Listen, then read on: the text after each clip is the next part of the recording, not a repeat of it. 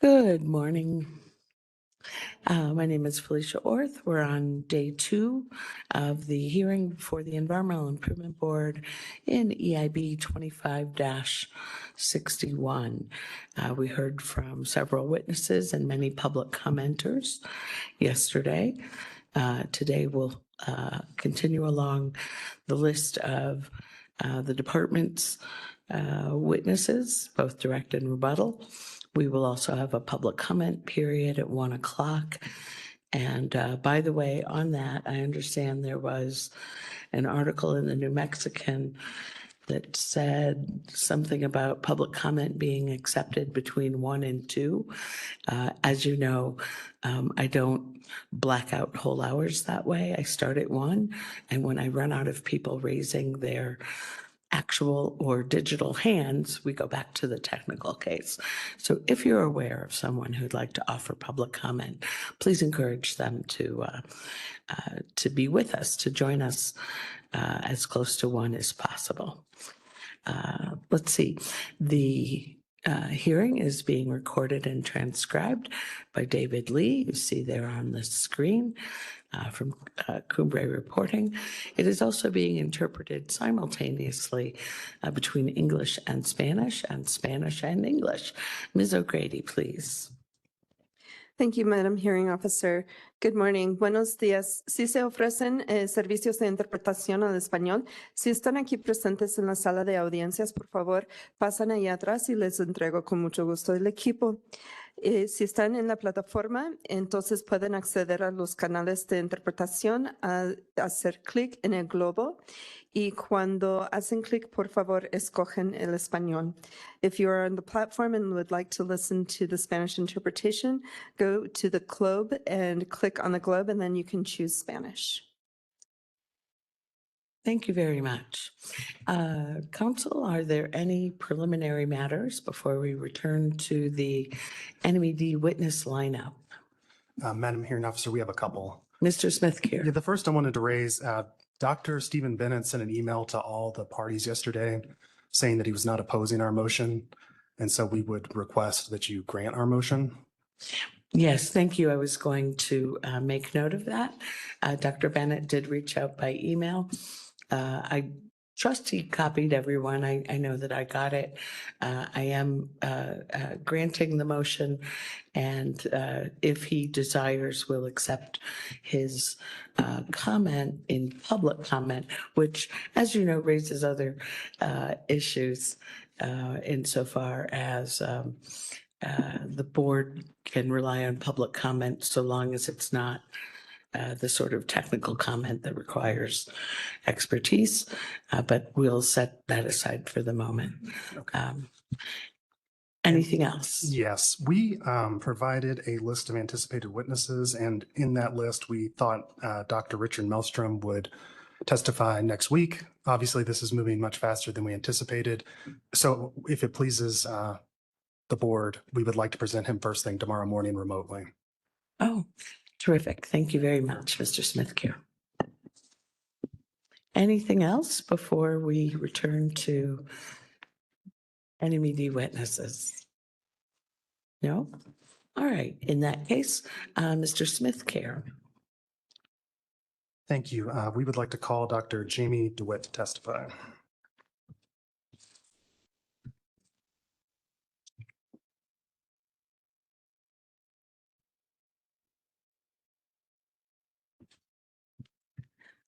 Hello, Dr. DeWitt. If you would please spell your first and last name. Microphone, I think. There you go. It is Jamie, Jamie, DeWitt, DeWitt. Do you swear or affirm to tell the truth? I do. Thank you very much. And I'll hopefully just have to issue this warning one time this morning. Please do not blaze through your written text. There are two folks, as I've mentioned, the interpreters and the court reporter, who are trying to capture every word. And yesterday was a hard day. And we want the transcript to reflect what you're sharing. So No, thank I you. have no written text, Oh, great. so I will be speaking slowly. Thank you. Dr. DeWitt, where are you employed? I am a professor of environmental and molecular toxicology at Oregon State University. I also direct the Pacific Northwest Center for Environmental Health Research at Oregon State University. Thank you. And can you briefly describe your education and professional qualifications? I have bachelor's degrees in environmental science and biology from Michigan State University, and I have PhD degrees in environmental science and neuroscience from Indiana University. And then I completed postdoctoral training in eco and environmental toxicology at Indiana University and in immunotoxicology with the U.S. Environmental Protection Agency through a cooperative training agreement with the University of North Carolina. And did you file direct and rebuttal written testimony in this matter? I did. Do you have any corrections that you'd like to make to that written testimony? I do not. Do you adopt that written testimony as your testimony here today? I do. And will you please provide us with a summary of your written testimony? Yes, and I have slides to help walk everybody through my written testimony. So here, this first slide just reiterates my position. I want to point out that I'm not here on behalf of Oregon State University. I'm here as a toxicologist who has worked with PFAS for over 20 years now. So you can go to the next slide. I wanted to give everybody just a brief overview of what it is that toxicologists do. Toxicology is the study of adverse health effects, and toxicity then is something that arises in living organisms when chemicals or other agents interact with molecules within the body to create what are considered to be injuries. These are injuries that are not corrected, that the body doesn't adapt to, and that end up being harmful to living organisms. I specifically study toxicity to the immune system and the nervous systems, but in my laboratory, we also study other types of toxicity that are associated with those toxicities. You can go to the next slide. So I'm going to just highlight some broad concerns that toxicologists have about PFAS. I'm going to overview the health effects that have been documented for the most well-studied PFAS, and then hopefully wrap up to give you an understanding of what this all means with respect to my toxicological opinion about PFAS. So next slide. I know that you've seen this slide before. This is the PFAS universe slide, and I wanted to support what some of the previous testimony has indicated, and that PFAS have a singular chemical definition, and it's based on their structure. This is a definition that's been given by a group of scientists who coordinated with the Organization for Economic Cooperation and Development, and there are thousands, perhaps 15,000, one scientist estimated 7 million different PFAS based on this structural definition. PFAS can be subdivided into different structural groups, and the definition that is based on chemistry can be defined differently for management or regulatory purposes. So for example, the US EPA has a slightly different definition of PFAS to exclude certain compounds that are pesticidal or pharmaceutical substances. But all PFAS chemistries follow the same definition because it's based on chemical structure. So we can go to the next slide. You may have heard about differences between long chain PFAS, those that have a high number of carbons, such as 8 or more carbons. One of the long chain PFAS is considered to be perfluorooctanoic acid, or PFOA. It's pictured here on the slide. A short chain PFAS is something that I've studied because it has been found in North Carolina, where I used to live. It's called Gen X, or hexafluoropropylene dimer acid. It has fewer than 8 carbons. This long chain, short chain designation was done for the stewardship agreement that the US EPA entered into with 8 of the major PFAS manufacturers here in the United States. You may hear from some people that this is a clear line between the PFAS that are toxic and the PFAS that are not toxic, but this definition is not based on toxicological properties. It's based on convenience to phase out those where there is knowledge known about their toxicity and to continue using those that were thought to be with lower toxicity, but really we just didn't have much information on their toxicity. So this is a convenience definition, not a scientifically based definition. We can go to the next slide.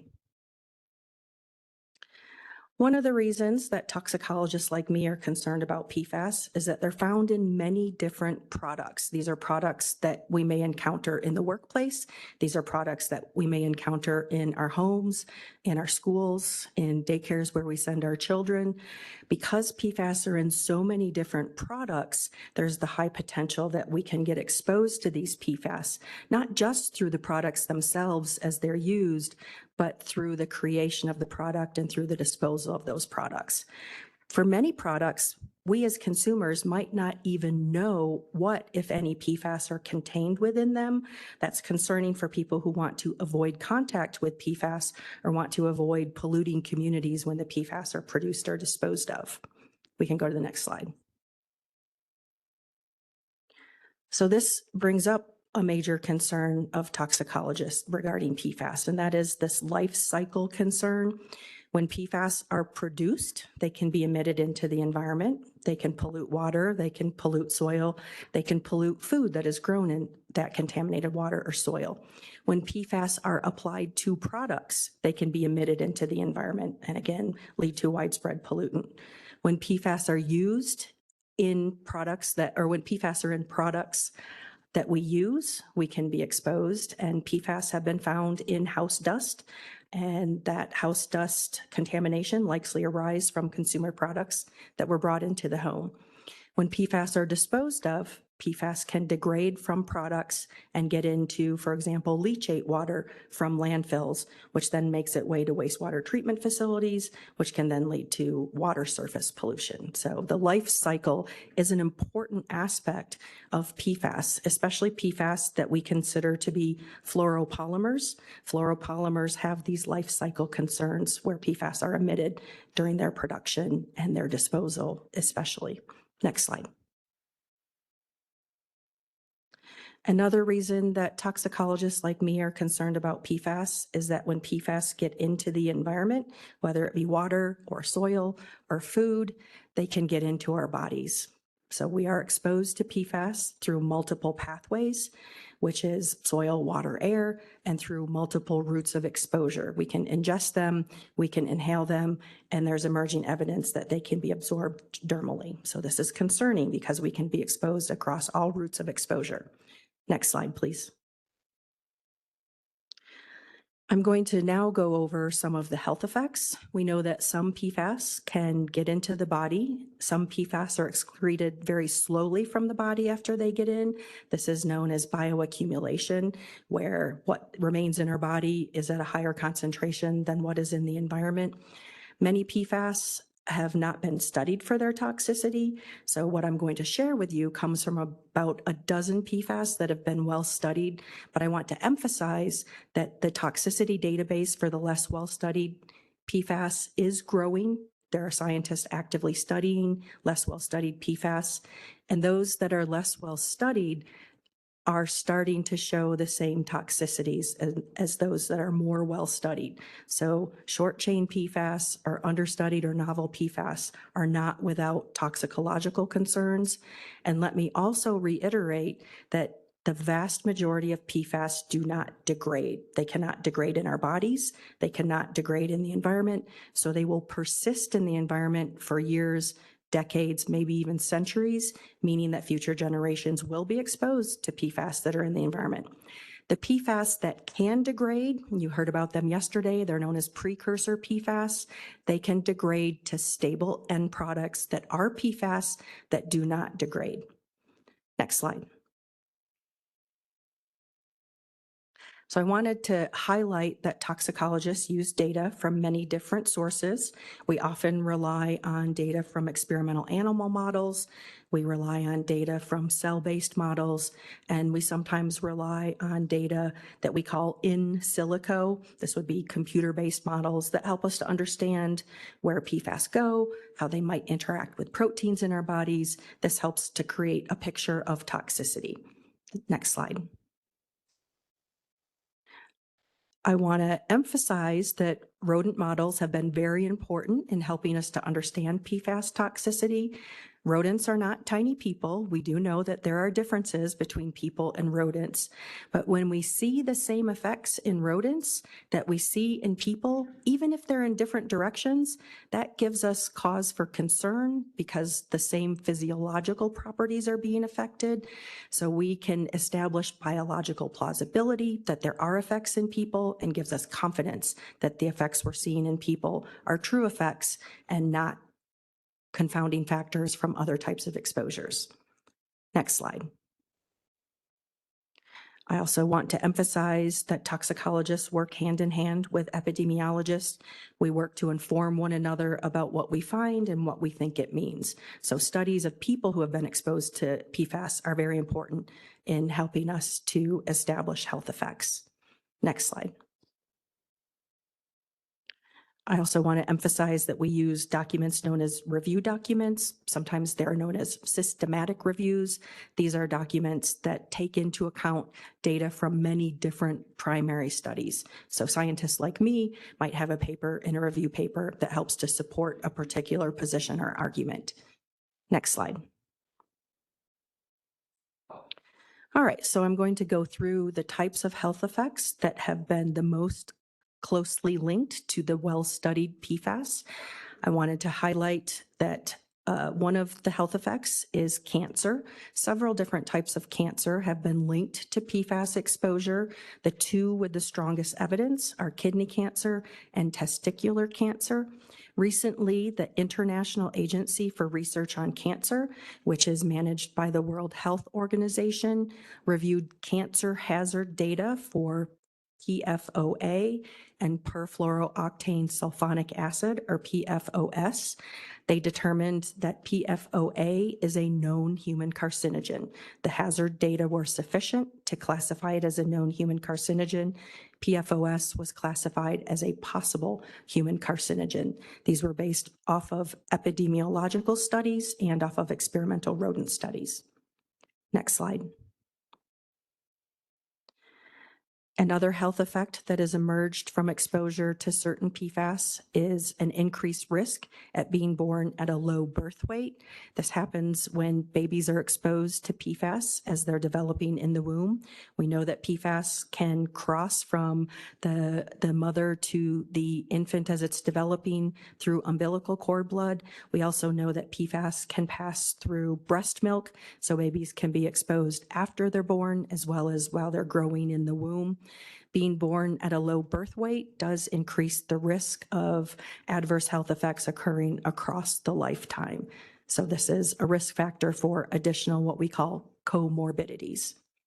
Next slide. My favorite health effect is the effects on the immune system. This is what I study, and one of the most well-studied or closely linked effects is a decreased response to a vaccine.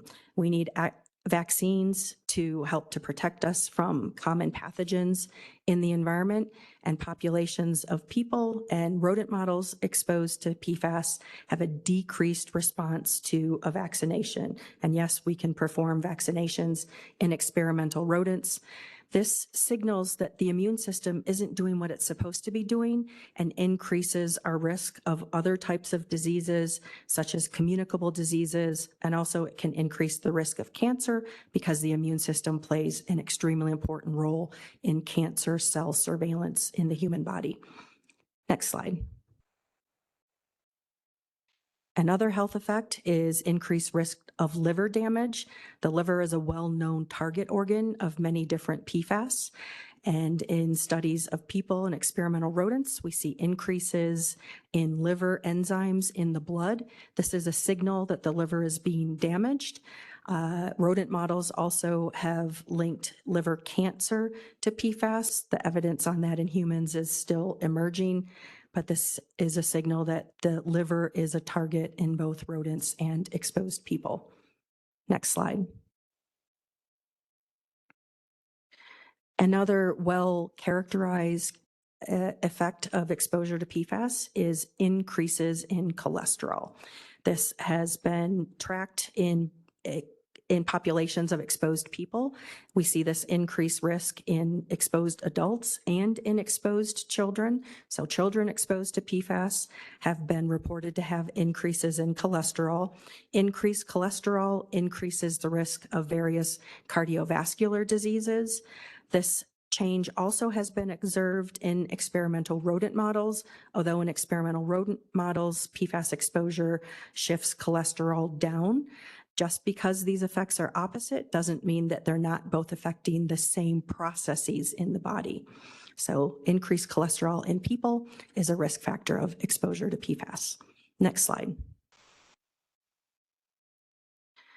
The final health effect that I'm going to talk about is endocrine disruption. Endocrine system is the system in your body that makes hormones. Hormones are extremely important for growth and development, also for reproduction and overall health. One of the endocrine organs that has been linked to PFAS exposure is the thyroid gland. The thyroid gland plays an important role in maintaining overall health in the body, especially metabolism, body temperature, skin quality, etc. So changes in thyroid hormones have been linked to PFAS exposure, and these changes in thyroid hormones can lead to thyroid disease. Next slide. As I mentioned earlier, many of these same effects have been observed in experimental animal models that have been given a range of doses to single PFAS. So we know that individual PFAS can cause these effects in experimental rodent models, which again gives us confidence that what we've observed in people exposed to PFAS across different communities, that these effects are actually real. Next slide. So what do all of these mean? And this is a bit of a summary slide. I hope I've shown that PFAS are used in many different products, including products that we might encounter in our homes and workplaces. When PFAS are made, applied, used, and disposed of, they can be emitted into the environment throughout that life cycle. We can be exposed to PFAS in many different ways across different pathways and different routes of exposure. And yes, there are many different PFAS, and the vast majority of PFAS have not been studied at all. In fact, many of them have just been discovered in the environment. I'm still learning about PFAS that have been discovered in the environment from my chemistry colleagues. And the ones that have been studied have many concerns to toxicologists, including adverse health outcomes in exposed people and in experimental rodent models. It is inappropriate to assume that those have not yet been studied are completely safe, because data indicate that these understudied PFAS do have toxicities similar to those well studied. The National Toxicology Program recently released data from 28-day studies of some shorter chain PFAS, and they did acknowledge that the potency of these PFAS was less than the ones that are longer chain, but that they still impacted the same systems as the longer chain compounds. And a shift in potency just means that it takes more of the short chain compound to create the toxicity or produce the toxicity. And it's my opinion that consumers have the right to know what products contain PFAS, even if the risk of exposure to the PFAS in that product is low. Some consumers might want to protect their fellow people from being exposed to the PFAS as they're produced, applied, or disposed of. And I think that might be my last slide. And that is the summary of my written direct testimony. Thank you for that, Dr. DeWitt. Moving on to your rebuttal testimony, did you review the direct written testimony of Dr. Alex Stanton, Dr. Stephen Korzanowski, and Martha Maripese? I did. Did you identify any inaccuracies in their direct testimony? I found portions of their testimony that I disagreed with, or in some cases were factually incorrect. Will you please describe those for us? Yes, I'll start with Dr. Alex Stanton. Dr. Stanton asserts that fluoropolymers, for example, are not actually PFAS. This is incorrect. Fluoropolymers are defined as PFAS using the Organization for Economic Cooperation and Development definition. And she actually contradicts herself in her testimony by asserting later that the U.S. Food and Drug Administration found fluoropolymer PFAS to be okay for use in medical devices. So at one point she says fluoropolymers aren't PFAS, and then another place she acknowledges that fluoropolymers are PFAS. I think in her testimony as well, she also doesn't fully read or appreciate the OECD definition for PFAS. This is a science-based definition based on chemical structure, and the OECD clearly acknowledges that organizations can decide how to group PFAS for regulatory or management purposes. So the chemical definition does not exclude entities from applying different definitions to help to make regulatory or management decisions. I think that she also made a statement that PFOA and PFOS have been phased out of commerce. This is factually incorrect. Here within the United States, to the best of my understanding, some companies can still produce PFOA and PFOS. The US EPA entered into a stewardship agreement with 8 major US manufacturers. They agreed to phase PFOA, PFOS, and related chemicals out of their production, but it doesn't mean that other smaller companies are excluded from producing PFAS. I also understand that PFOA and PFOS may degrade from other compounds, and that other countries still make and use PFOA and PFOS. So they've not been fully phased out of commerce across the globe or in the United States. Dr. Stanton also asserts that PFAS should be not considered forever chemicals because she says PFAS as a class are not harmful. Well, PFAS as a class, as far as we know, are persistent. I and a previous witness have already talked about precursor PFAS. And yes, you could argue that precursor PFAS are not persistent themselves, but they degrade to stable end products that are PFAS that don't degrade. So I think that's a definition can be a little bit cloudy. I think that Dr. Stanton tries to assert that because not all PFAS in the class are persistent and bioaccumulative and toxic, that they shouldn't all be considered harmful. But persistence, bioaccumulation, and toxicity, this is the PBT concept, does not mean that chemicals have to have all 3 of these characteristics to be concerning. There are examples of toxic chemicals that are not persistent. So not all PFAS have to have all of these 3 characteristics to be concerning to toxicologists. Dr. Stanton also asserts that PFAS are used as flame retardants. This also is factually incorrect. PFAS have been used in aqueous film forming foams as flame suppressants. This might seem like a minor distinction, but it's actually quite a serious distinction. Flame retardants are have very different properties than flame suppressants.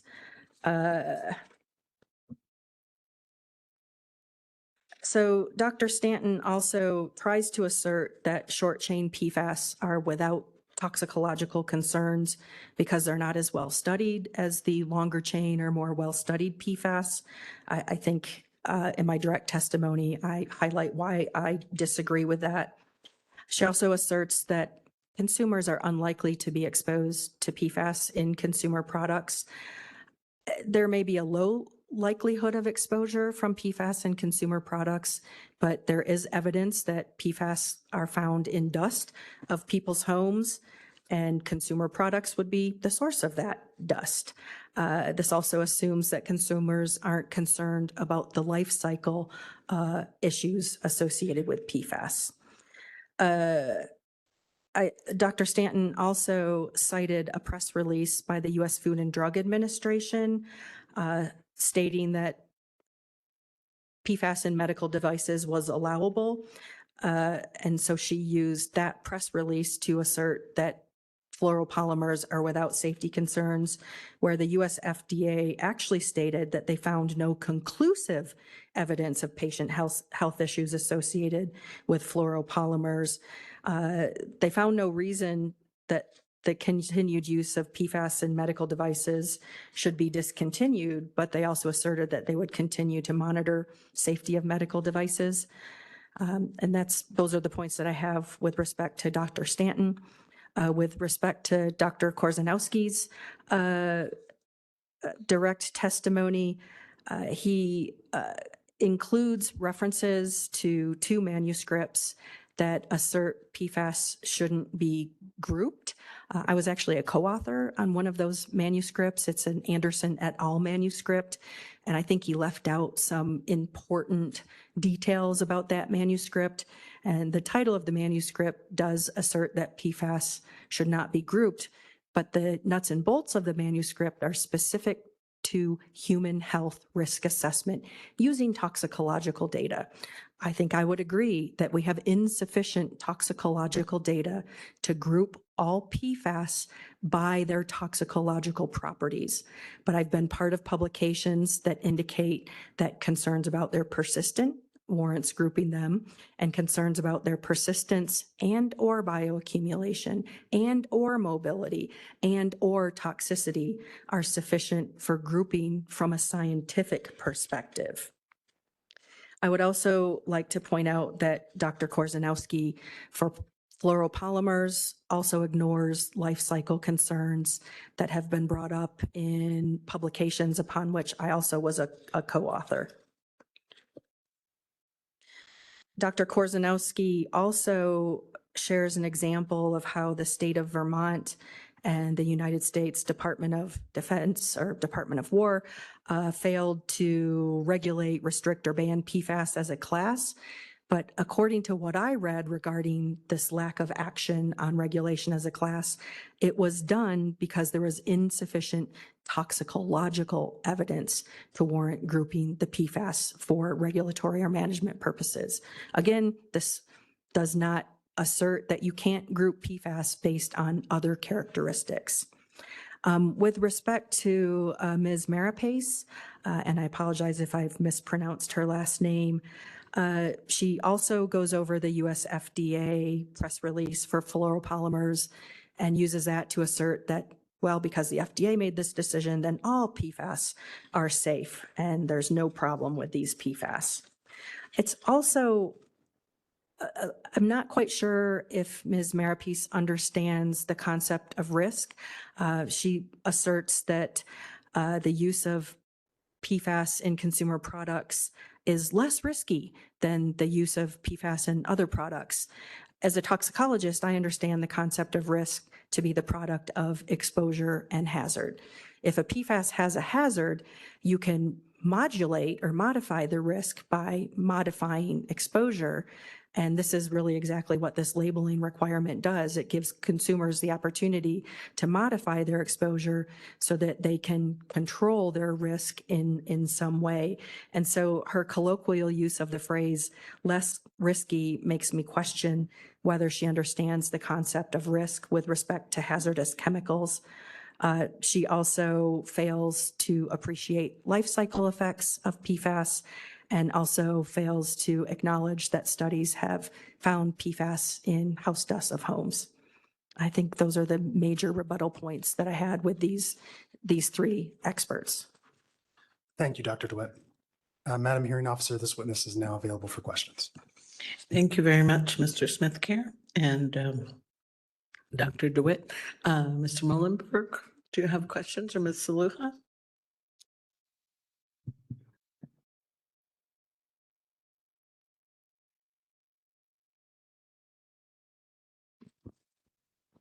Good morning, Dr. DeWitt. My name is Serafina Sluha. It's nice to meet you. You note in your testimony that the class of synthetic chemicals known as PFAS is quite large, and it contains thousands of individual chemicals, but that the bulk of toxicology, oh my gosh, I'm going to mess it up, toxicology and epidemiology knowledge is associated with PFAA's subclass of PFAS, correct? That is what I wrote in my testimony, yes. You also discuss scientific evidence from human exposures to PFAS that includes certain types of cancer, effects on development, and effects on immune, liver, and metabolic health. When you reference human exposure to PFAS and the associated risks, is this risk from exposure to PFAAs? The vast majority of information that we as toxicologists have does come from the study of PFAAs. These are known as perfluoroalkyl acids, and it includes PFOA and PFOS and many other PFAS. You also note that different PFAS may be toxic along different dose continuums. Can you explain what you mean by the different dose continuums? As I mentioned at the end of my direct testimony, the National Toxicology Program, for example, just released information on 28-day studies of shorter chain PFAS. So these are PFAS with 4 carbons, for example. And they noted that they were less potent than PFOA, for example. That means that it takes more of a shorter chain compound to produce the same toxicity as a longer chain compound. So the difference along dose continuums means different doses have different levels of potency depending on the PFAS structure.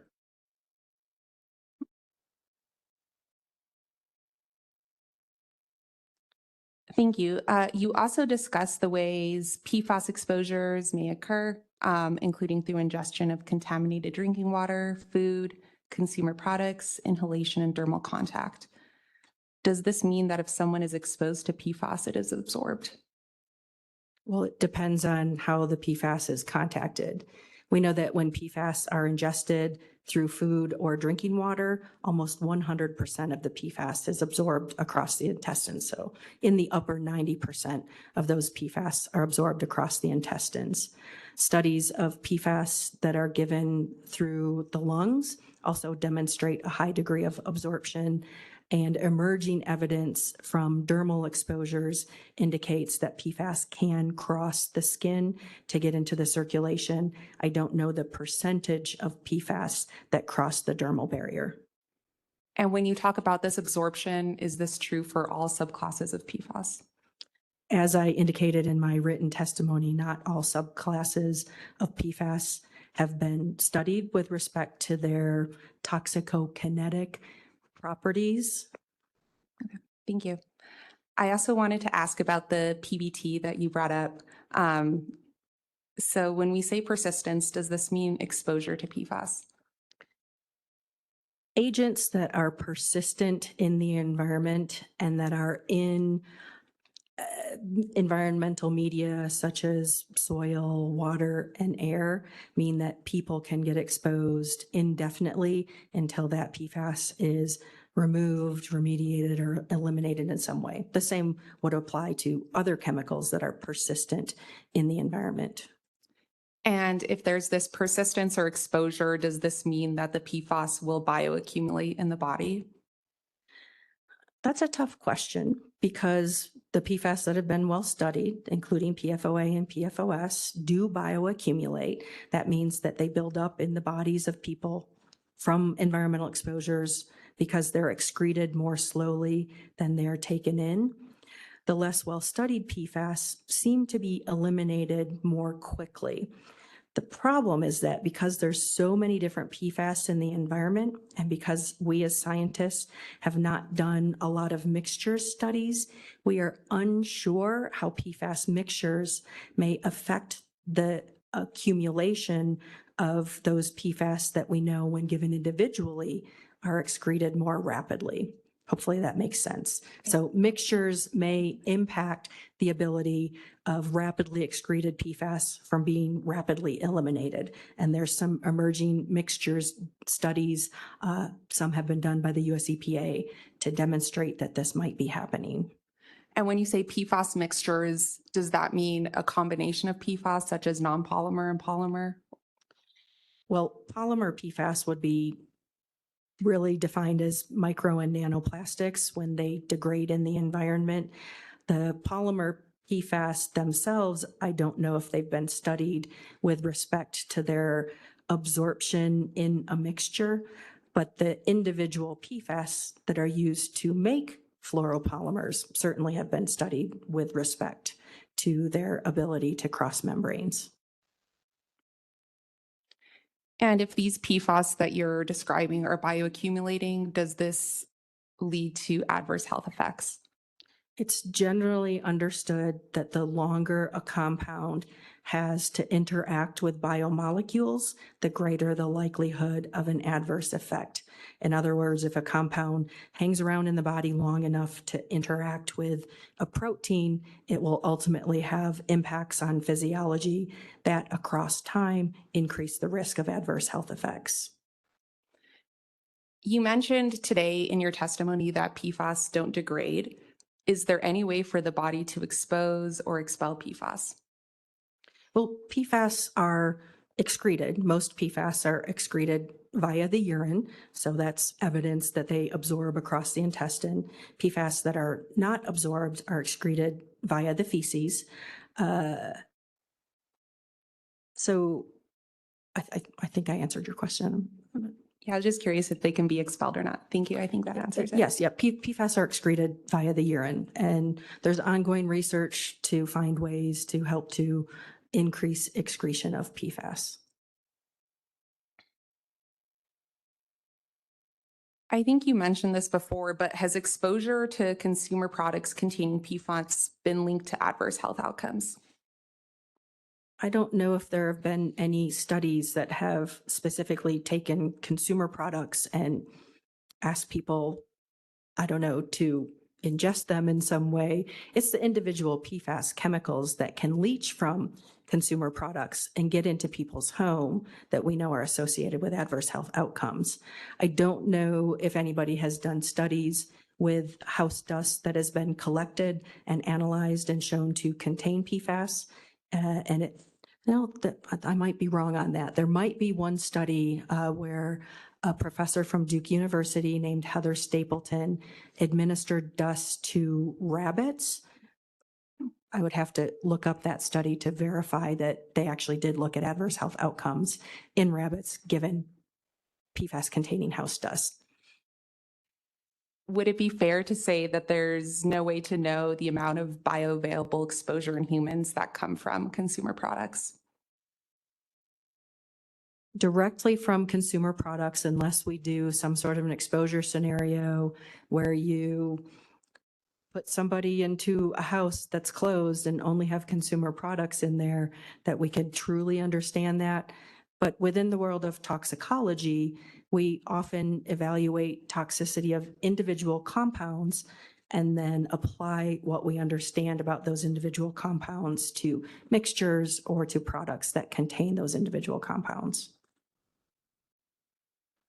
You mentioned today in your oral testimony that many companies have no longer been producing PFOS and PFOA, but do you know of any companies that are still manufacturing PFOA and PFOS? I wasn't asked to give an overview of the different types of companies that make or use PFAS. This is what I understand from the stewardship agreement.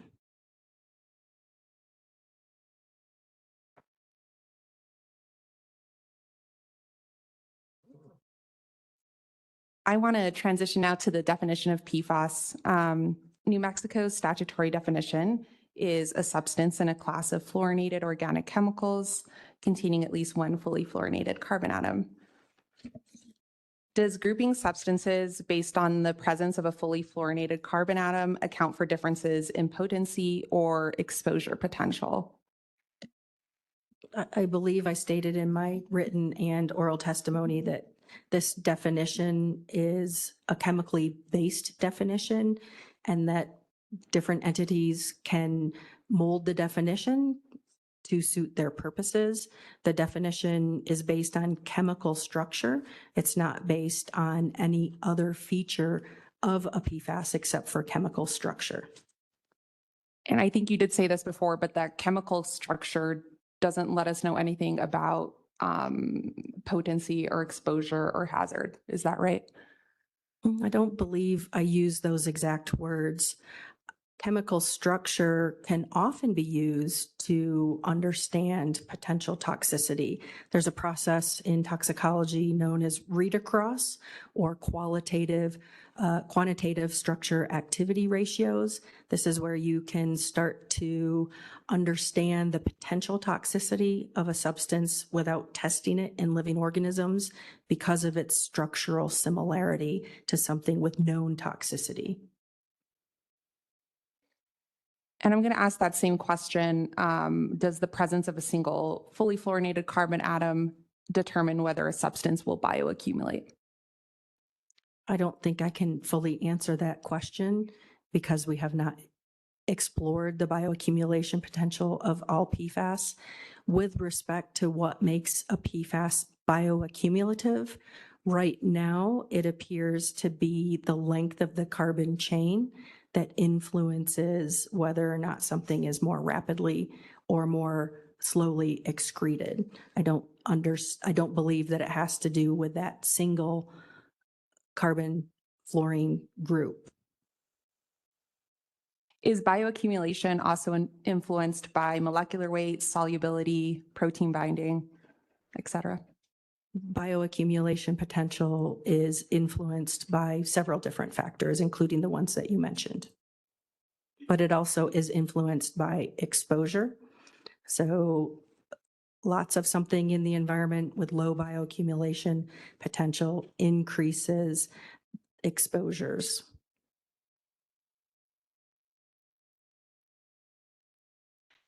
You mentioned that some PFAS are known to bioaccumulate significantly in humans and wildlife, but other PFAS with a broader structural definition do not bioaccumulate to the same degree, right?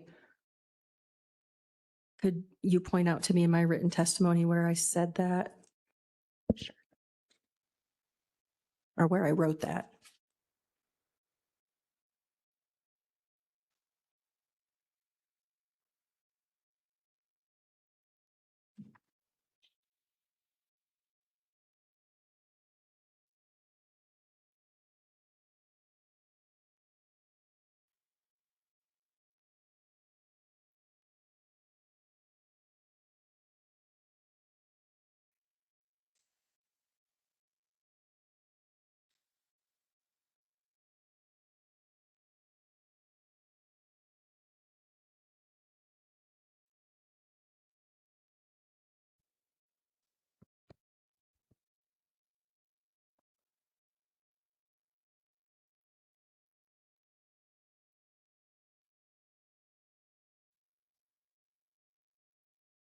I apologize, I can't get it in front of me right now, but I'll come back to it if I can find it. Okay. Do high molecular weight fluoropolymers bioaccumulate differently than smaller mobile PFAS? Is that right? To the best of my knowledge, fluoropolymers have not been well studied with respect to all of their toxicities and their bioaccumulation potential. So I don't know if I can answer that question confidently with the existing evidence that we have on fluoropolymers. To my knowledge, individual PFAS chemicals have different bioaccumulation potential than fluoropolymers, but I don't believe that the science is definitive on that. So within the universe of chemicals captured by New Mexico's PFAS definition, is it fair to say that bioaccumulation potential can range from high to negligible? I would say it can range from high to low and also to the unknown.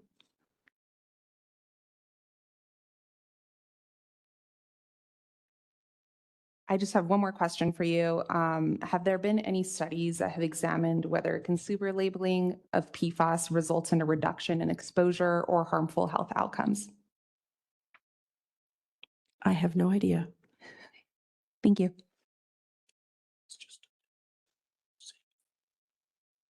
Can I have 1 minute to confer?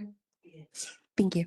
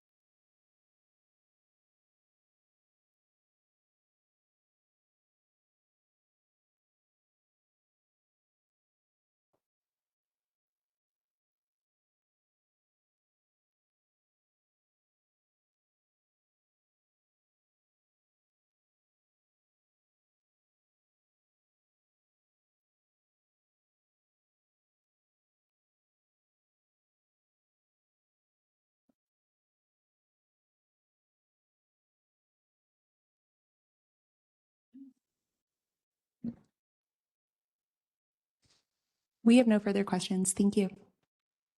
Thank you, Ms. Saluja. Ms. Feebig?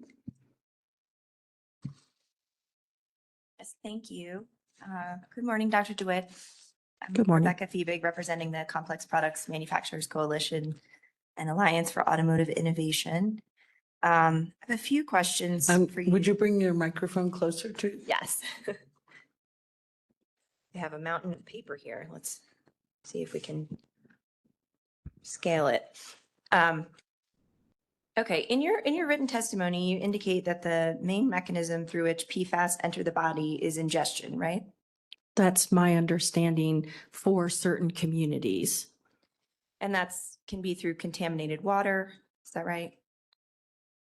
May I provide a little bit more context? Sure. So there have been studies of different populations trying to understand the source of exposure to different populations. And right now, the general understanding is that people who live in an area where their water is contaminated are mostly exposed through that contaminated water. Other parts of the population without a direct source of PFAS into their drinking water are likely exposed through the diet. But there are other contributors to people's PFAS exposure. Yeah, you've anticipated my next question. I was going to say ingestion can also be through food, right? That's correct. And I think you wrote that food can become contaminated during the growth stage, or the storage stage, processing, or cooking, right? That's my understanding, yes, although I don't study uptake of PFAS into food materials or products. Okay. And I think you also wrote that exposure, or PFAS can enter the body through certain consumer products. And I was wondering if you could elaborate on what you mean by that. What is the mechanism through which consumer products lead to PFAS entering the body? So I already mentioned the life cycle issue. So when PFAS are produced for intent for use in consumer products, when PFAS are applied to consumer products, when consumer products degrade, and when consumer products are disposed of, those PFAS can get into the environment. And through that environmental contamination, that leads to exposure. But because PFAS are found in house dust, there is the potential for ingestion, inhalation, and dermal absorption of those PFAS that are found in house dust. And the only likely source of PFAS in house dust for most people is going to be consumer products.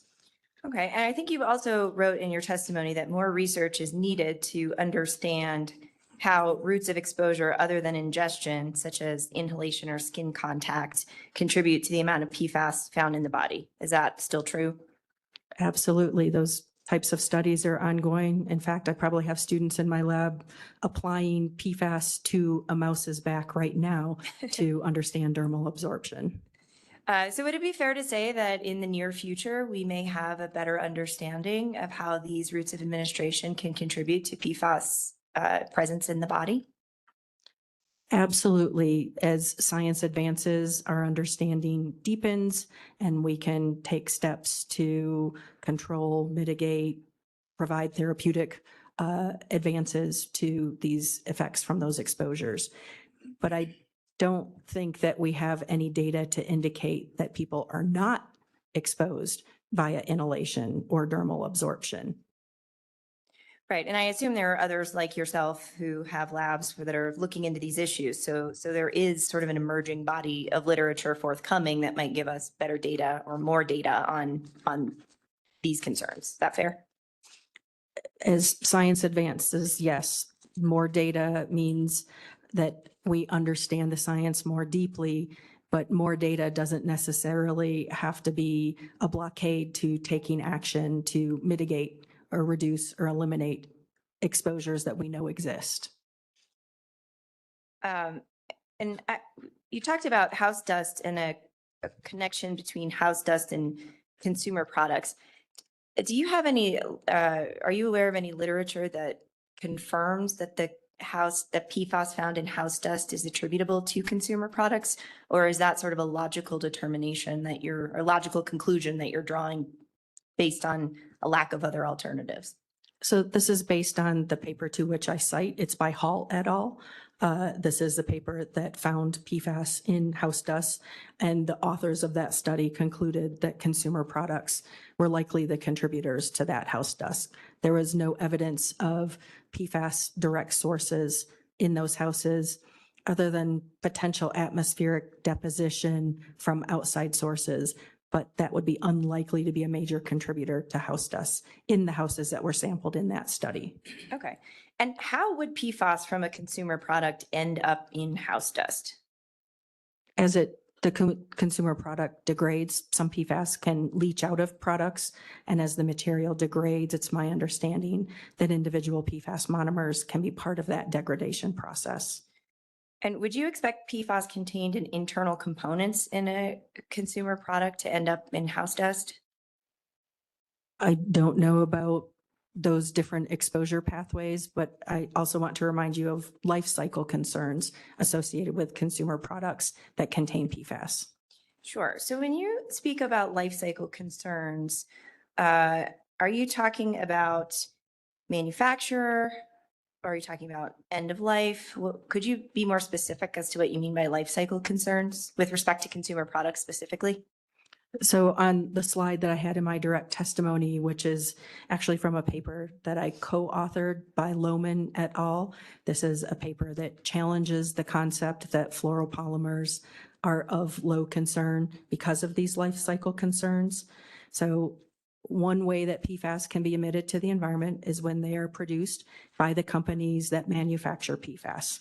Another way that PFAS can be emitted into the environment is when those PFAS are purchased by another company and they're applied to a product. Probably one of the most well-known cases is in Dalton, Georgia, where PFAS have been applied to textiles. Water was contaminated from the application of the PFAS to the textiles, even though the carpet manufacturers did not produce the PFAS. There have also been studies to indicate that when materials containing PFAS are disposed of in landfills, for example, PFAS can be detected in the water from the landfill, which is known as leachate. So as far as I understand, when PFAS are manufactured, applied to products, used, and disposed of, they can be emitted into the environment, and that is the life cycle perspective. Got it. So with respect to fluoropolymers in particular, the greatest source of concern for contamination arises in the manufacturing process at the front end when the product is when the PFAS itself is being created or applied to a product, or at the end of the product's life when it is being disposed of. Is that fair? Given our current state of scientific understanding of fluoropolymers and how they behave, yes. But I, as a consumer, would want to know whether or not a product I am purchasing had those life cycle concerns, and it would allow me to make an informed decision about my own personal environmental footprint. Okay, but in terms of the risk of potential contamination in your home, would you agree that the risk is relatively low, assuming you've purchased that product and brought it into your home after the time that manufacture has completed and before the time that it's potentially going into a landfill?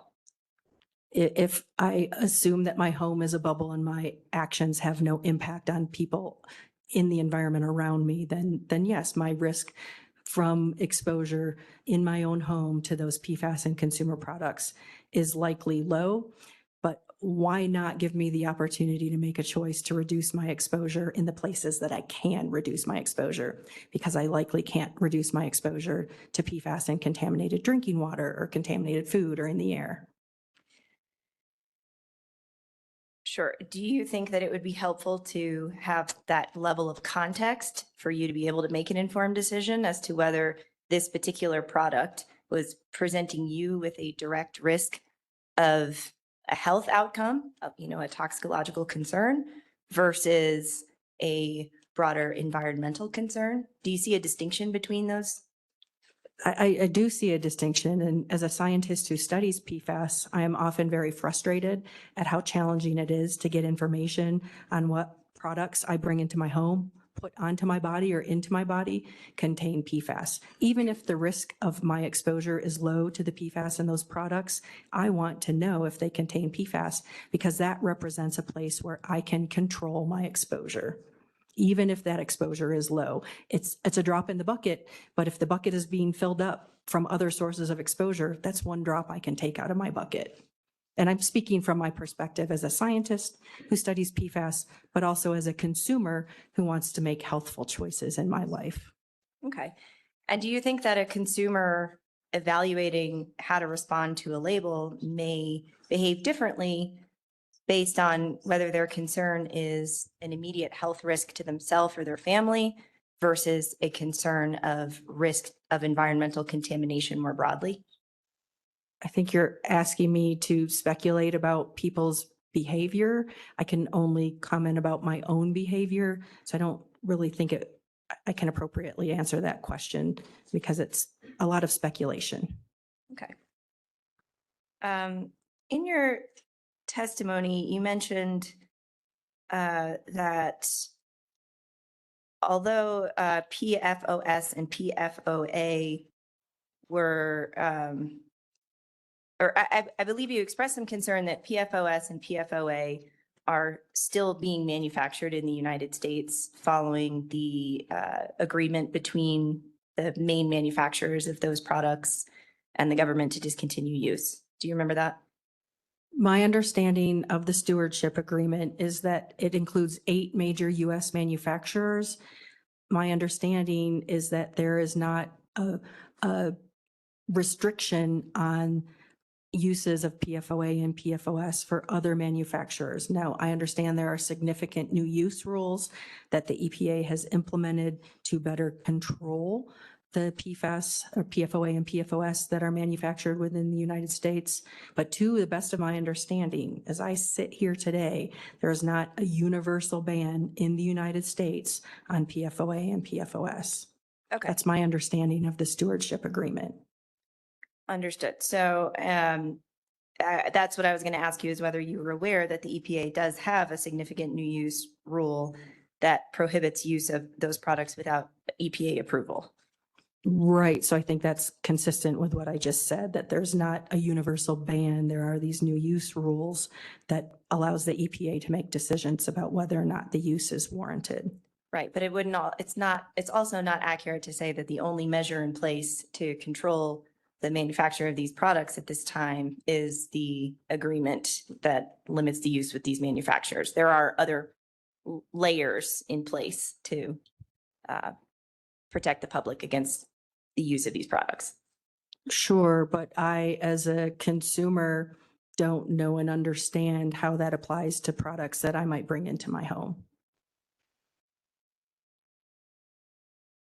Okay.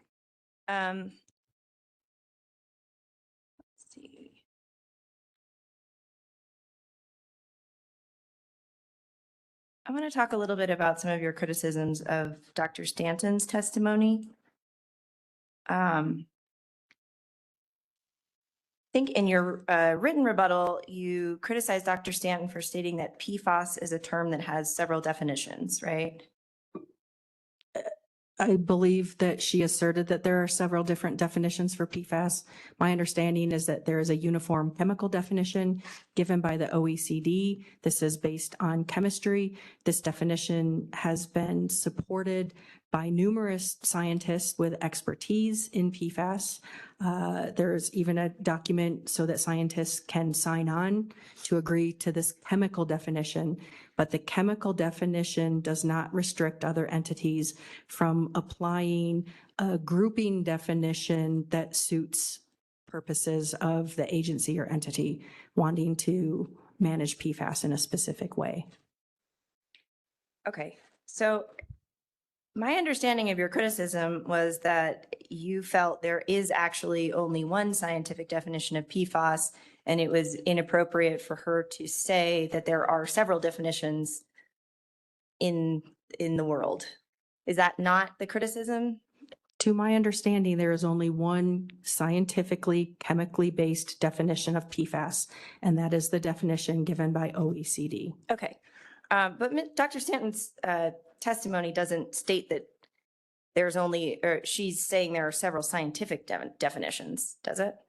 I disagree with that. The scientific definition is given by OECD, and it was arrived at by consultation with global PFAS experts. Chemists who are experts in the PFAS world came up with this definition, and that is the definition of PFAS. Okay, but I think you also just said that there are other circumstances, and I'm not suggesting Dr. Stanton did this, but other circumstances where it would be appropriate to group together different definitions in order to regulate conduct. Isn't that what you just testified to a few minutes ago? I acknowledge that the OECD definition allows for different ways of grouping PFAS for management or regulatory definitions. This may mean excluding certain types of PFAS from those definitions. For example, I believe that the labeling requirement at issue today excludes PFAS in medical devices. There's a PFAS restriction proposal being considered in the European Union. There are exclusions of certain PFAS containing materials. And that's what I mean by different definitions for subgroups based on regulatory or management decisions. Okay. Dr. Stanton goes on to say that PFAS is qualified by the presence of covalent bonds between the atoms carbon and fluorine, right? I believe that's what she asserts in her written testimony, yes. And I think you focusing on the OECD definition say that PFAS is defined as a fluorinated substance that contains at least one fully fluorinated methyl or methylene carbon atom, right? That is part of the definition that I included from the OECD, yes. Okay. And those are chemicals with perfluorinated methyl or methylene groups? That's what I wrote, yes. Okay. And perfluorinated, and please help me because I'm not a scientist, as I think we can all tell. Perfluorinated methyl and methylene groups are formed via covalent bonds, right? To the best of my understanding, these are covalent bonds. Okay.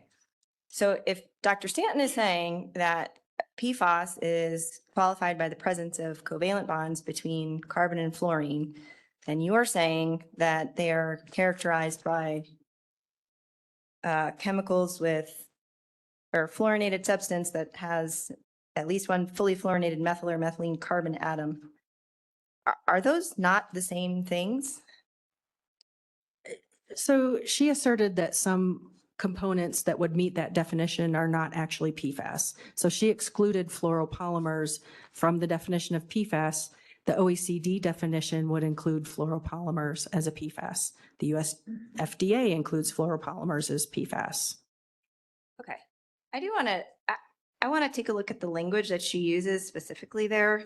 And obviously we can ask her what she meant. But the language that she uses says fluoropolymers could be considered an entirely separate entity from PFAS when considering physicochemical properties. And you take that to mean that she's saying fluoropolymers do not fall within the definition of PFAS? Is that your That- reading of it? That's how I read it, yes. Okay. Is it possible that you two could just be sort of speaking past each other on that point? I wouldn't know without having a conversation with her. Okay, but if, so we should ask her to get the proper interpretation of whether she's excluding fluoropolymers or not from the category of PFAS. All I had to go on was her written testimony. Right. Because later in her, I believe you also state that she then contradicts herself later by relying on evidence regarding the safety of fluoropolymers to suggest that some PFAS have been found to be safe, right? That's correct. And so that sort of suggests that she's accepting that fluoropolymers are within the category of PFAS. That's right. At one point in her written testimony, she says they could be considered something completely different. And then another point in her testimony, she clearly states that they are PFAS. Right. Okay. So we'll ask her what she meant by that when she gets here tomorrow. Okay.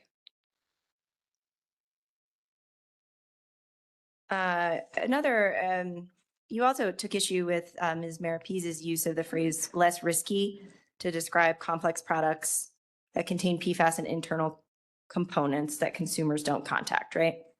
That's correct. And the basis of your concern is that risk is a term of art and encompasses a balance of hazard and exposure, right? That is how I use it as a toxicologist, yes. And of course, you don't know whether Ms. Marapiz intended to use that as a toxicologist, right? She made assertions that led me to understand that she was talking about hazards from the toxicological properties of PFAS. Okay. And whether something's hazardous is not dependent on exposure, right? Hazard is an inherent property. Yeah. If it's hazardous, it's hazardous. That's kind of the end of it. That's my understanding. But exposure is a factor that goes into the assessment of risk, right? Exposure is a feature of understanding risk to a hazard, yes. And that's because the degree to which a hazard is likely to be harmful to humans or the environment depends on the level of exposure that humans or the environment have to that hazard, right? If we want to qualify or quantify risk, exposure is a feature of that. Okay. So you would agree that impacts associated with hazards might be limited if there is limited exposure. If there is zero exposure, there is zero risk to a hazard. And if there's limited exposure, would that potentially also limit the risk?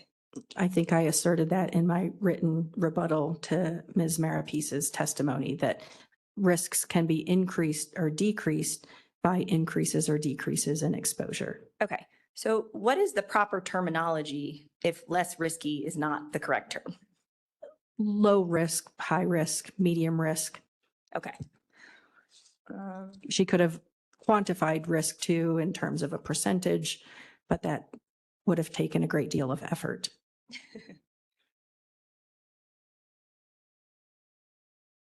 I'm just looking through some of my notes that I took from the testimony today.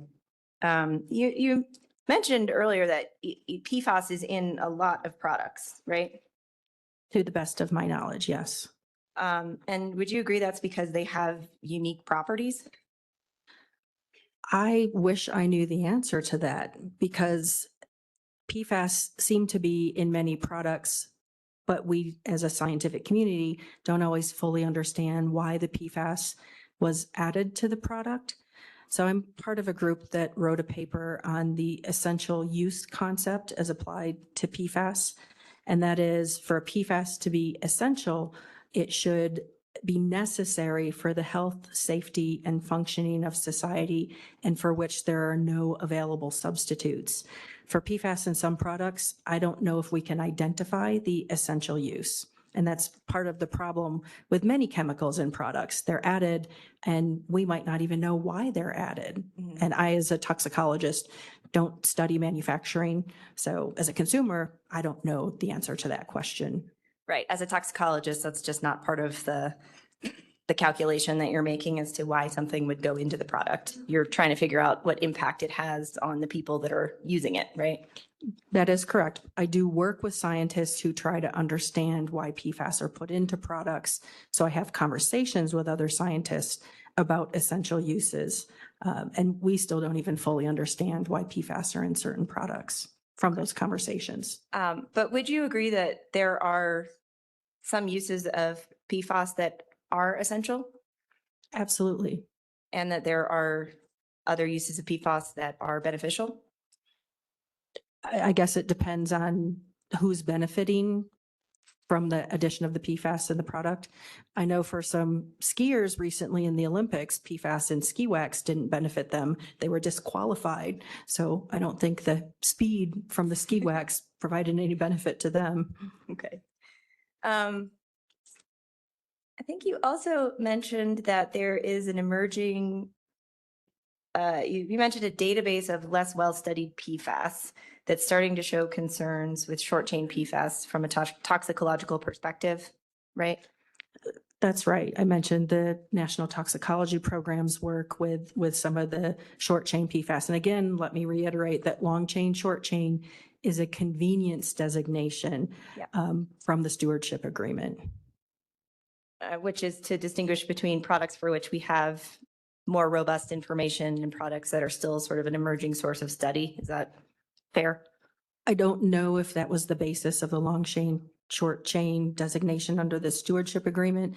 It was my understanding that PFOA and PFOS and higher homolog chemicals had concerns of environmental contamination as well as detection in the bodies of people.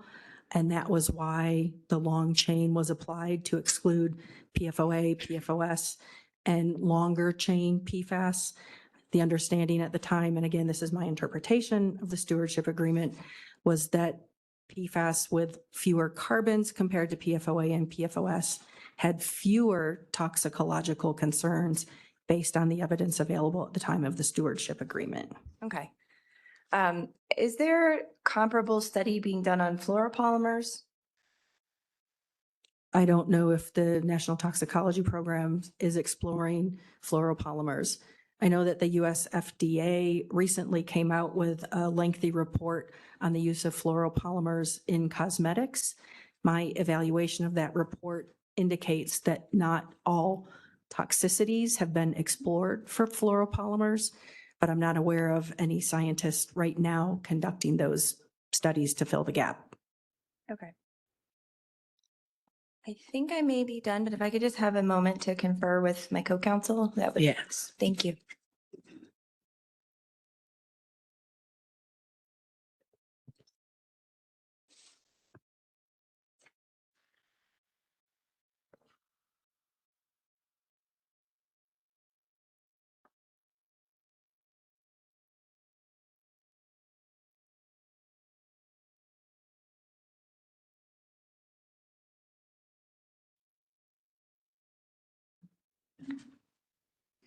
Dr. DeWitt, I just had one more question.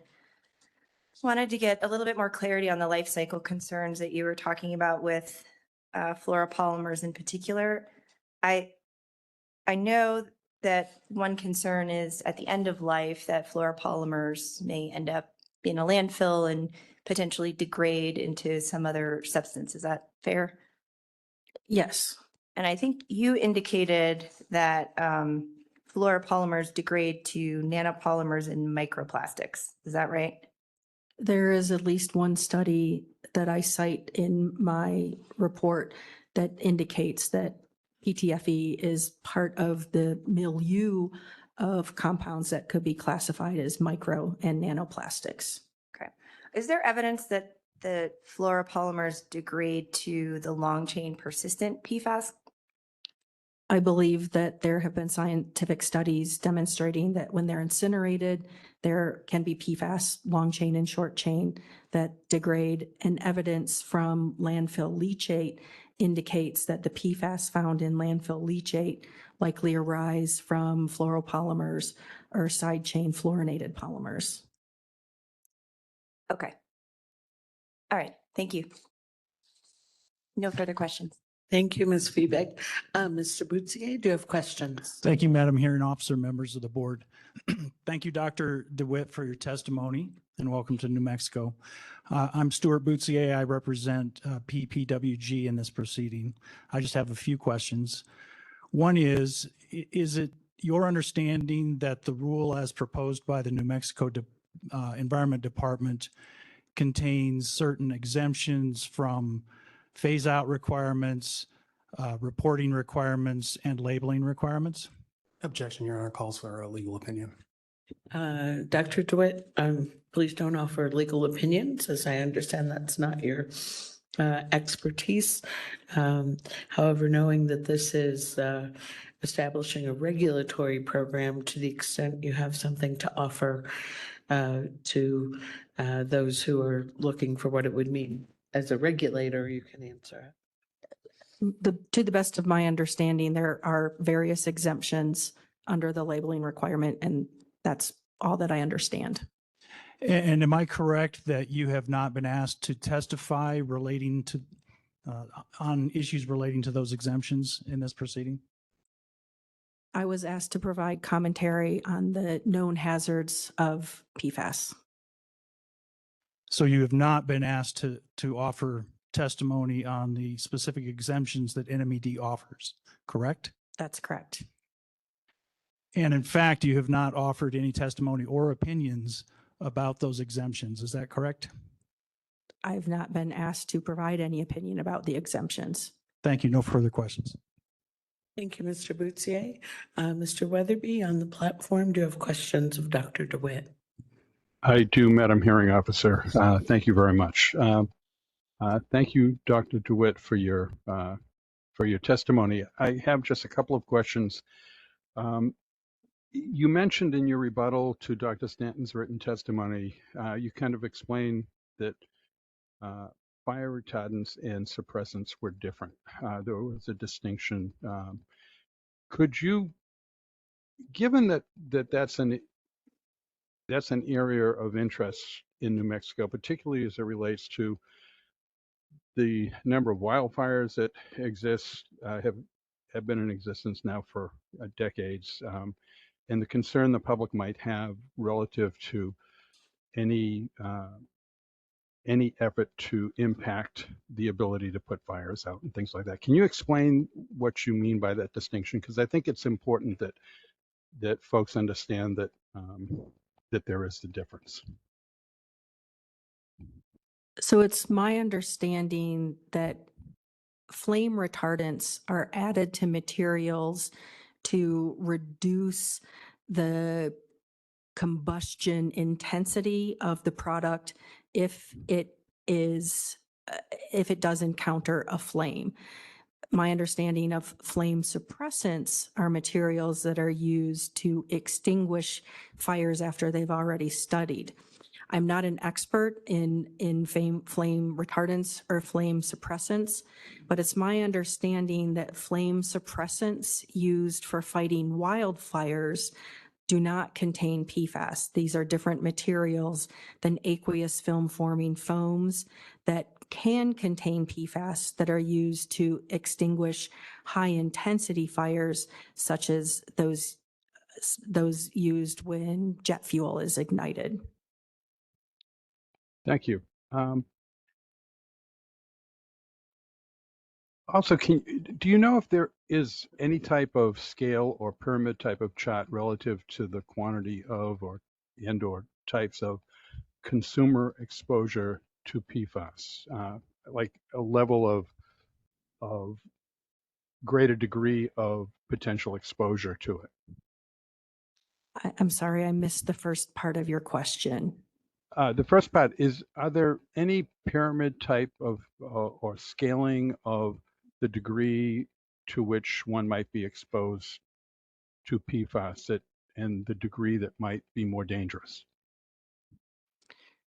So there is an article by Vestigren and Cousins. I can't remember the year it came out. It might be 2014, where they went over different sources of exposure to people from PFAS. and they include some pie charts that highlight those different sources of exposure for different populations. I can't remember the size of the pie for non-environmental sources of PFAS, but they do contribute, consumer products do contribute to exposures. I don't know if it's a very big slice of the pie relative to environmental exposures, but let me again reiterate that we wouldn't have environmental exposures if PFAS weren't being put into consumer products. Okay, thank you. And the last question, can you provide, from your knowledge, the potential environmental exposure that comes related to PFAS in water, the sources, the different types of sources of PFAS that might be generated when it's introduced to groundwater or the like? So I think that answer depends on where you live. There are some populations who have industrial sources of PFAS in their water. I already mentioned Dalton, Georgia, where PFAS have been applied historically to textiles. That is a source of PFAS contamination into water. Parkersburg, West Virginia, and Fayetteville, North Carolina are two locations where there is a PFAS manufacturing facility that releases industrial PFAS into the Ohio River and the Cape Fear River. And then there are other places around the country where water has been contaminated by the use of aqueous film-forming foams, such as at military bases or airports. And then there are other areas where water has been contaminated through the application of biosolids containing PFAS to fields. So that can contaminate both surface and groundwater. And the biosolids likely contain PFAS from many different sources, including consumer products. Can they also be in the production of, when you say consumer products, are you simply talking to things that are like over-the-counter kind of sales, or are they a specific product that someone goes out and purchases and brings home, or can it be also from a product such as the consumption of fuel? So when I talk about consumer products that contain PFAS, remember I'm speaking about the life cycle perspective. So about the production of the PFAS, the application of the PFAS, the product containing the PFAS, as well as the disposal of the product containing PFAS. Consumer products can be carpeting that has stain-resistant coating on it that is a PFAS. Consumer products could be a raincoat that somebody brings into the home that has a PFAS water repellent lining. A consumer product could be turnout gear that a firefighter produces or purchases for their work as a firefighter. These are items that people purchase for various uses. Would a consumer product also, would say fuel that's produced in a refinery be considered a consumer product? Objection, outside the scope.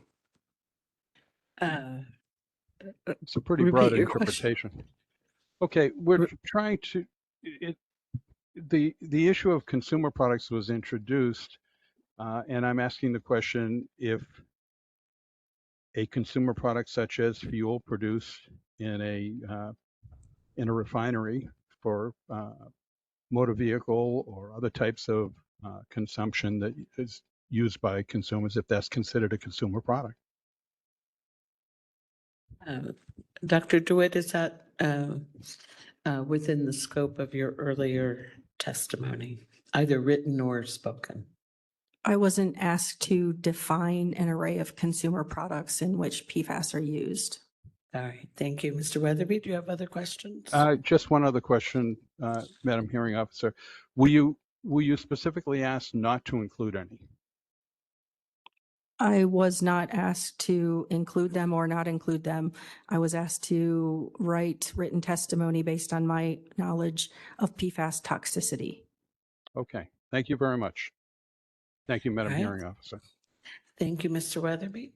I don't believe we have Dr. Bennett on the platform. I understand that we do have some board members with questions, but I think it's time for our first morning break. Let's come back at 10:45, please.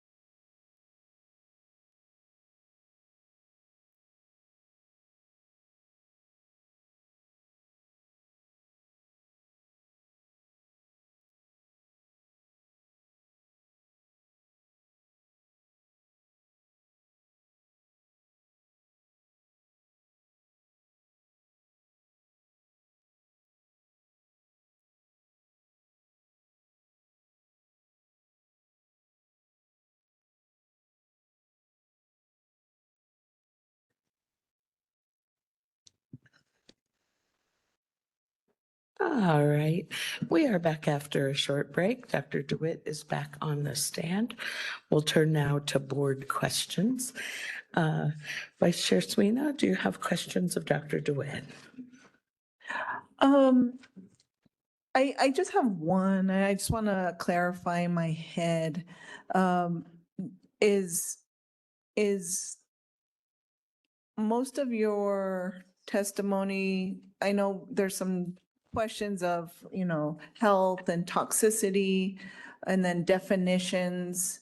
I think what I heard from even the cross-examination, your focus is on the health components and the toxicity, right? And I think to Mr. Boutsier's question is, can you explain a little bit more how that your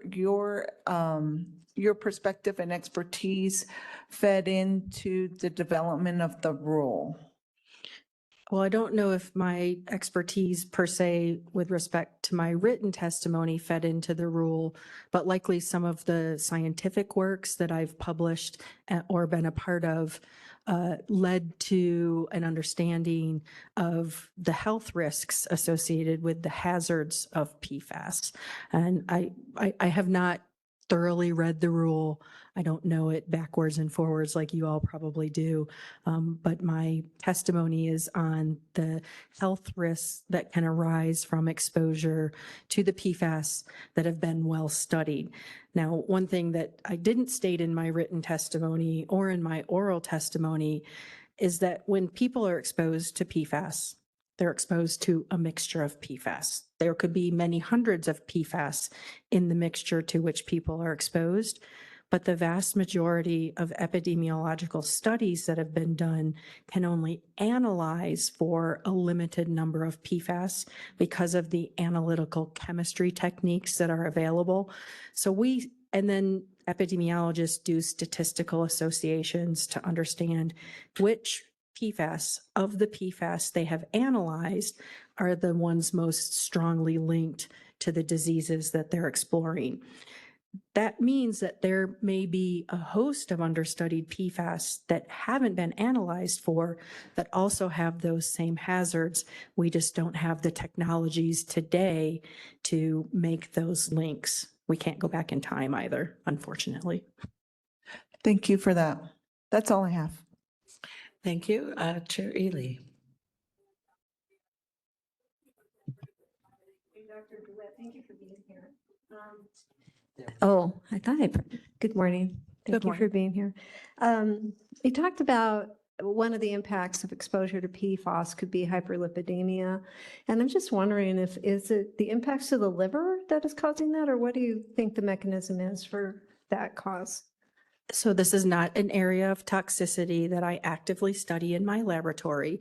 So my understanding is that part of it arises from cholesterol handling that does take place in the liver, and it has to do with the ability of PFAS to interact with a protein. If I say it, it's going to cause a lot of consternation because it's a long and complex protein. The protein is known as the peroxisome proliferator activated receptor alpha. We abbreviate it as PPAR alpha. And this transcription factor exists in many different cells. It exists in cells of the liver, and it can adjust or modify how cholesterol is produced when it's activated. And it's thought that many PFAS are able to interact with it to modulate how cholesterol is handled at the level of the liver. Thank you. And then I think I understood this correctly, but I want to make sure I have this concept right. There's this stewardship agreement that is working on phasing out or has phased out some of the long chain PFAS, but it doesn't preclude or doesn't ban those particular PFAS in the U.S. There are other sources that could come in either through imports or through smaller manufacturers. But and there are restrictions, as noted by EPA, on the use of those.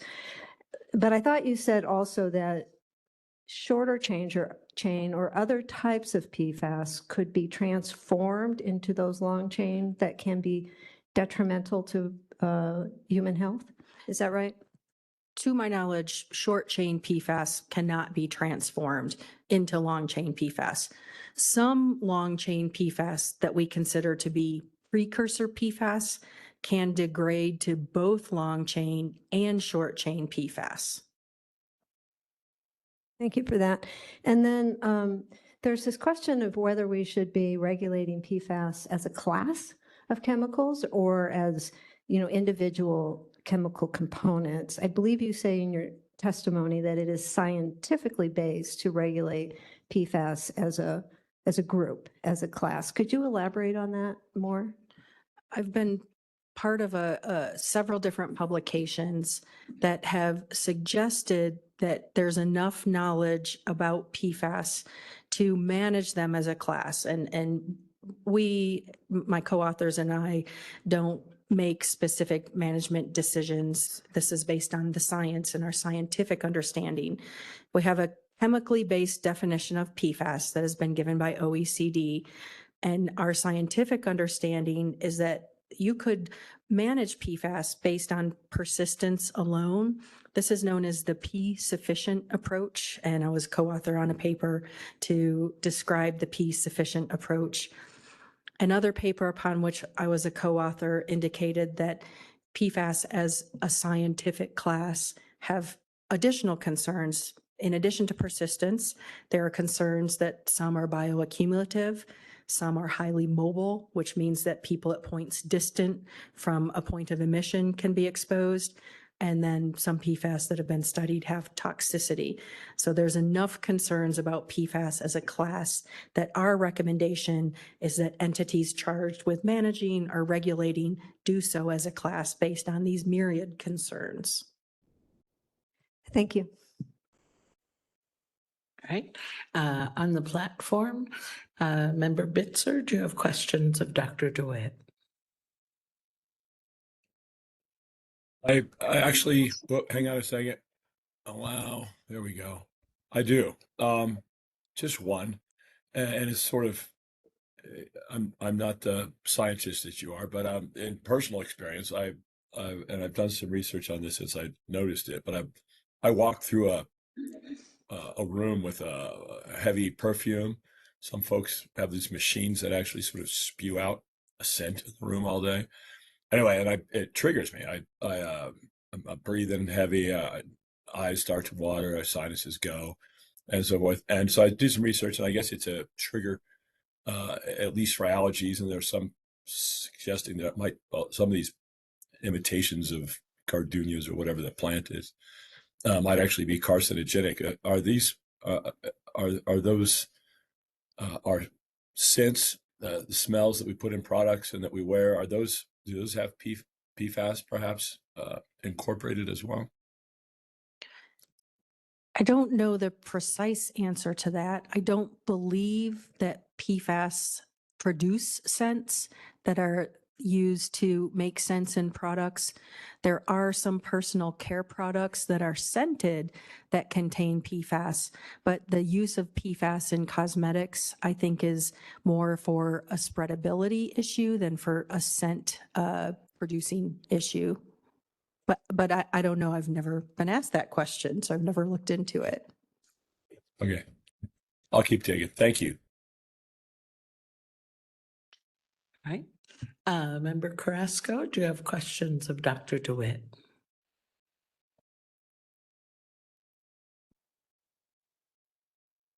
May have stepped away. Member Curry, do you have questions of Dr. DeWitt?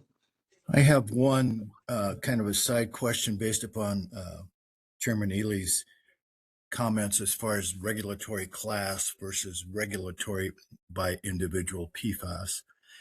And during the course of you looking at this, was there any consideration given for the regulator as to which would be the most efficient way to go about that?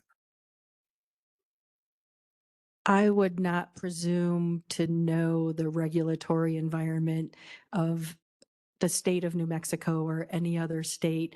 I can advise decision makers on my understanding of the science, but how the science is implemented for regulatory purposes is really beyond the scope of my understanding. Okay.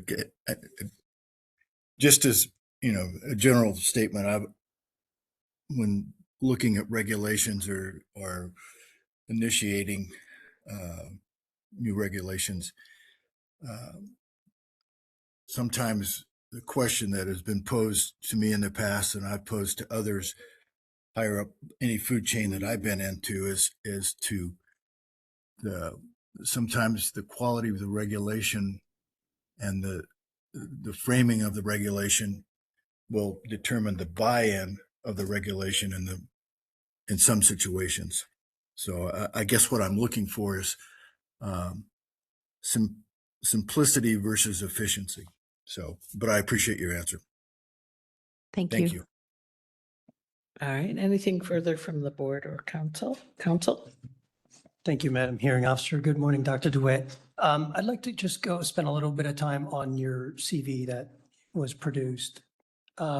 So based on the CV, you got a Bachelor in Science, in Environmental Science, and in Biology, and then you went to the PhD that's listed. Is that the standard educational track for most people without a master's degree in the middle? Oh, there's no requirement to have a master's degree before you're admitted to a doctoral program. Okay, so that's just the way some people do it. Yeah, some people get master's degree. I worked after my bachelor's degrees, took some continuing education courses, and then decided to go on to a PhD. Okay, all right. And then it shows that you are currently, among other things, it's pretty impressive, a professor at Oregon State University and also adjunct professor at 2 universities on the East Coast. That's correct. And so I guess just really out of curiosity, how do you manage that? So being an adjunct professor is something that faculty do in name only. There's no monetary compensation. I don't get to vote. I was adjunct or am adjunct professor at North Carolina State University because I was part of a Superfund research program center as a scientist. And so it just made more sense for me to have access to some of the resources at North Carolina State University. And then my previous institution was East Carolina University. I'm now adjunct there because I was continuing to advise graduate students who remained there after I moved. And I also continue to advise a research professor who took over my lab when I left. So that adjunct appointment just makes it easier to meet some of the requirements for graduate education. Okay, thank you very much. All right, thank you, Mr. Ugarte. Anything further from the board? No? Did I ask if you had redirect Mr. Smith here? I think I might have forgotten. You did. It's okay. I just have a couple of questions, if I may. Okay, yes. Okay. Dr. DeWitt, you talked earlier about a study that involved PFAS and house dust. Is that right? That's correct. Okay. They concluded that at least some of the PFAS that was found in that house dust came from consumer products, right? That is one of the explanations of the study authors, yes. Okay.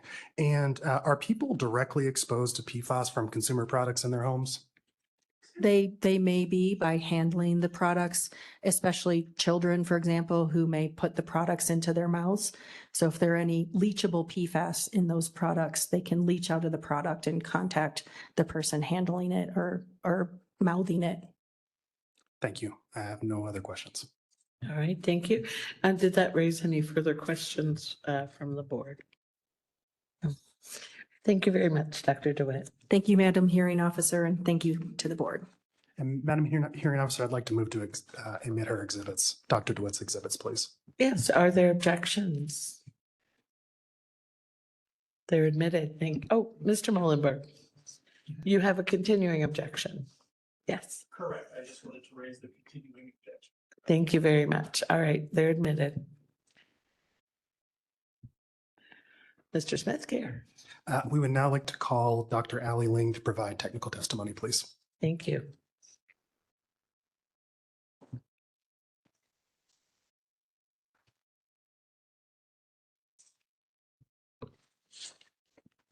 Hello, would you spell your first and last name, please? Hi, my full name is Allison, Alison, Ling, Ling. Do you swear or affirm to tell the truth? I do. Thank you very much. Go ahead, Mr. Smith Care. Dr. Ling, where are you currently employed? I am an assistant professor at the University of St. Thomas, which is in St. Paul, Minnesota. Okay, and how long have you been employed there? I've been there since the summer of 2023. And what is your current position? I'm an assistant professor, so I'm responsible for teaching undergraduate courses in environmental and civil engineering. I also provide service to my university, and I conduct research on emerging contaminants, including PFAS. Thank you. And can you briefly discuss your education and professional qualifications? I have a bachelor's degree in civil engineering from the University of Minnesota. After that, I went to the University of Colorado at Boulder, where I got a master's and PhD in civil engineering, all with emphasis in environmental engineering. After that, I spent about 10 years in engineering consulting, where I designed and implemented and troubleshooted water and wastewater treatment systems. And I'm also a professional engineer in the state of Minnesota. Thank you. Did you file direct written testimony in this matter? I did. Do you have any corrections that you'd like to make to that written testimony? I do not have any corrections. Okay. Do you adopt that written testimony as your testimony here today? Yes. And will you please slowly provide a summary of your written testimony? Thank you, Mr. Smith Care. During this testimony, I will first describe factors that make PFAS especially challenging as environmental contaminants. Second, I will explain how people are exposed to them and the connection between PFAS in products and PFAS exposures. Third, I will outline the high cost and relatively low impact of PFAS remediation and treatment based on my research and related work. And lastly, I'll discuss challenges with regulating PFAS as individual compounds instead of as a class. There are three primary factors that make PFAS especially challenging as environmental contaminants. First, they are persistent and mobile. Persistence means that they stay around in the environment for a long time. There is no documented route for PFAS in the environment to turn into something that is not PFAS without engineered human intervention. Mobility means that they continue to move around in the environment so they don't stick to sediments or settle in the deep ocean like some other contaminants. They keep cycling around in water and air. The main challenge with persistence and mobility is that they stick around. Any PFAS that we release to the environment remains a PFAS molecule in the environment indefinitely, with potential impacts to current and future generations. We do have engineered methods to collect and destroy PFAS, including from drinking water, but their persistence and mobility makes these methods more expensive and intensive than for most contaminants. Furthermore, the amount that we can technically and economically destroy is minuscule compared to our current emissions, as I will demonstrate later. To be clear, persistence does not mean that PFAS stay in human bodies forever. In fact, their mobility means that our bodily systems can discharge them. How fast this happens depends on the chemistry of individual PFAS and to some extent on personal behavior. But they just move elsewhere. We cannot discharge or degrade them from the planet without intensive engineered remediation. The second characteristic of PFAS that make them challenging is that they are widespread in products. Specific PFAS uses are documented in at least 21 industries, including in textiles, food contact materials, cosmetics and personal care products, refrigerant systems, construction products, lubricants, carpets, floor polish, medical devices, metal plating, paper production, firefighting foams, transportation, electronics, energy production and distribution, plant protection products like pesticides and herbicides, plastics, printing inks, defense, and cleaning products. PFAS use and emissions are widespread and diffuse, so reducing these use and emissions requires broad actions that spans across industries and markets. The third factor I want to highlight is that PFAS are very numerous.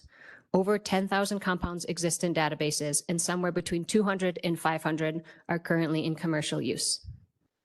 This large number complicates testing, with standard testing methods covering about 40 different PFAS and limited accurate options for measuring the total PFAS. Further, the large number of PFAS complicates regulations and phase-out efforts. For example, companies in the United States largely transitioned away from legacy compounds PFOA and PFOS in the 2000s and 2010s, but PFOA and PFOS in those uses were often replaced by a variety of short-chained and branch-chained PFAS to achieve similar performance. So PFAS uses didn't necessarily decrease, and those replacement PFAS are still just as persistent and sometimes more mobile. Let's talk about how PFAS in products relates to people's exposures. The slide here represents a review study summarizing 12 different experimental studies looking at how PFAS get into people's bodies. The graph on the left shows 12 different studies on the x-axis from right to left, and then from top to bottom on the left on the y-axis shows the relative percent contribution estimated for where PFOA in people's bodies came from. It is a review study, so there are some inconsistencies because the graph compares different studies with different methods. For example, the space between 100% and the top of the bar reflects other exposures other than the 4 listed here. And only the first 2 studies looked at consumer products separate from others. But generally, human exposures to PFAS vary widely, with food intake documented as the largest source of human PFAS exposures across the 12 studies. The relative contribution of different routes are shown here. Diet in blue accounts for more than half. Indoor dust inhalation and drinking water come next, accounting for somewhere between 5 and 20% of total PFOA exposure across these studies. The Venn diagram on the right is an attempt to map which of these exposures come from PFAS in products and which come from PFAS in the environment. Exposure through dust inhalation, as mentioned in the previous testimony, is likely sourced from PFAS in products that we use in our homes and workplaces. Exposure through drinking water is sourced from PFAS in the environment, while sources to PFAS through ingested food are more complicated and sourced from both, including PFAS in products such as pesticides, food contact materials, and food processing equipment, as well as PFAS from the environment that biomagnifies through food chains and harvested food. If we assume that PFAS in food is about half from ongoing use in products contacting the food and half from PFAS in the environment, then that pushes the PFAS exposures caused directly by product use to at or above about 50% of total PFAS exposures. Thus, PFAS product restrictions have the potential to improve public health more than drinking water regulations. For context, the US EPA's risk calculations assume that PFAS in drinking water accounts for 20% of someone's total exposure entering their body. This assumption is consistent with the study shown on this slide. Next slide. As an example of how PFAS use in products directly impacts exposure, this graph shows PFAS in human blood serum over time. And I've put in a gray box to show the timeline for the mostly phase out of PFOA and PFOS in the United States. These were both largely removed from production and have seen significant decreases in human blood serum in the United States population. These data, as collected and graphed by the US Center for Disease Control, are shown on this slide, with time on the x-axis on the bottom and PFAS concentrations measured in human blood serum at the y-axis on the left. PFOS is the green line that you see decreasing quite a bit, and that decreased by 85% between 1999 and 2018, while PFOA decreased by 70%. That's the blue line on the figure. This change reflects a non-steady state condition where our bodies clear PFAS faster than we take it in, so total levels in people's blood serum goes down for these 2 PFAS. This drop was observed before widespread water treatment for these PFAS, further supporting that it was a result of reducing PFOA and PFOS in products. Furthermore, because of their environmental persistence and mobility, reducing PFAS use and emissions has compounding benefits for reducing exposures to future people.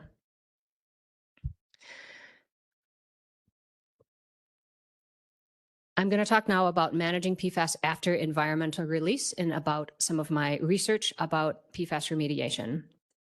Next slide. There are ultimately 3 categories of options for managing environmental PFAS as diagrams on this figure. Next slide. The first is we can reduce production and use of PFAS to start with. Next slide. The second is that we can limit environmental releases from facilities that manufacture and use PFAS. Next slide. And the third option is we can clean up PFAS once they are already in the environment. But we really cannot do option 3, and here's why. Next slide. Can you click the next one too? Thank you. If we think of environmental PFAS stocks as water in a bathtub, the tap is the use and emissions of PFAS that are going into the environment, and the drain is active PFAS treatment and destruction methods through engineered methods that we have built and operated. Dr. Ling? Yes. I'm very sorry for the interruption. Apparently, our court reporter is having trouble hearing the audio, and I'd like to fix that before you continue. Okay.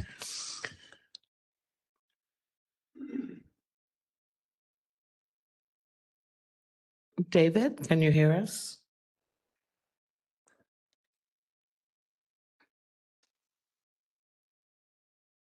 Oh, he's nodding yes. All right.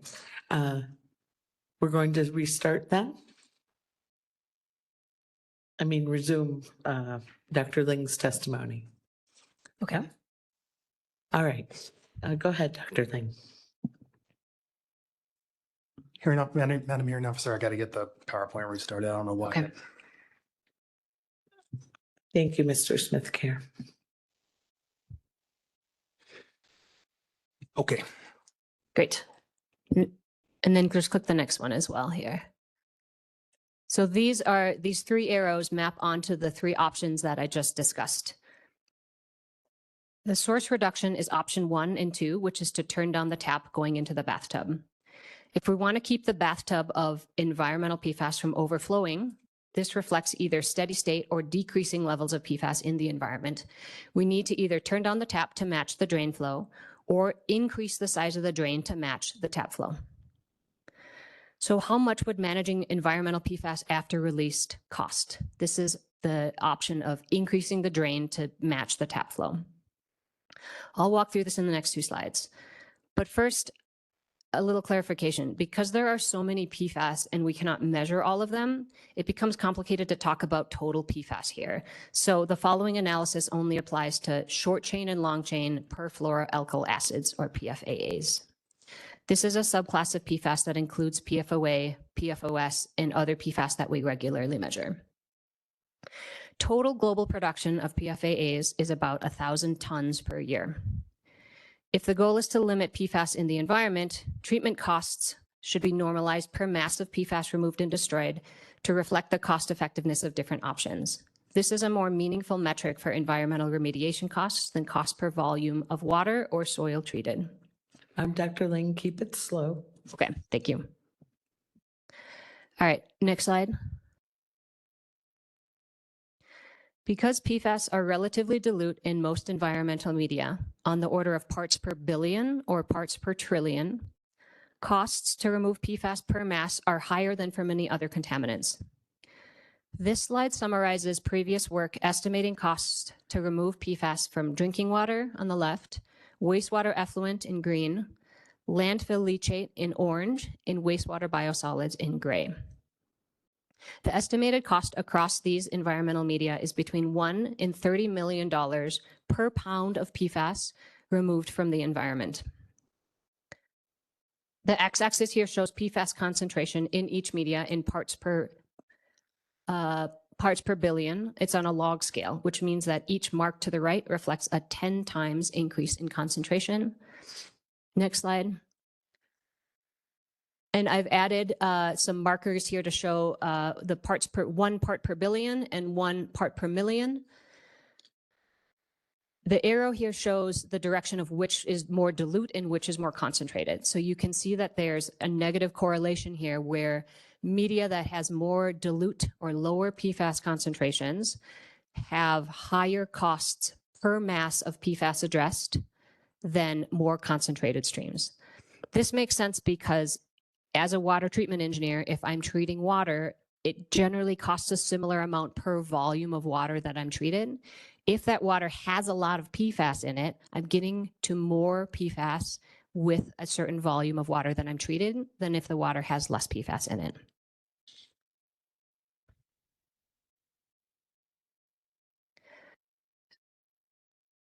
For reference, PFAS concentrations in dust, in house dust, are comparable with those in biosolids, around 1 part per million.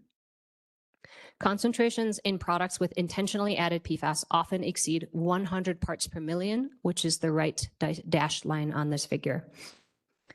That 100 parts per million is the threshold for intentionally added PFAS in the proposed new rule. This is 7 orders of magnitude higher than drinking water limits, meaning that PFAS intentionally added to products can be 10 million times more concentrated than what is allowed in US public drinking water. Let's get back to the bathtub. Next slide. In a recent study, I applied that $1 to $30 million per pound of PFAS number to the estimated 1,000 tons per year of PFAA emissions, resulting in an estimated cost of $1 to $65 trillion per year to remove PFAAs from the environment as fast as we're adding them right now. This is option 3, or increasing the bathtub to match the inflow. This number is just for PFAAs, which are a relatively small proportion of the PFAS that we make and use today. Ultra short chain PFAS like those used in refrigerants can be 2 to 5 times more expensive to remove from water and 1,000 times higher in emissions than the PFAA group used here to estimate costs. So that $1 to $65 trillion per year is an underestimate by a factor of hundreds to thousands when we're talking about total PFAS. I recognize that there's significant uncertainties in these numbers. If you're imagining remediating at the scale of the entire Earth, there are going to be some uncertainties, and I'm happy to talk about them if you have questions. But even the low end of these estimated remediation costs are comparable to the global GDP of $107 trillion per year. Can you go to the next slide? So even on the lower, more optimistic end of this range, managing PFAS after release would cost a large portion of the global GDP. I think that's too much. We cannot realistically afford to manage PFAS after it's released to the environment. Furthermore, the diffuse nature of PFAS use and environmental release mean that most PFAS emitted to the environment cannot actually be captured for remediation, even if we could afford it. I recently worked with 2 sets of colleagues to estimate the impact of widespread PFAS remediation in the United States and the European Union. In these 2 separate studies, we used publicly available databases to target remediation of large wastewater plants, land-applied biosolids, all landfill leachates, and heavily contaminated groundwater and soil sites, in addition to the treatment of drinking water. We selected this remediation scope to include all environmental PFAS stocks and flows that could feasibly be remediated. In both instances, this extreme level of widespread remediation would only address less than 5% of estimated emissions for PFAAs and precursors. What that means is that even if we remediated everything we could think of, we still could only keep up with less than 5% of the rate of PFAS emissions. Next slide. Both the high cost and the limited potential impact of PFAS remediation show that managing environmental PFAS once it's already released is both economically and technically infeasible. The other 2 options to limit environmental PFAS are 1, to reduce PFAS use, and 2, to reduce emissions. Both of these options cost less per mass of environmental PFAS reduced, and also place the costs of PFAS management within the sphere of the market instead of on taxpayers and utility ratepayers. Additionally, much of the costs of PFAS phase-outs are likely to be one-time costs to redesign and retool products and manufacturing processes, rather than ongoing treatment and remediation costs that would need to continue indefinitely. Reducing production and use of non-essential PFAS, like in the proposed new rule, reflects true source reduction as option 1 here.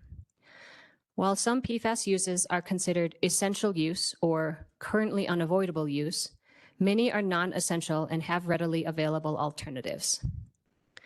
Minnesota's restriction on PFAS in products, known as Amara's Law, has already restricted intentionally added PFAS in 11 product categories with known alternatives. Many companies have successfully replaced PFAS in products, and industry groups are starting to provide guidance manuals for companies to follow as they pursue PFAS phase-outs. Some PFAS uses, including in semiconductor manufacturing and some medical devices, do not have readily available alternatives, such that banning these uses in the near future is likely to impart more harm than good. Jurisdictions currently evaluating essential PFAS uses include Minnesota and the European Chemicals Agency.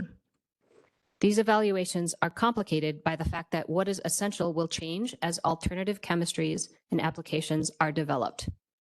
Thus, the term currently unavoidable uses, or CUU, instead of essential use, implicitly acknowledges that ongoing research should and will continue to identify and implement PFAS alternatives. This is the language used in the proposed new rule, with CUU designations expiring every 3 years. For PFAS that remain currently unavoidable, reducing PFAS emissions at industrial facilities making and using PFAS can still limit environmental releases under option 2. As previously stated, removing PFAS from water and air gets more expensive the more diluted the PFAS get. So removing concentrated PFAS from water or air at industrial facilities is less expensive than removing it from more diluted municipal wastewater or drinking water sources. As one example, the Chemours Fayetteville Works in North Carolina recently invested $100 million in a thermal oxidizer, which is an air pollution control technology that raises an airstream to over 1,000 degrees Celsius, sufficient for destroying most PFAS. Based on third-party performance testing, that facility previously emitted about 10 to 30 tons of Gen X and related PFAS compounds through the air. This corresponds to a cost of $1,000 to $5,000 per pound of PFAS destroyed, substantially lower than previously estimated costs of $1 to $30 million per pound to remove PFAS from the environment after release. These cost savings are primarily due to targeting PFAS in a concentrated stream at the source rather than once it's already diluted in the environment. On regulating PFAS as a class, there are several reasons to regulate PFAS as a class rather than as individual contaminants. First, if you regulate individual PFAS, there is the potential for other PFAS to be used as replacements in what is called regrettable substitution. Reduced use of PFOA and PFOS in the 2010s resulted in decreased levels in human blood serum. However, many companies transitioned to using different emerging PFAS to provide similar functionality. Thus, reducing use and emissions of individual PFAS does not guarantee reduced use and emissions of total PFAS. While some PFAS have been studied to understand toxicity and health impacts, the majority of PFAS do not have available health data. However, all PFAS are persistent, and persistence alone is an important factor for regulating PFAS because of the combined lack of natural degradation methods and the lack of resources to remediate environmental PFAS, which means that PFAS released will largely remain in the environment indefinitely. Even for PFAS that have low potency levels, these levels will eventually build up with the potential to exceed both known and unknown toxicity thresholds and to impact future human health.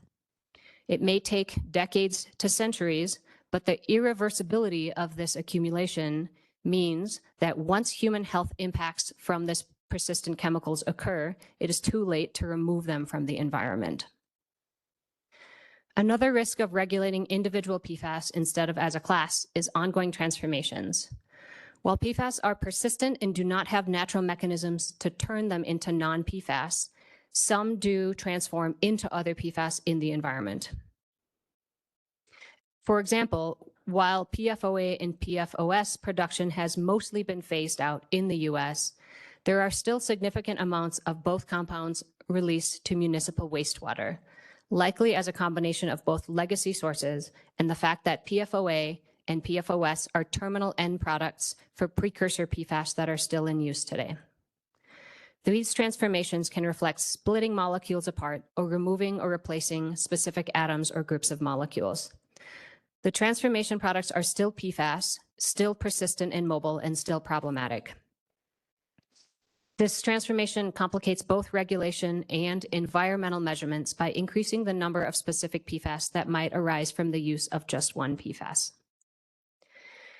In conclusion, our generation can do something about PFAS. We cannot clean up all the PFAS that is already out there in the environment, but we can substantially reduce how much PFAS are released now and into the future.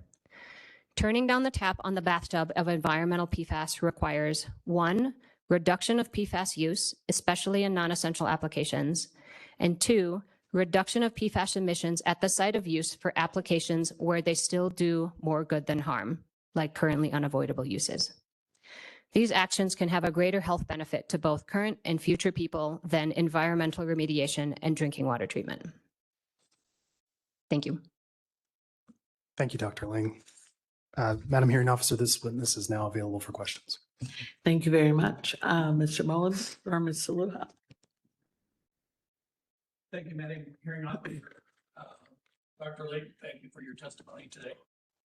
Is your mic on?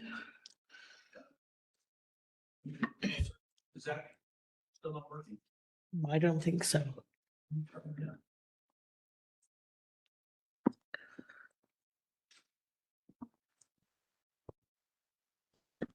This better? Yeah, there we go. Yes, thank you. I'll start again. Thank you, Madam Hearing Officer. Dr. Ling, thank you for your testimony. My name is Dal Mullenberg, and I'm here representing the American Chemistry Council, and I have a few questions regarding your testimony. I would like to start with I think it's the second slide on phase out of PFOA and PFOS from your presentation this morning. I see that the chart there showing trends in reduction in geometric mean blood PFAS ends in 2017 through 18. What is the reason why the chart ends in that time frame? Yeah, that's a good question. This is the chart that is currently available on the CDC website. The data here was collected by the CDC, compiled and graphed by them. So there is some delay in when they collect data and when the data gets published and put out there. I'm just representing what is the currently available data published by the CDC. Thank you. I appreciate that. And is there any other data you're aware of that goes to a later time frame? I am not aware of that. I have not been tracking the timelines of when the CDC has been publishing their national data sets. Okay. And outside of the CDC, you're not aware of any other data source that would provide more recent information? I am not aware of that, no. Okay. Do you have any reason to believe that the trends in reduction of mean blood PFAS levels has not continued between 2018 and the present? I don't think I have any basis to speculate on what that would look like without seeing the data. Okay, fair enough.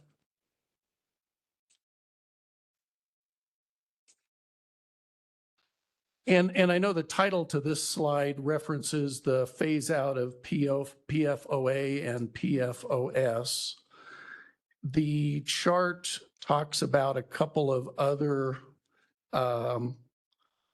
compounds or categories of compounds. Are those phased out as well in consumer products, or What can you tell us about those? To my understanding, PFOA and PFOS are the only ones that have been included in an EPA program to coordinate phase out by major manufacturers. I am not aware of coordinated efforts to phase out the other ones, though I know individual companies have phased out specific uses of specific PFAS. Okay.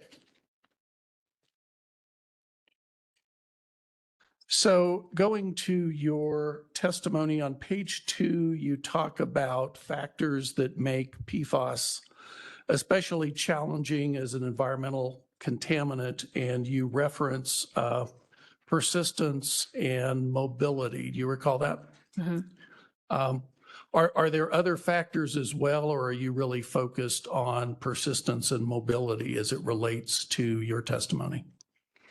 So I listed multiple factors. The first set of factors I listed was persistence and mobility. I also talked about how there are a large number of them, which complicates measuring them and regulating them. And then I also talked about how they're widespread in use, which also complicates regulating and measuring them. Okay. Would you agree with me that mobility is a relative term when it comes to environmental contaminants? Yes, I agree that there's a scale of mobility. Yes. Okay. And are some PFAS more or less mobile than others? Yes, that is correct. Okay. And as it relates to fluoropolymers in particular, would you agree that they are less mobile or immobile as compared to other PFAS? Fluoropolymers themselves as a compound are less mobile than other PFAS, yes. Okay. You addressed this, I think, this morning a bit, but in this particular first paragraph of on page 2 of your testimony, you only talk specifically about mobility in terms of bodily systems or body functions, but that's not really the focus of your testimony as it relates to mobility. Is that fair? Or? That's fair. The focus of my testimony is on environmental remediation, and mobility is also relevant there because it affects how challenging it is to remove PFAS from the environment. Okay. And when you're talking about the environment, are you talking about particular environmental media? There has been a lot of focus on water, but I think that generally the mobility characteristic of many PFAS applies across environmental media. Okay. So that would include mobility in soils? My understanding is that if a PFAS is mobile such that it is relatively soluble in water, it is less likely to stick to soils and is likely to be more mobile in a soil setting. Thank you. So you mentioned solubility there. Are there some PFAS that are insoluble? I am not, that is not really my area of expertise. I'm not a chemist, so I don't feel comfortable answering that question. Okay, fair enough. So we will move on from there. So we've had some discussion during the hearing about the number of PFAS that are out there versus the number of PFAS that are in active commercial use. And I think you addressed that on top of page 3 of your testimony. Yes. And do you recall what number or range of numbers you identified as being PFAS compounds in active commercial use? I said a number between 200 and 500, and that was based on a study that I referenced in there that cataloged active commercial uses in an effort to try to figure out how many there were. Yeah, so I see that study, and that one I think is a 2021 study you're referring to? Yeah, I would have to look at it to remember exactly when the year was. Yeah, you cite Buck et al. 2021. Does that make sense? Yes, that's correct. Okay, and I was just curious if you know the time frame of that particular study. I assume it was backward looking from 2021 or some time frame prior to 21? Yes, it was not necessarily a forward-looking study, but I don't recall the specific timeframe in the study. Okay.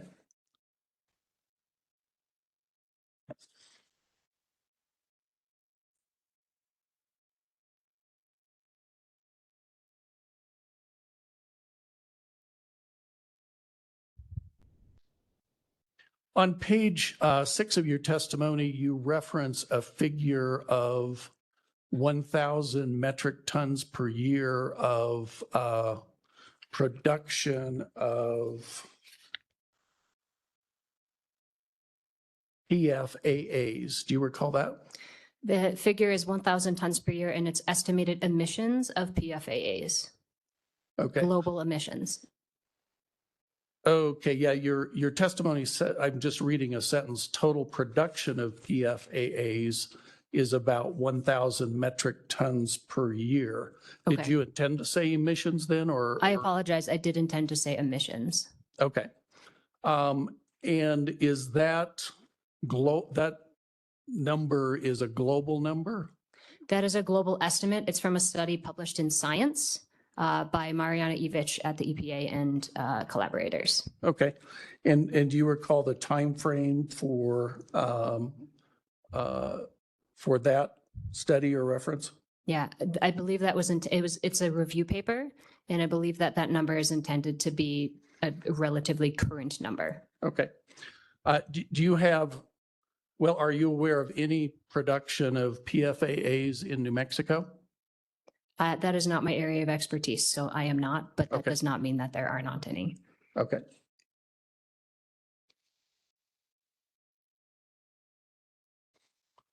And similarly, you provide some cost estimates for removal of PFAS from the environment. I mean, first, as I understand it, that is limited to, your cost figures are limited to PFAS. Is that right? That is correct, and that is because that is based on the measurements of concentrations in those studies for which cost estimates are available. And most studies are not reporting PFAS outside of PFAS, especially large studies and especially drinking water systems that are publishing their costs and their levels of PFAA removals. Thank you. And again, those numbers are global estimates. Is that right? There's nothing global about those numbers. Those numbers are for specific application. Each dot on that graph is for a specific application. For example, one of them is the Cape Fear water utility. Each graph is for a specific application that has a published cost estimate for how much it costs to remove PFAS from the environment. And it also has a published concentration of how much PFAS were there in that media.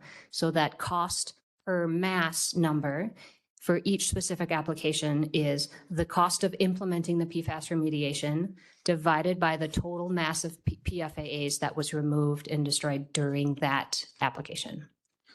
Thank you. I probably didn't ask my question very clearly, but you had some overall cost numbers as opposed to unit numbers. And let me find the right page here.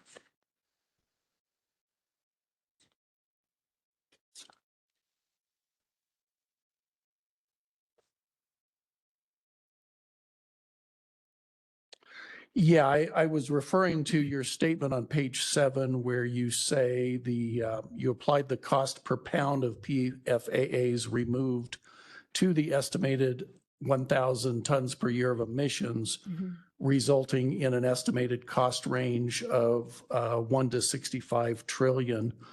And that would again be a global or worldwide number, right? Thank you for the clarification. Yeah, that number is the estimated costs for removing PFAS from the global environment at the same rate that we're currently being emitted. And again, that is just for the class of PFAS.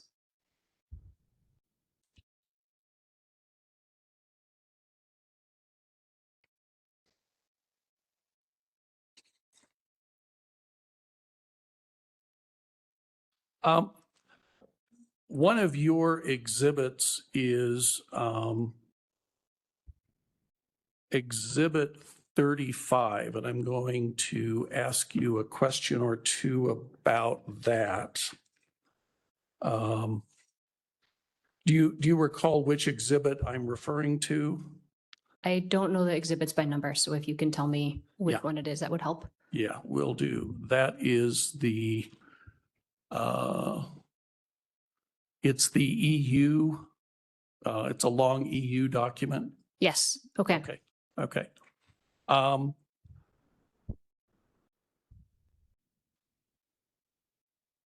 Again, looking at differentiation of different PFAS compounds or categories, there's a statement on page 19 of this one, and I'm sure you haven't, you can't recall the whole study, but I want to see if you can recall this one. It says, there are, however, a few specific PFAS subgroups with combinations of key structural elements for which it can be expected that they will ultimately mineralize in the environment. Are you familiar with that statement, or do you recall it? I don't recall that statement. Okay.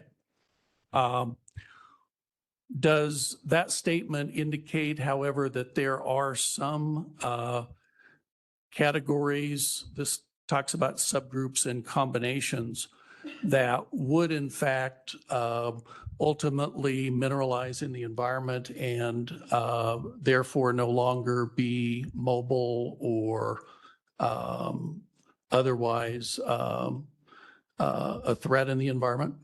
I would need to look into the context for that a little bit more. I have not seen scientific evidence that there are any subclasses of PFAS that can mineralize at ambient conditions in the environment that are present in the environment under normal conditions.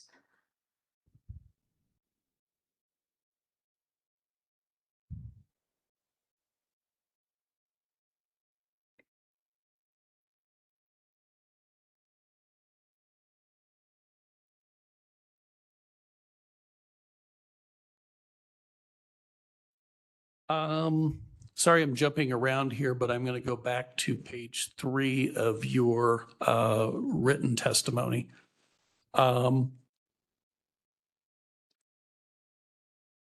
You talk there, I'm going to read a statement from your testimony and tell me if it doesn't sound familiar. While actual exposures to PFAS vary by location, PFAS use and drinking water quality, food intake was observed to be the largest source of human adult PFAS exposure across 12 studies, comprising over half of exposure.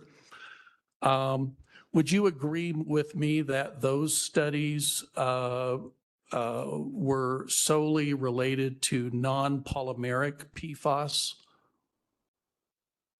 Yes, the study that I looked at was a review study that listed a bunch of specific PFAS. The graph that I showed was for PFOA, but none of the PFAS listed in that study were polymer PFAS. There were, however, some monomer PFAS that have been used in production of polymer PFAS. Thank you. And you also on that page speak about PFAS that biomagnifies through food chains. Would you agree with me that in order for a compound to biomagnify through a food chain, it would need to be bioavailable? Can you define by what you mean by bioavailable?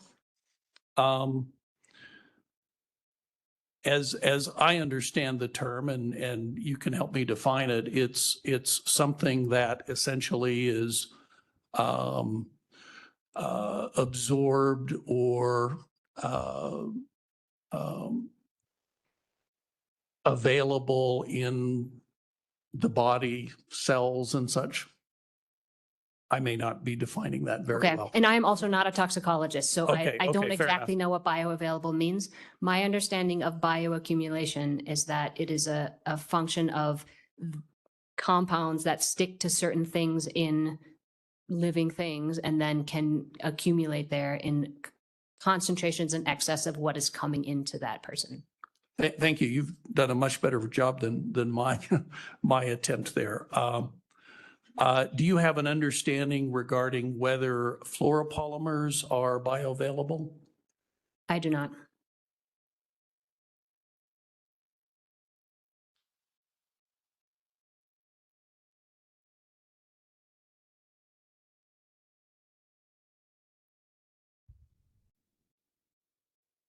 If you can give me just a minute, I may be, oh, here is something I haven't asked yet. You discuss the cost and difficulty of removing PFAS from the environment. Are you, in that regard, talking mostly about removing in situ, I'll say, PFAS or PFAS in soils or water, as opposed to, let's say, removing PFAS from drinking water? Can you restate the question? Yeah, that wasn't very good. Well, let me get it to a different way. Is it your understanding that there are technologies that can remove PFAS from drinking water, such as carbon filtration? There are technologies that can remove, yes, PFAS from drinking water. Right. And are those relatively expensive or inexpensive compared to the kinds of estimates you've made in your paper? Compared to the types of estimates I made in my paper, if you recall that graph that shows cost per mass to remove PFAS across different media, drinking water are the most expensive because the PFAS in drinking water is the lowest concentration of any of the media I looked at. I will say also that removing PFAS from drinking water is more expensive than conventional drinking water treatment technologies. So it almost always requires a specific retrofit with additional equipment to remove it. And in the answer that you gave, are you thinking of more a, let's say, municipal scale drinking water system as opposed to perhaps an individual drinking water supply? In the context of the cost estimate? Yes. So yes, so the cost estimate used specific projects that reported total cost to treat PFAS versus the amount of PFAS that was removed in those projects. All of those projects that I used for the drinking water were large municipal drinking water systems and not individual situations. Okay, thank you.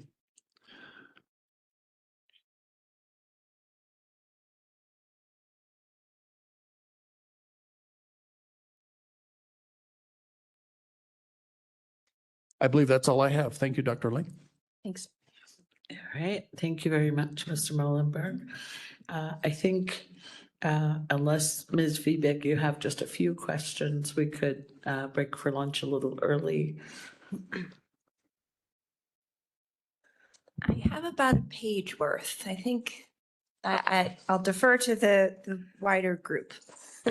All right, well, we will stop at noon so that we can take lunch before the 1 o'clock public comment period. Okay. So I think I can get through this in 10 minutes. Great, thank you. Okay. Good morning. It is still morning, Dr. Ling. I'm Rebecca Feebig, representing the Complex Products Manufacturers Coalition and the Alliance for Automotive Innovation. And I have just a couple of questions, try to be brief. In your written testimony, you indicated that approximately half of PFAS exposure comes from food ingestion, right? Yes, that was based on the review study that I looked at that reported exposures to PFAS across 12 different specific studies. And the review study that you're referencing, is that data reflected in figure 1 in your report, the table? Yes. Okay. Yeah, that's the data for PFOA alone. There are some other compounds that are included in the review study as well. Okay, so this is the data, right, just for one type of PFAS. And the date of the papers that are being considered in that review study, the latest paper is from 2020, right? I don't have it in front of me, but if you have it in front of you and that's what you see, that's probably correct. I will ask anyone in the room to double check me, but the earliest study in that chart is from 2008. Does that sound right? Again, I don't have it in front of you. But would it be possible to pull up that slide or? Full slide. Yeah. And I'll ask you some other questions before we pull up the slide, but I believe in your analysis of the contribution of consumer products to PFAS exposure in general, you assumed that about half of the PFAS that is contained in food comes from products contacting the food, right? products contacting the food, including across the entire lifespan of the food. That's correct. I assumed about half. Okay, so when you say products contacting the food, is that including, pesticides? Yes. And it also, I think you mentioned food contact materials. Could you elaborate on what that is? So anything that touches the food between when it's grown and when it comes to your house. So I don't know, I like frozen meals from Trader Joe's and it comes in a package and there's stuff and I don't know if there's PFAS in there, or takeout materials, other sorts of food packaging that might have PFAS on it, as well as any food contact materials that might contact the food during processing or packaging. Okay, so when you are breaking out half of our, well, let's say, so I guess it's half of exposure that comes from food that you say is coming from products. And is that term, when you say products, is that necessarily the same as consumer products, or is that a broader category that you're thinking about? It's meant to reflect PFAS use that we're using right now, as opposed to legacy PFAS that is in the environment. So it is more broad than consumer products. Okay. And presumably more broad than complex consumer products? Yes. I didn't see any discussion of complex consumer products specifically in your report. I'm guessing you didn't get down to that level of detail, right? That's correct. Okay. So I think that puts us at a figure of about 25% that you're estimating comes from exposure to products. And then you add another 10% that you say is coming from dust inhalation and consumer products. Where's that figure coming from? Okay, so just to clarify, all of these, like I'm saying, it's about half of diet. We don't actually know if it's exactly half of diet is coming from products and half is coming from the environment. This is all based on this graph here. So you can see on the graph that there are some studies that looked at consumer products separately and some that did not. There are some that measured PFAS and house dust and some that did not. So that about 10% is meant to be kind of a reflection of the green and gray bars here. Okay. So it's kind of, none of these studies are necessarily looking at it specifically for consumer products. You're kind of extrapolating, is that? So two of them specifically look at consumer products. Those two studies, the consumer product part is mostly from toddlers and like hand to mouth exposure from carpets. The other ones don't specifically look at consumer products. They specifically look at diet, some combination of the diet, the dust, and the water, and other things that aren't shown here.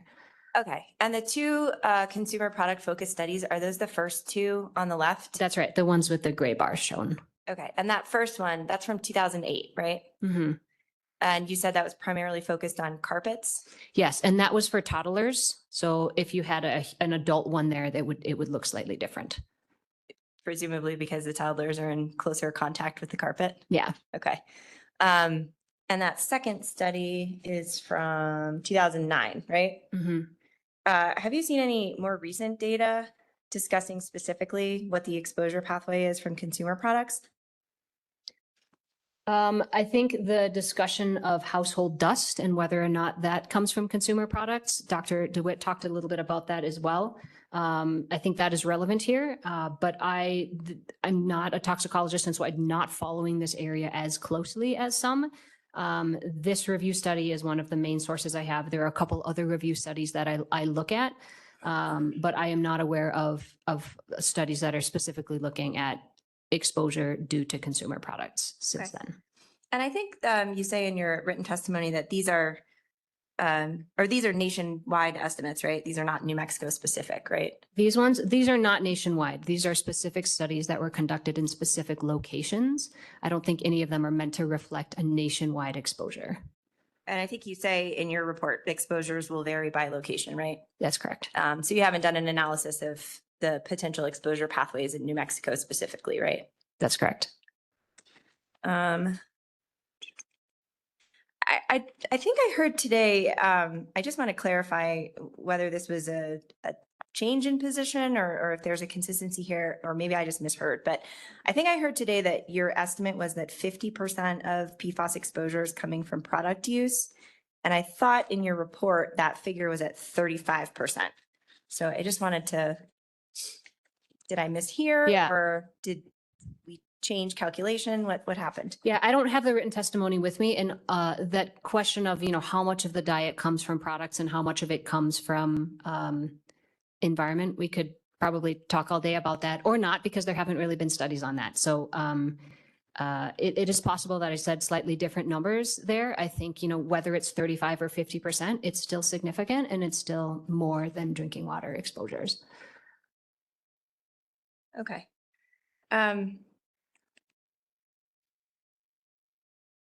You talk, obviously, a substantial part of your written testimony is focused on the costs that would be required to remove PFAS from the environment once it's been introduced. And one of your conclusions is that it is much more expensive to remediate PFAS from an area where it's more dilute, right? Mm-hmm. I just wanted to clarify, you don't include any analysis of whether remediation is necessary, though, right? That's true. That's not part of my analysis. I think there's the question of the persistence and the toxicity, which I did not get into because that's not my area of expertise. But if there's a question of, do we want PFAS in the environment to be going down or be controlled, then that's kind of the baseline assumption that the analysis is working on. And would you agree that locations with very dilute concentrations of PFAS may be a lower priority for remediation? 100%. I think that as remediation goes, it needs to be prioritized for places where there is a human health impact. But with the exposures, remediation is not going to have as much of a health impact as restricting or reducing the PFAS that are in products and the PFAS that we're emitting.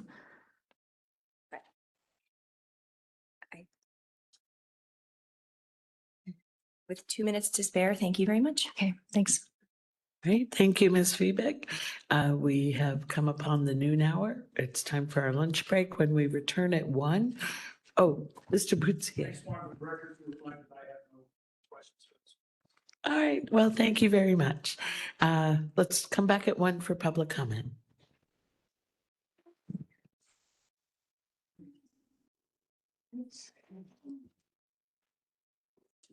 Or can you hear me? Yes, I can, David. I was just about to check on you. Yes, Judge, and I'm ready when you are. Thank you so much. All right, we are back after a lunch break, and we've reached our second opportunity for non-technical public comment. Just a few things. We have these public comment sessions every day of the hearing at 1 p.m. If you reach out to Pam Jones or Luis Lopez, we will put your name on the list and I'll call you first. Otherwise, I'll issue a general invitation in both the room and on the platform.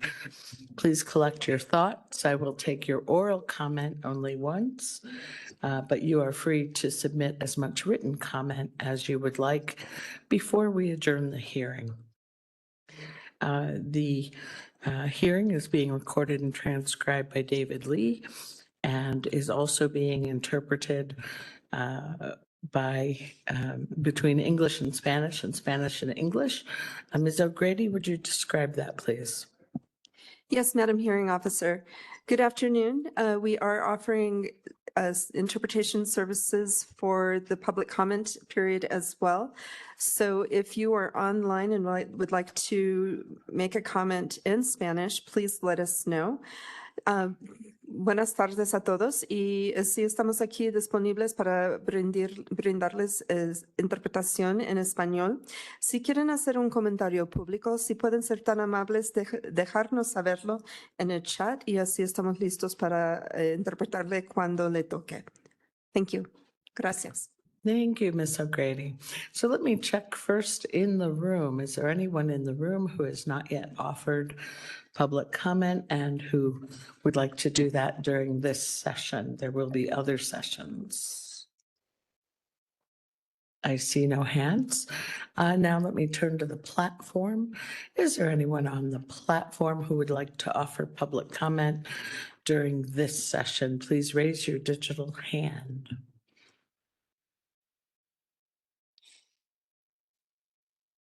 Luis, would you let me know if anyone raises their hand? Yes, will do.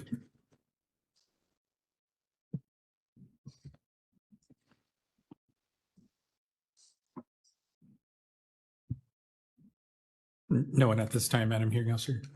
Thank you very much, You're welcome. Luis. All right, then, we will return to the technical case then.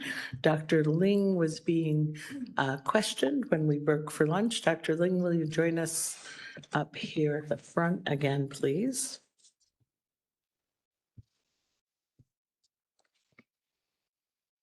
I believe right before we broke, Mr. Boutsier stated that the Pharmaceutical Working Group would have no questions for Dr. Ling. So let me turn to Mr. Weatherby. Mr. Weatherby, do you have questions of Dr. Ling? Yes, Madam Hearing Officer. Briefly, I had some questions relative to the Venn chart that Dr. Ling presented. First of all, Dr. Ling, thank you very much for your testimony. It was very informative, and I wanted to ask you,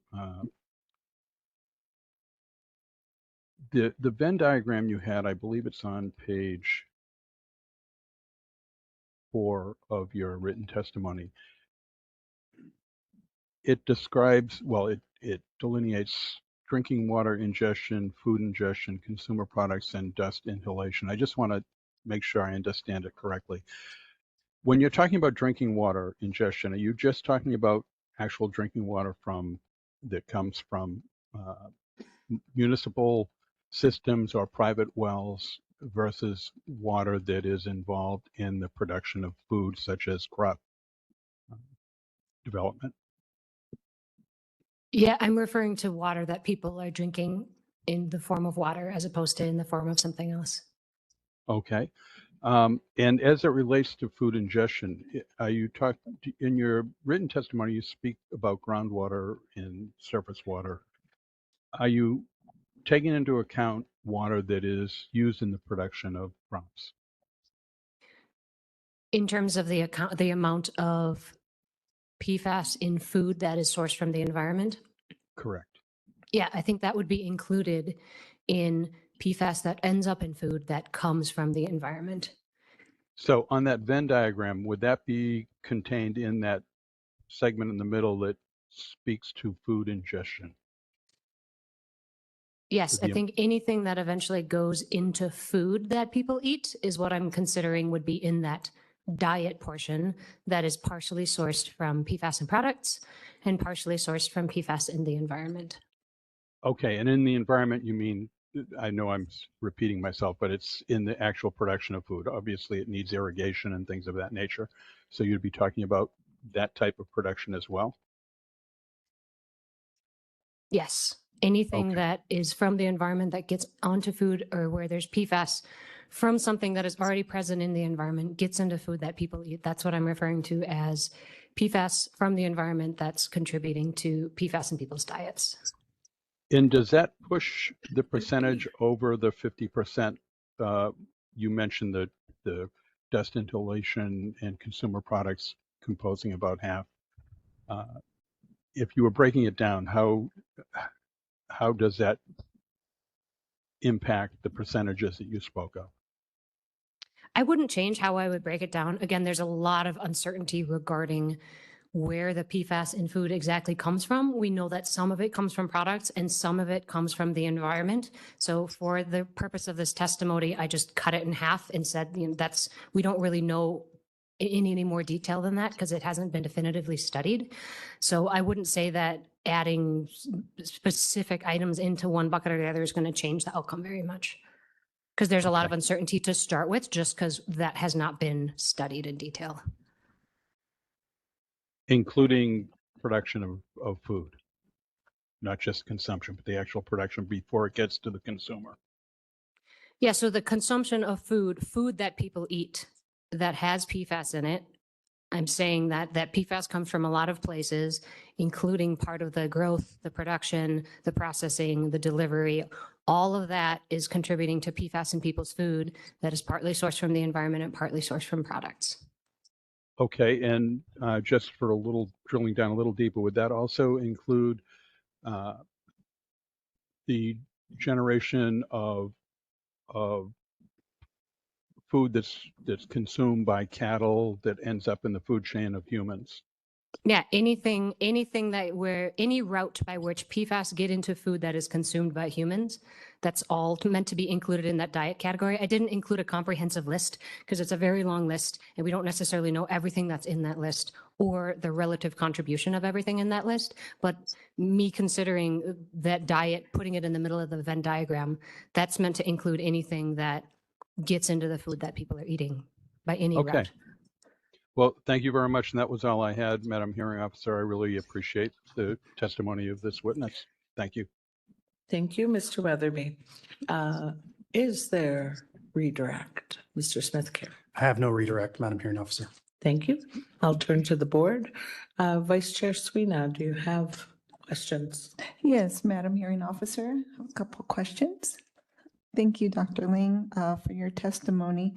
I wanted to go to your written testimony and see if you can elaborate on something in your written testimony. On page 7 of your written testimony, you stated, "We cannot realistically afford to manage PFAS after release to the environment." I know prior to that statement, your written testimony referred to kind of a range of estimated costs, and I think it was summarized in one of the graphs that was provided in your report as well. And so, just so for my clarification, can you share with me so that statement is even based upon when we look at the entire, that graph and the uncertainties and costs, that statement was even based upon the lower end? I'm sorry, Vice Chair. Mr. Lopez's thing was echoing. Were you able to hear the entirety of that question? Yeah, I think so. Yeah, and thanks for the question. So you had mentioned the statement of we cannot realistically afford to manage PFAS once it's out there in the environment. Yeah, and I think we can manage some PFAS, some small amount of PFAS. What I meant to say with that statement is that we cannot afford to manage PFAS at a scale that is of a similar scale to how much we're putting into the environment. So it's that bathtub where there's a lot coming in through the tap, and the drain is only so big, and that increasing the drain to match the tap is just unrealistically expensive. So there is a lot of uncertainty in that cost range, admittedly. But if it's on the order of the GDP, if it's a third of the GDP, if it's twice the GDP, at that point, I don't think it matters too much how much it is. It's just too much. It's not something that we can realistically afford. And I just want a follow-up question to that. And I think in your testimony, you also shared differences in that one graph of the cost per pound, say in water as a media, and then also in solids. Is that statement taken across all the media, or I guess in relation to all the media, maybe not just specific, say, to solid or versus water? Yeah, thank you for the question. And that graph is not intended to be specific to water or solids. It's just it's specific to what is the concentration of PFAS in the water or the solid or the air that you're talking about. So there's water and solids and air that's on the left side of the graph where it's very dilute and it's very expensive per mass of PFAS to remove it. There's also water and solids and air on the right side of the graph where it's very concentrated. So this would be, solids from, biosolids was on that side, but also house dust is similar to biosolids. Consumer products are way up there. Very contaminated soil sites can have really high concentrations of PFAS. Concentrated water would include things like industrial wastewater from sites that either manufacture or use PFAS have very high concentrations. And similarly, air emissions from those types of sites have very high concentrations. So those are all candidates. Those costs would all be lower than the ones shown on the graph because the graph only includes treating things that are kind of out there in the environment right now, as opposed to treating a more concentrated source. Thank you for that answer. And I know in your written testimony, you referred to some work that you're doing in both the United States and the EU. Those graphs and that information, is that from reports and data from the United States or from globally? Yeah, that's a good question. So the main number from that paragraph was if you were to remediate all the large wastewater, all the drinking water, all the land-applied biosolids, all the leachate, and thousands of contaminated sites, you could still only get to the remediation rate. How much mass you would remove would still be less than 5% of how much mass that we're putting out there right now. So that was true for the EU, and I included that as an exhibit, the preprint for that. It's also true for the United States. That is a study that we have not yet submitted, but is in progress. We haven't done it for other places in the world, but when we compare how much you can remediate in the EU versus how much emissions are in the EU, and then how much you can remediate in the US versus how much emissions are in the US, the amount that you can feasibly remediate if you were to do all of that very widespread remediation is still less than 5% of current emissions. Thank you for that answer. And so that's the economic side of, I think, some of your testimony. On page 8 at the bottom, you also referred to the technical infeasibility of remediation. Can you elaborate a little bit about that as well? Yeah, so the main points are the economic infeasibility, which is that it costs an amount similar to the global GDP to take them out of the environment as fast as we're adding them. The technical infeasibility is really that 5% number, where if we were to remediate everything we could think of to remediate, and we can't remediate the entire world, but we could potentially pay a lot of money to remediate all of those things I mentioned. Even if we did that, that would still only get to 5% of emissions. And so that's where, to me, that means it is technically infeasible to remediate as fast as we're putting PFAS out there in the environment. Even if we could afford to do it, we just can't get to it. The PFAS is present in diluted nature in water and air and soils around the world, and we can't remediate all of it. Thank you for that. That's all my questions at this point. Thank you. Chair Ely. Just one question. You listed a number of consumer products or products that have PFAS. Do you happen to know if fracking liquid used in the oil and gas industry has PFAS in it? That is a very good question that I don't know the answer to. Thank you.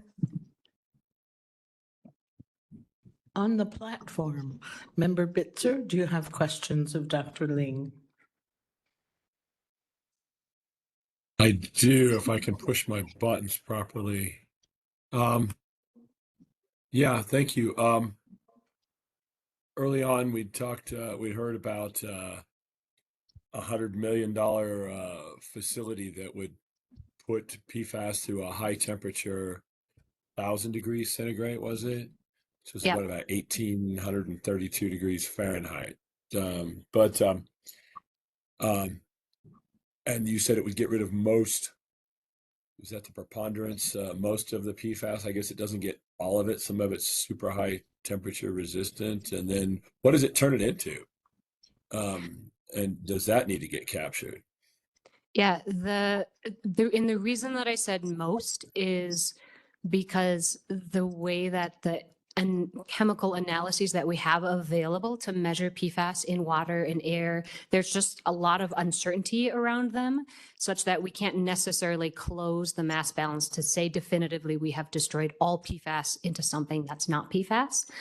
The ones that do get destroyed typically will get turned into hydrofluoric acid or some sort of inorganic fluoride.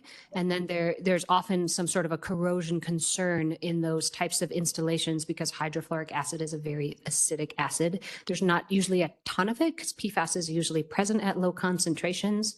But when this type of PFAS destruction happens in water, you usually need to neutralize that acid. When it happens in the air phase, you need to think about corrosion, managing the corrosion there. So when you do see the full destruction, defluorination of the PFAS into something that's not PFAS. I'm sorry, ma'am. When you do see, please start that again. When you see the defluorination of PFAS into something that is not PFAS, it will go into, typically will go into CO2 and hydrofluoric acid, which is HF. And then you can actually measure how much hydrofluoric acid or HF or inorganic fluoride is coming out. And that's typically the metric that people use to demonstrate that the PFAS are turning into something that is not PFAS. That's all I had. Thank you. Thank you. Member Carrasco, do you have questions of Dr. Ling? I do not. Member Curry, do you have questions of Dr. Ling? I do not. All right, thank you very much. Anything further from board or board council? No. Thank you very much, Dr. Ling. Thank you. And Madam Hearing Officer, I'd like to move to admit all of Dr. Ling's exhibits. I'll pause for an objection. Mr. Mullenberg. Thank you, Madam Hearing Officer. Same continuing objection. All right, thank you. It's noted and the exhibits are admitted. Thank you. We would now like to call Dr. Chelsea Langer to provide technical testimony. Thank you very much.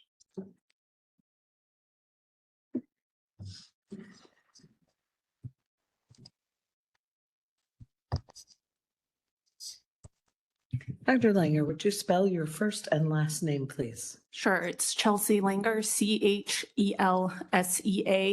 CHELSEALANGER. Do you swear or affirm to tell the truth? Yes. Thank you very much, Mr. Smith-Care. Dr. Langer, where are you currently employed? The New Mexico Department of Health. And how long have you been employed there and what is your current position? I've been with DOH since July of 2021 with the Environmental Health Epidemiology Bureau, and I've served as Bureau Chief since May of 2025.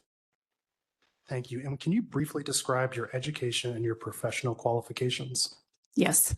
I have a PhD in Environmental and Occupational Epidemiology from the University of California at Davis, as well as a master's in public health, also from UC Davis, and have worked in the field of environmental and occupational health for about 15 years.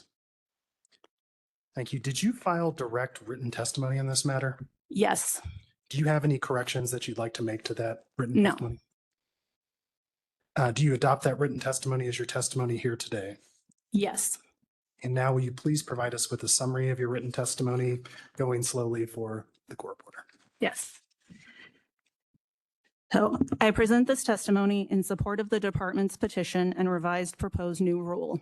The purpose of my testimony is to summarize the PFAS blood test project conducted in Curry County in fall of 2024 and address how regulating PFAS in consumer products promotes a healthier New Mexico.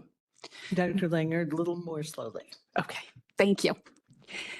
The New Mexico PFAS Blood Testing Project, or NMPBT, was the first PFAS blood testing initiative of this scale initiated in the state. The final report from NMPBT is enclosed as NMED Exhibit 17. In the end, we found that the project's participants' serum PFAS concentrations were lower than the corresponding 2017 to 2018 national averages. However, we know that serum PFAS concentrations in New Mexico, have been declining nationally for years. We do not know how 2024 PFAS concentrations in New Mexico would compare to a 2024 national sample. We also found that serum PFAS concentrations for project participants who ever lived or worked in the plume area near Cannon Air Force Base were considerably higher than the rest of the participants, indicating that PFAS contaminated drinking water is the most likely source of the elevated serum concentrations. Originally, the Department of Health was interested in conducting this testing initiative because we wanted to know the levels of PFAS in people. We knew that activities around Cannon Air Force Base, primarily using aqueous film-forming foam, or AFFF, had resulted in environmental contamination with PFAS. People in the air, is that okay? No, okay, thank you. People in the area were exposed to PFAS, but the levels in humans were unknown. Therefore, the NMPBT project was launched in 2024 by NMED and NMDOH and was designed to measure PFAS concentrations in the blood of people who lived and or worked near Cannon Air Force Base in Curry County, New Mexico. We collected blood samples and administered an exposure survey. The survey was based on the Agency for Toxic Substances and Disease Registry, or ATSDR's, protocol to help identify likely sources and pathways of PFAS exposure for each participant. To be eligible to participate in the NMPBT project, individuals had to have lived or worked in a geographic region referred to as the project area at some point, be 18 years of age or older, and be a New Mexico resident. There was no minimum residency or employment duration for participating. We used a convenient sample of eligible residents and or workers in the project focus area. We did not try to recruit a statistically representative sample of the eligible population. In other words, every adult who is a New Mexico resident and who ever lived or worked in the project focus area could participate, as long as they enrolled during the time frame when appointments were being scheduled. Participation in the NMPBT project was completely voluntary. During appointments, participants completed an exposure history questionnaire and provided a blood sample. The exposure questionnaire included 39 questions that covered participant information such as their name and contact details, residential history, occupational history, sources of drinking water at home and at work, and other potential sources of PFAS exposure, such as usage of stain-resistant products, contact with soil, and fast food consumption. After completing the questionnaire, licensed phlebotomists collected blood samples. Participants received a $25 gift card after completing the questionnaire and providing a blood sample. A commercial laboratory analyzed the serum fraction of the blood samples for 33 PFAS. The laboratory, or SGS, was selected to analyze the samples as it met the National Academy of Sciences, Engineering, and Medicine, or NASEM's, criteria for PFAS testing of human blood and serum. The statistical approach used for the NMPBT project was based on the same one ATSDR used when conducting its nationwide PFAS exposure assessment. In the end, there were 628 eligible participants who were included in the final results. Of the 628 participants, 29% had worked in the area but never lived there, 27% had lived in the area but never worked there, and the remaining 44% had lived and worked in the area. Almost a quarter of the people who had ever lived in the project focus area had lived there for over 25 years, and almost a quarter of the people who had ever worked in the area had worked there for more than 8 years. The people who only lived in the project area got their homes drinking water from a variety of sources, 44% from private wells, 35% from a public water system, and 20% used bottled water as their primary drinking water. More than half did not treat their water at home. Almost half of participants either currently or previously lived or worked or both at Cannon Air Force Base. There were 16 PFAS analytes that were detected above the reporting limit in at least one serum sample. The four most commonly detected PFAS were perfluorooctane sulfonic acid, or PFOS, perfluorooctanoic acid, PFOA, perfluorohexane sulfonic acid, PFHXS, and perfluorononanoic acid, PFNA. Statistical analyses focused on these four analytes and the sum of 7 PFAS. Almost all participants had PFAS detected in their serum. Only 2 participants had no PFAS detected in their serum. This frequency of detection is generally consistent with what has been observed in other PFAS blood testing efforts nationwide, such as ATSDR's assessment of 10 communities, submitted as NMED Exhibit 49. On average, serum concentrations of the 4 PFAS were highest among participants aged 50 years and older and lowest among participants under 30 years of age. Also, on average, serum concentrations of the 4 PFAS were higher among males compared to females. These trends are consistent with the findings from ATSDR. The National Health and Nutrition Examination Survey, or NHANES, is a long-running nationally representative survey that collects data on various health indicators, including serum PFAS concentrations. This survey is designed to be representative of the nationwide population of adults aged 20 years and older.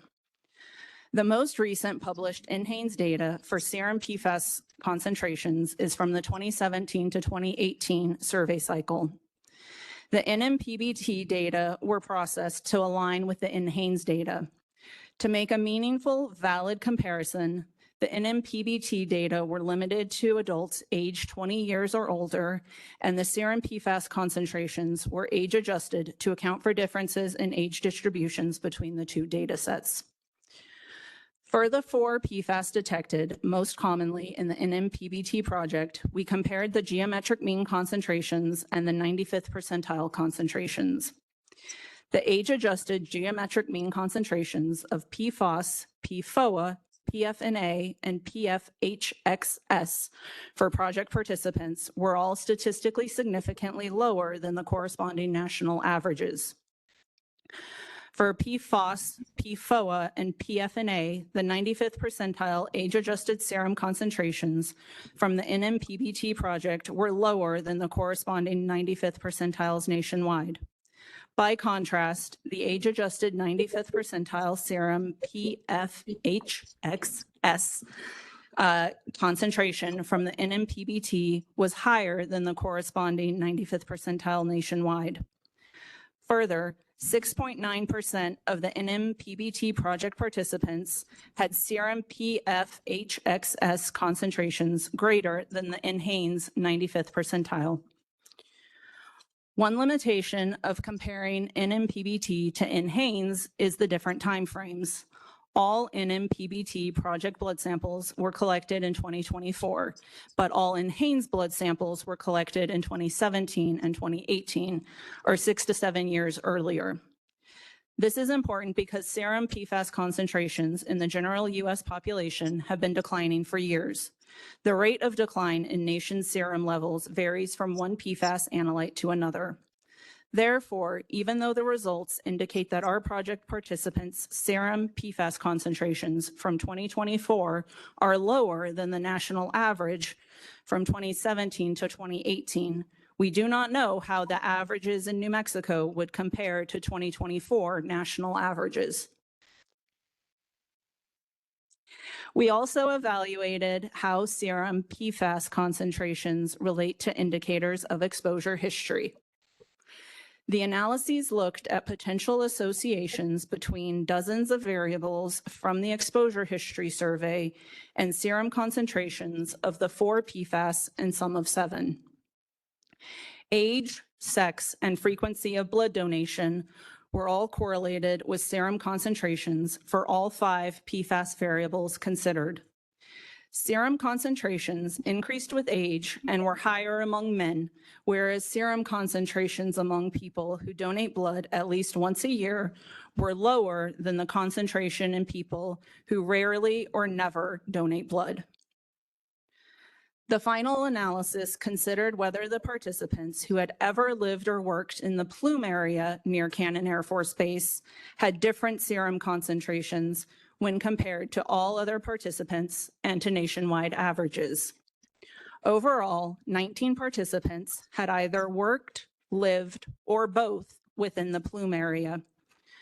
For PFHXS, the geometric mean concentration for the Plume area participants was 4 times higher than the corresponding geometric mean concentration for all other participants. Similarly, for PFAS, the geometric mean concentration for the Plume area participants is 2.2 times higher than the corresponding geometric mean concentration for all other participants. Finally, for the sum of 7, the geometric mean concentration for the Plume area participants is 2.6 times higher than the corresponding concentration for the remainder of the participants. The concentration differences for these 3 PFAS are all statistically significant. While there may be other PFAS pathways, these data demonstrate with a high degree of certainty that exposures to PFAS-contaminated drinking water is the most likely source of the elevated serum concentrations for participants who lived or worked in the Plume area. In a review of the scientific literature published in 2019, submitted as NMED Exhibit 52, the effectiveness of regulations is demonstrated. After phasing out the parent chemical to PFAS and its precursors between 2000 and 2002, we saw declines in serum concentrations of PFASs among populations worldwide, from children in the eastern United States and the Faroe Islands to adult women from the western United States and Sweden, and the general Australian population. On ATSDRs, Information for Clinicians, NMED Exhibit 51, the decreasing serum levels for PFOA, PFAS, and PFHXS are attributed to phasing them out of production and reducing facility emissions. Further discussed in the scientific review, it is noted that human exposures to legacy PFAS from seafood and drinking water are stable or increasing in many regions, suggesting that the observed declines reflect phase-outs in legacy PFAS use in consumer products. Therefore, to promote and protect the health of New Mexicans, NMDOH supports NMED's proposed rule based on the demonstrated efficacy of PFAS regulations worldwide. NMDOH has done a number of other activities around PFAS besides the NMPBT project. On January 27th, 2025, we issued a health advisory for hunters or anyone who had consumed or captured wildlife from Holloman Lake between 2010 and 2024. This advisory was in response to the NMED report that showed record-breaking levels of contamination of PFAS concentrations in plants and wildlife. One of our action items from the NMPBT project was to continue to educate local healthcare providers about PFAS and its associated health effects. To that end, on January 5th, 2026, we issued a statewide Health Alert Network, or HAN, entitled Information on PFAS for Clinicians, so that physicians and other medical professionals around the state would receive background information on PFAS issues in New Mexico. In addition, several staff from my bureau have attended meetings in La Cienega and La Cieneguilla where there is PFAS contamination in the groundwater. NMED is leading well testing efforts in that area. In conclusion, NMDOH supports NMED's revised proposed new rule based on the following. Although the NMPBT project's participants' serum PFAS concentrations were lower than the corresponding 2017 to 2018 national averages, we know that serum PFAS concentrations have been declining nationally for many years. Therefore, direct comparisons cannot be made to national averages since there is no comparable 2024 national data. However, serum PFAS concentrations for project participants who ever lived or worked in the plume area near Cannon Air Force Base were considerably higher than the rest of the participants, indicating that PFAS contaminated drinking water is the most likely source of the elevated serum concentrations. As there is no approved treatment to remove PFAS from the body, prevention is the primary public health response to decrease people's exposure to PFAS and thus promote a healthier New Mexico. In practice, limiting exposure to PFAS is challenging because PFAS is so widespread and lasts so long in the environment.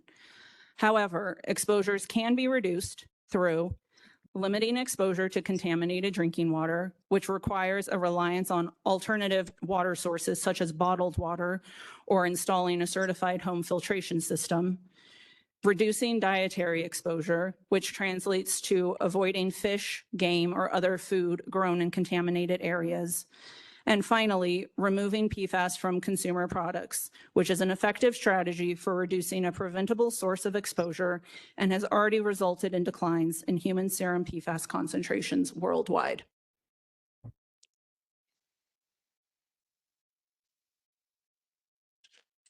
Thank you, Dr. Langer. Madam Hearing Officer, this witness is now available for questions. Thank you. Mr. Mullenberg, do you have questions? I do. Thank you, Madam Hearing Officer. Good afternoon, Dr. Langer. My name's Dal Mullenberg, and I'm here representing the American Chemistry Council. I have just a few questions for you today. Thank you for your testimony. In your paper, you indicated that for the participants in your study around Cannon Air Force Base, their blood samples were analyzed for 33 PFAS, that's PFAS analytes. Is that correct? Yes. Yes. And throughout your paper, you generally use the term PFAS, correct? Correct. Okay. Do you recall what EPA test method was used for your testing of the blood serum samples? I don't recall the specific EPA method, but I know we chose the laboratory because it was the one that NASM used and followed their methods, but I don't remember the specific method. Does EPA method 1633A sound correct? I am not sure. Okay. Are you familiar with the 33 PFAS analytes that were tested? There is a list in the full report from the blood testing project of the 33 that were tested. Okay. Would you agree with me that they are all non-polymeric PFAS? I am not familiar enough with the chemistry to be able to answer that. Okay. Are you familiar with any distinctions between polymeric versus non-polymeric PFAS compounds? No. Okay. Are you aware of any studies or work by NMDOH that addressed polymeric PFAS?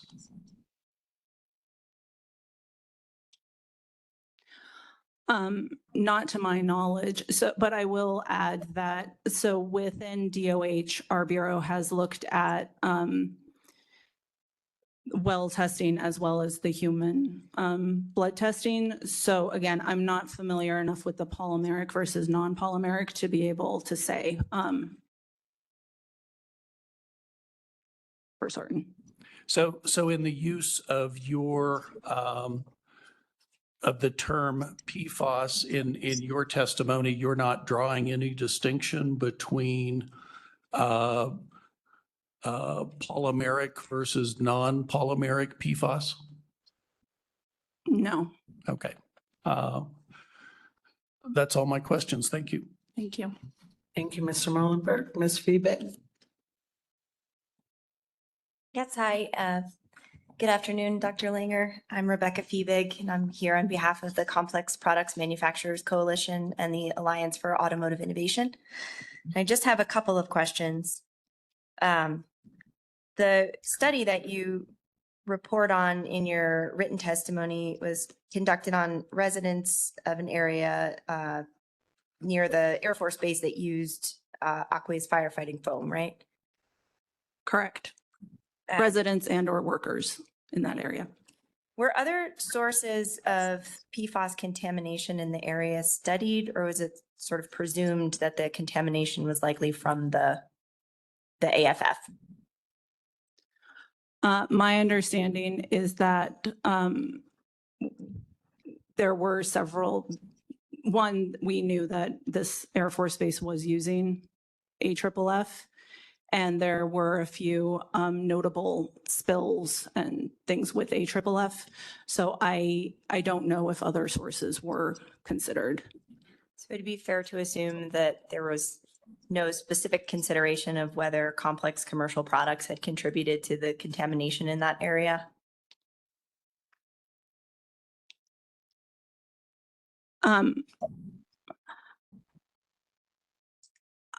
Not to my knowledge, but yeah, not to my knowledge. Okay. And the results of the testing showed that these New Mexicans who lived in an area that was known to have PFAS contamination had lower blood concentrations of PFAS than the average adult population, right? Correct. But again, we don't have a representative national sample that would be directly comparable. So we used the 2017 to 2018 national sample because it's what we have available, and we wanted some comparison for context. But we know that it's been declining for years, and now these data are 6 to 7 years old. So yes, our participants had a lower than 2017 and 2018 national averages, but again, we don't know how they would compare to today's population. Right. And the suspected reason that the blood serum levels have been going down nationwide is the ban on PFAS and PFOA that went into effect. Is that fair? Yes. And that reduction in blood serum PFAS levels is happening despite the fact that many PFAS substances are continuing to be used, right? To my knowledge, yes. And just to be clear, the event, this ban on PFAS and PFOA that you believe precipitated that decline, that was in fact a ban, not just a labeling requirement, right? Yes, that was when it was phased out of production and emissions. Thank you so much. Thank you, Ms. Febeck. Mr. Boutier, do you have questions? No questions, Madam. Mr. Boutier said no. Mr. Weatherby, do you have questions? I do, Madam Hearing Officer. Thank you very much. And Dr. Langer, thank you for your service. You provide for the people of New Mexico a really important role in protecting people's health. And I'd like to go to the end of your testimony,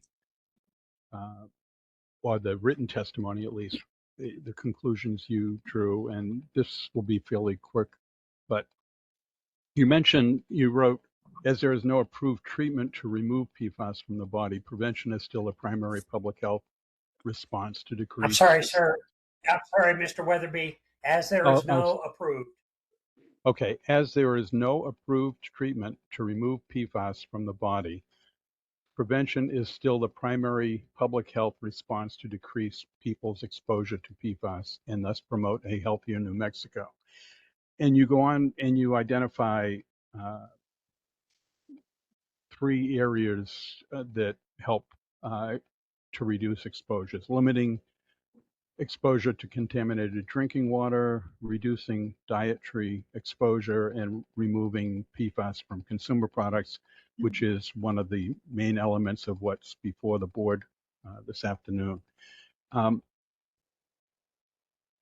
you explain why you think it's important that these three areas are addressed from your expertise as an epidemiologist? Sure. Thank you for the question. So, and I mean, I can refer back to Dr. Ling and Dr. DeWitt's testimony too. So we know, well, okay, I'll step us back a second. So there is no approved treatment to remove PFAS from your body. So once it's in there, it will slowly excrete over time, but there's no way to really get it out efficiently. So preventing it from getting into your body in the first place is really the best approach. So the examples I listed are not comprehensive, but they are major sources of PFAS exposure.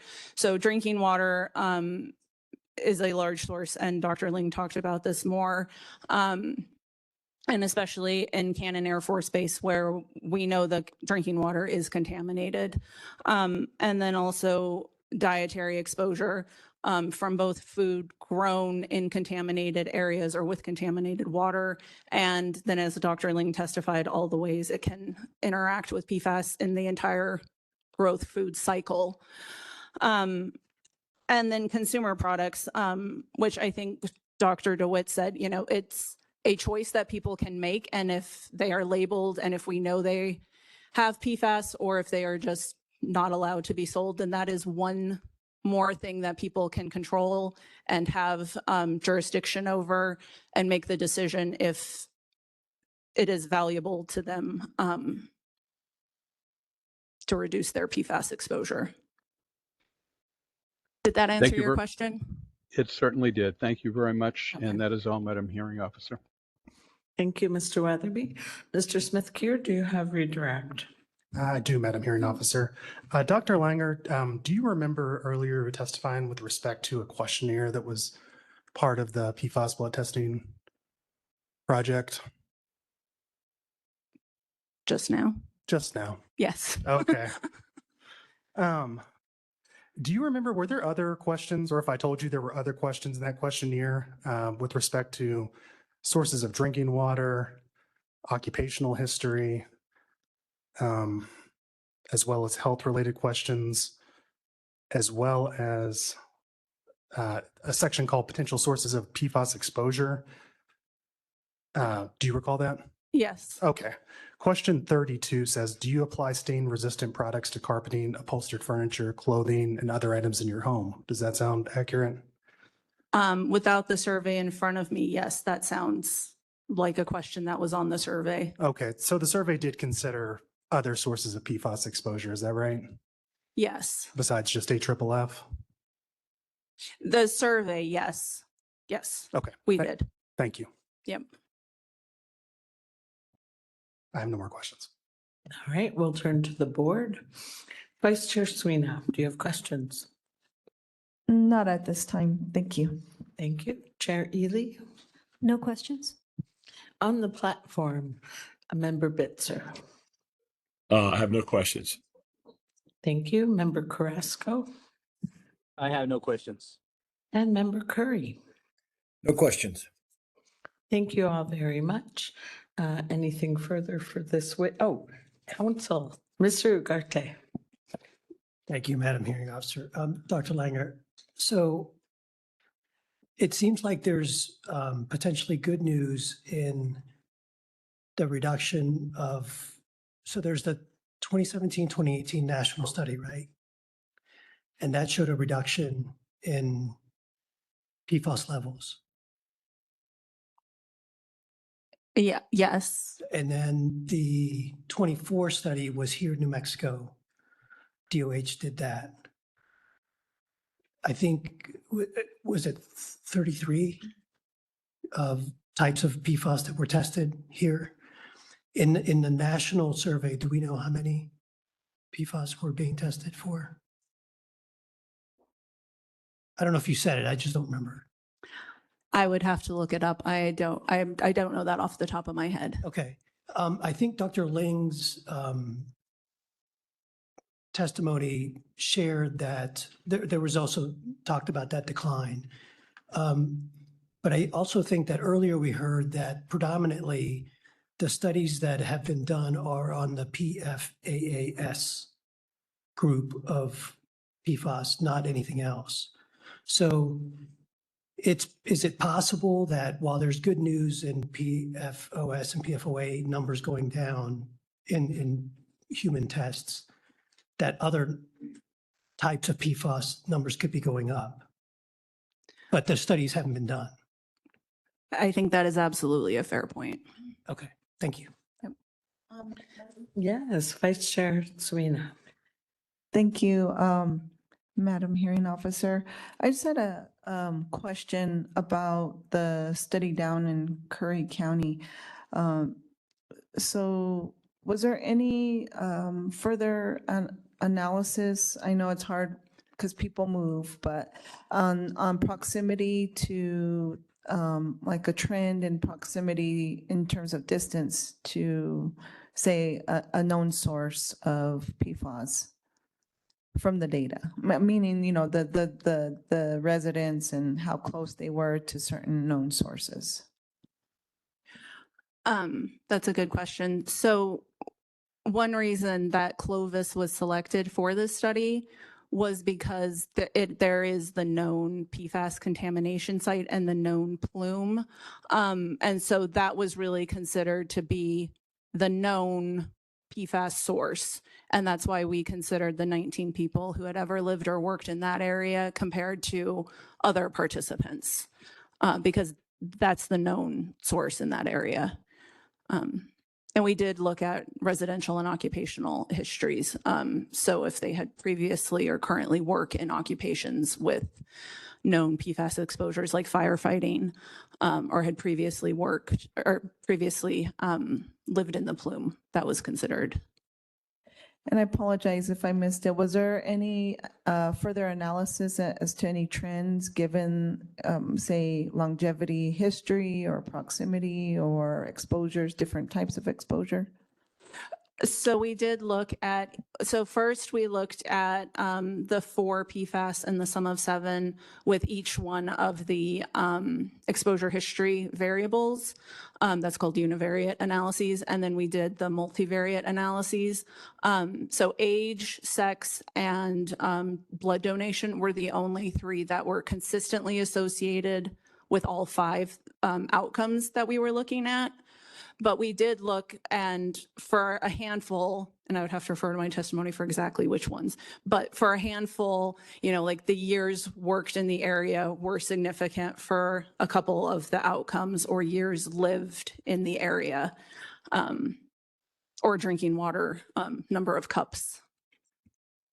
Thank you for that. And I think in your written testimony, you referred to other initiatives here, ongoing or in the future, I guess, to further understand the impacts or further, well, maybe my follow-up question is are those ongoing initiatives going to be similar to the Curry or the Clovis study? Yeah, that's a good question. So I think we're trying to find the balance of striking. Obviously, we have a finite resource, and thinking of, you know, if drinking water is a primary source, then really testing wells and offering filters for people, which the Environment Department has done in both Curry County as well as La Cienega and La Cieneguilla, like offering well testing and filters. Blood testing is very expensive and challenging. So I think at this point, there is not another initiative of this scale in the works, but we are exploring ways for people who have expressed interest to be able to offer that to them as well. Thank you. Yeah. That's all for now. Right. Anything further from the board or council? Thank you very much, Dr. Langer. Thank you. Madam Hearing Officer, I now move to admit all of the exhibits to Dr. Langer's written testimony into the record. All right, I'll pause for an objection. Same continuing objection, Madam Hearing Officer. It's noted and the exhibits are admitted. Thank you. I think we can, let's see, yes. I think we can fit Dr. Dickerson in before our afternoon break. Mr. Smith-Kier. My colleague. So, Madam Hearing Officer Mark Roseborough, I will be taking the testimony of Dr. Dickerson and Dr. Staggs. Terrific. Dr. Dickerson, please step up. Ms. Jones or Mr. Lopez, I would like to share slides. Would you please add me as an administrator or as someone with the ability to share on the WebEx platform? Okay, And you should in be the good, Kim. meantime, I'm sorry, if you would please spell your first and last name, Dr. Dickerson. Yes, it's Deborah Dickerson, Deborah Dickerson. Do you swear or affirm to tell the truth? I'm sorry? Do you swear or affirm to tell the truth? Oh, yes, I do. Thank you very much. Mr. Roseborough, whenever you're ready. Okay, I'm up and running. Good afternoon, Dr. Dickerson. How are you? Great, thank you.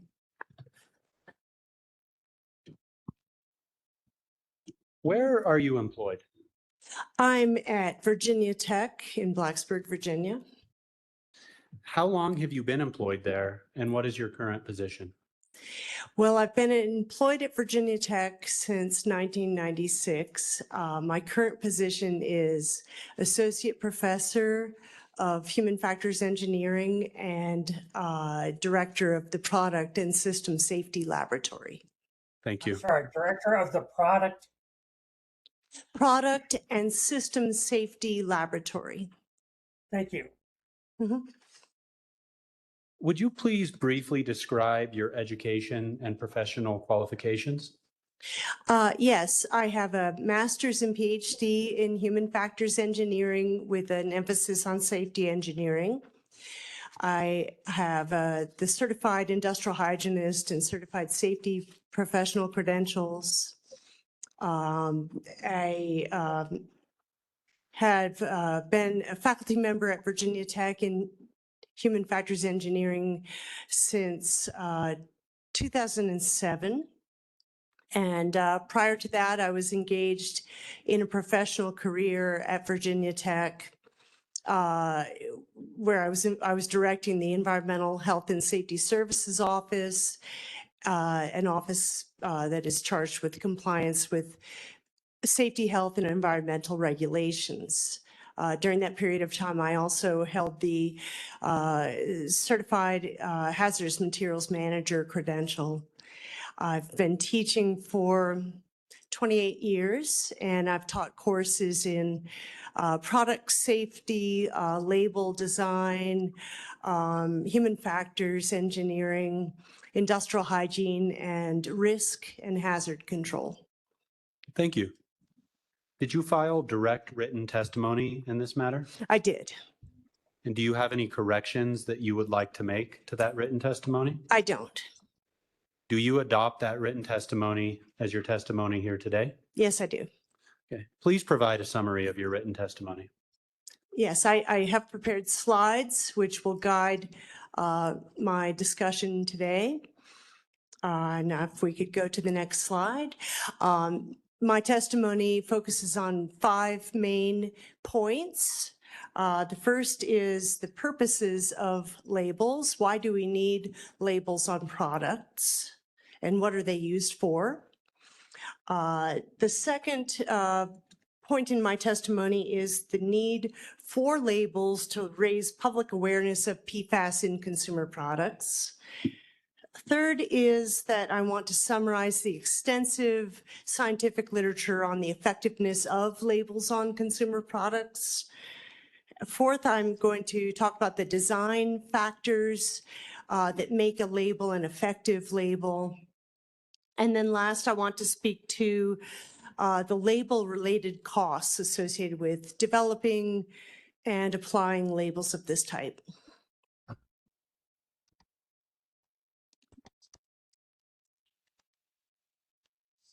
So to my first point, why do we need labels? Why do we need labels on consumer products?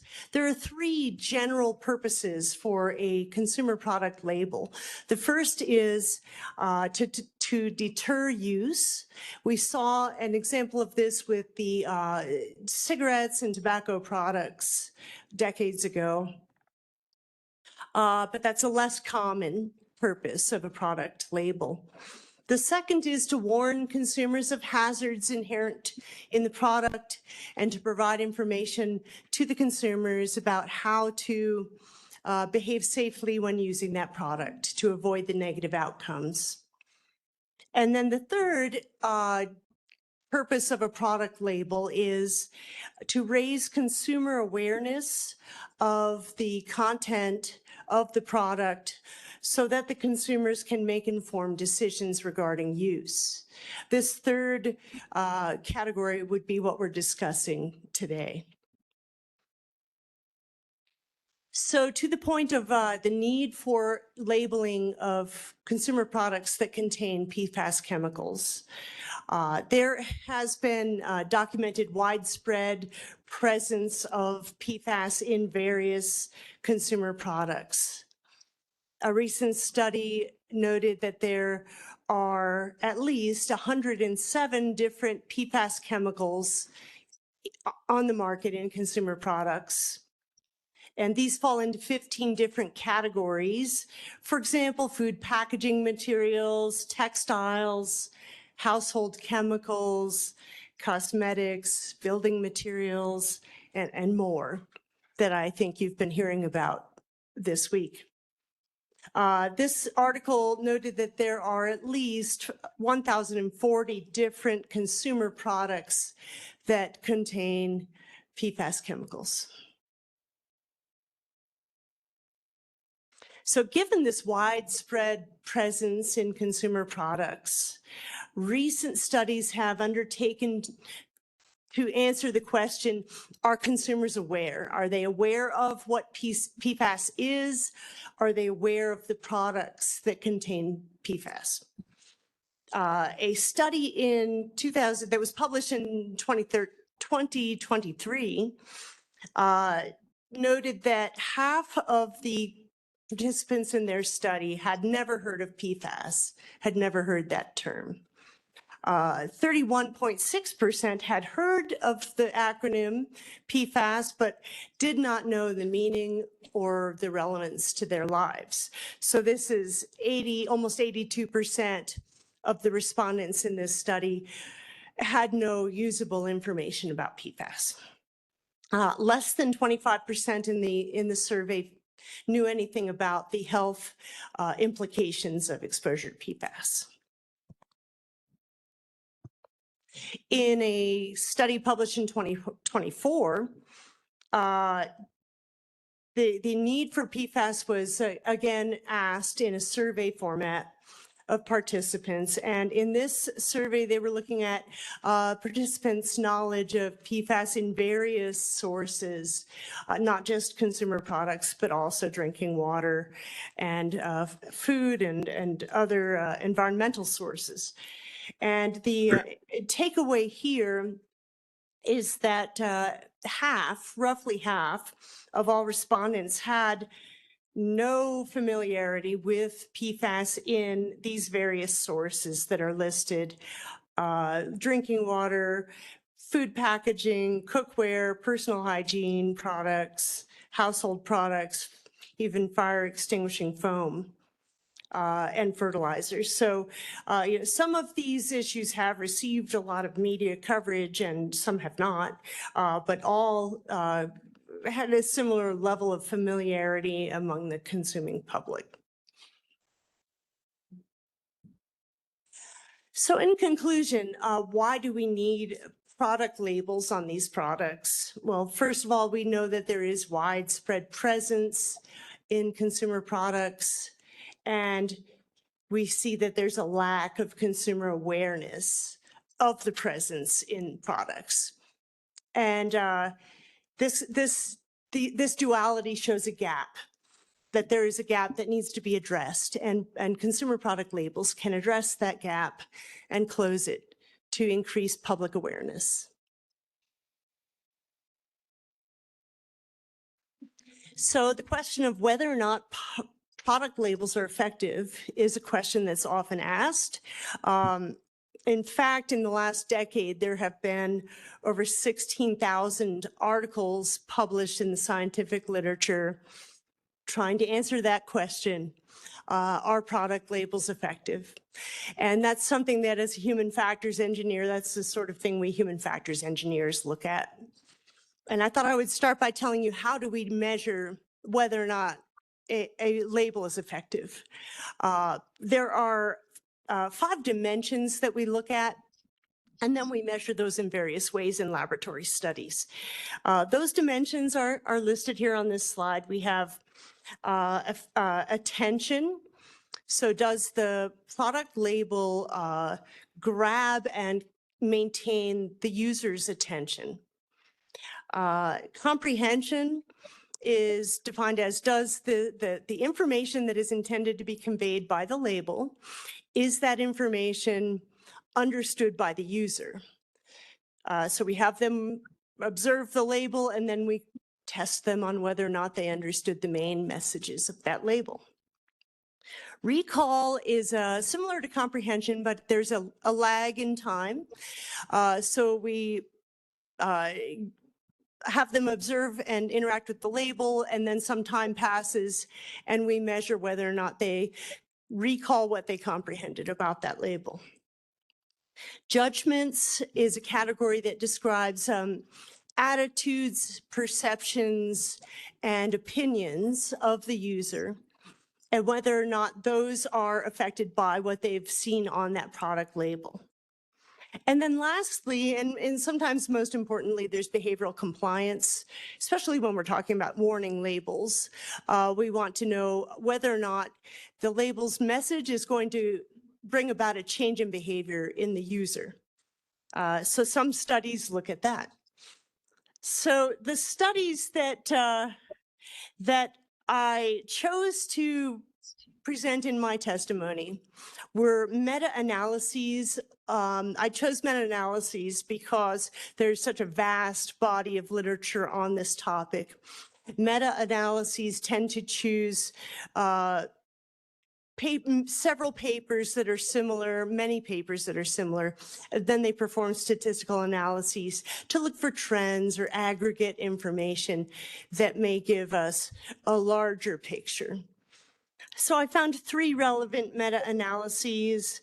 The first was in 2004 that looked at 45 studies. I chose this one because it looked at all of the aspects of effectiveness that we tend to measure. So it looked at all 5 of the dimensions of label effectiveness. And these authors concluded, after doing their analysis, that labels have a significant impact across the 5 dimensions of effectiveness. So that's a pretty strong statement. The second meta-analysis I chose was from 2015. They looked at 80 studies. They were looking at studies that had measured the impact of product label on behavior change. So specifically that aspect of effectiveness. And they concluded that there was a genuine and positive effect of warning labels on consumers' safe behavior.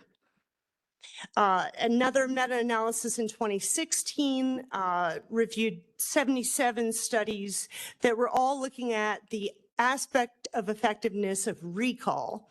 So will users, after some time has passed, will they recall the contents of the label? And this 2016 study concluded that labels have a genuine and positive effect on consumers' recall. So I chose all of these because they do give us a bigger picture of the effectiveness of consumer product labels.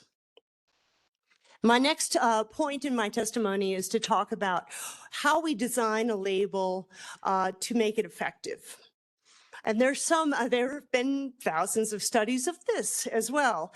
And some key aspects have risen to the top as being significantly important in our label designs to ensure that the labels are effective in those dimensions we've discussed. The first is conspicuousness of the label. The label has to be obvious and grab the attention of the user. The location of the label on the package has been found to be highly significant. Graphical content, which are also called pictograms, are significantly important in several aspects of label effectiveness. And then the last is pre-activation, promotional pre-activation. And this is defined as integrating the messages of the warning label into marketing strategies. And I see all of these elements in the proposed rule that we're discussing this week. But I'll go into more detail on the next slide. So when we're looking at conspicuousness, we ask ourselves, how well does this label stand out on the package? And aspects of the label that will matter are the text, the size of the font, the legibility of the text, the contrast of the label, a simple contrast. Use of color is important in conspicuousness, but it has to be balanced so that contrast is also effective. And then all of these are looking at attentional salience. So is the user going to notice that label on the product? Then we also look at message clarity, lack of clutter in the label, and then sometimes there will be a signal word. For example, PFAS, or in a lot of chemical labels, there are signal words about the hazards. So next slide talks about the location of the label on the product. So this looks at where on the product the label is placed, where it's oriented. Is it oriented in a way that it will be observable as the user is accessing the product and using the product? Is it unavoidable? Can the user avoid looking at the label when they're using the product? If so, it's not placed in a good location. And next slide.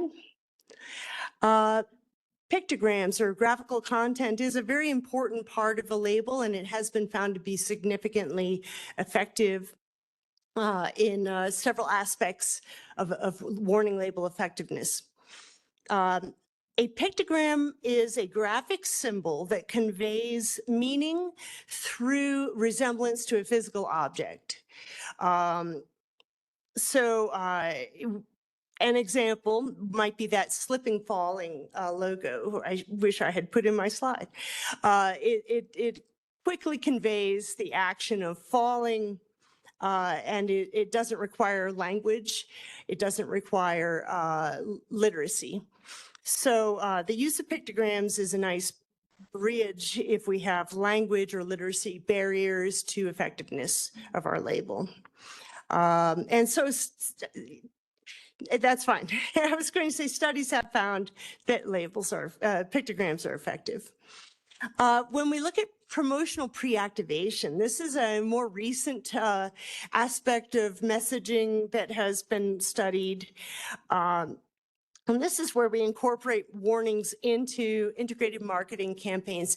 This is especially getting a lot of attention by human factors researchers because so many purchases are now made online or made in some kind of removed, distant modality so that consumers don't get to see the actual product before they buy it.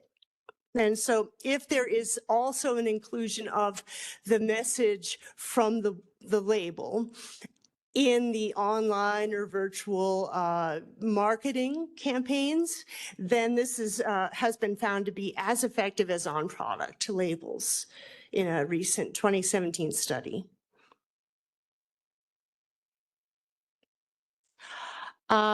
The next topic I wanted to discuss is label-related costs. Opponents of mandatory labels frequently cite costs as a barrier.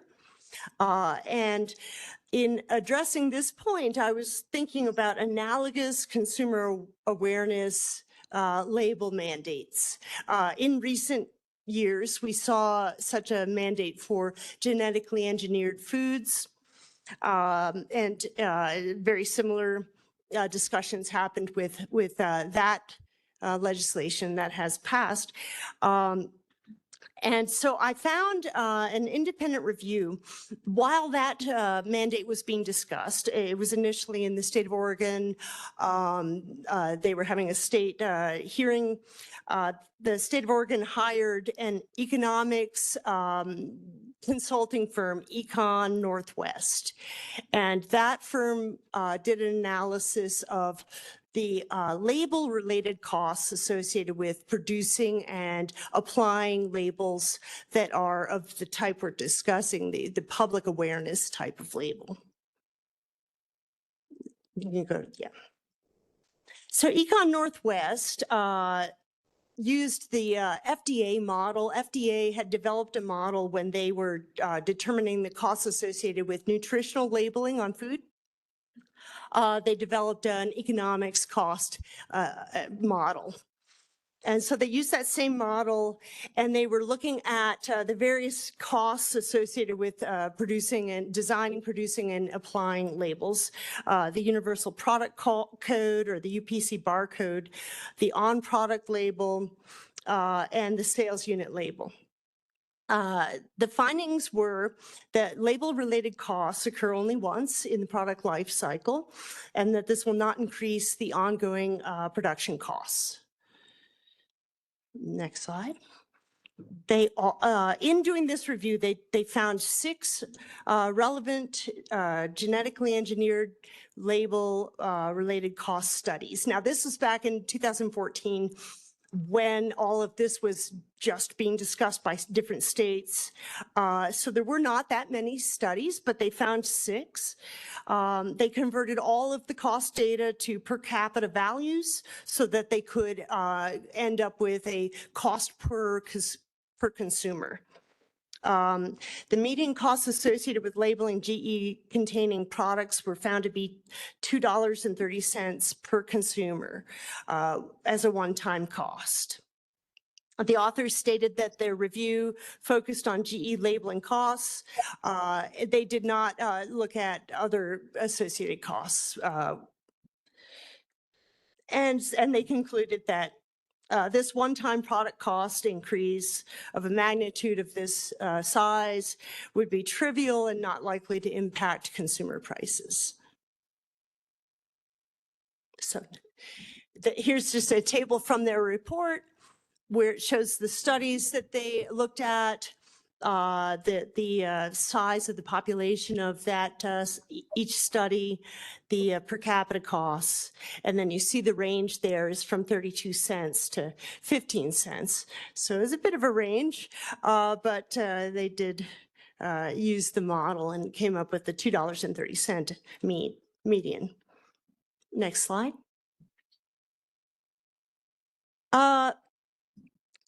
So in conclusion about label-related costs, while there are some differences in the economics of PFAS-containing products and those of GE containing food products, there were enough similarities that I thought that using this GE-containing product cost review as an analog to the PFAS product matter would be logical.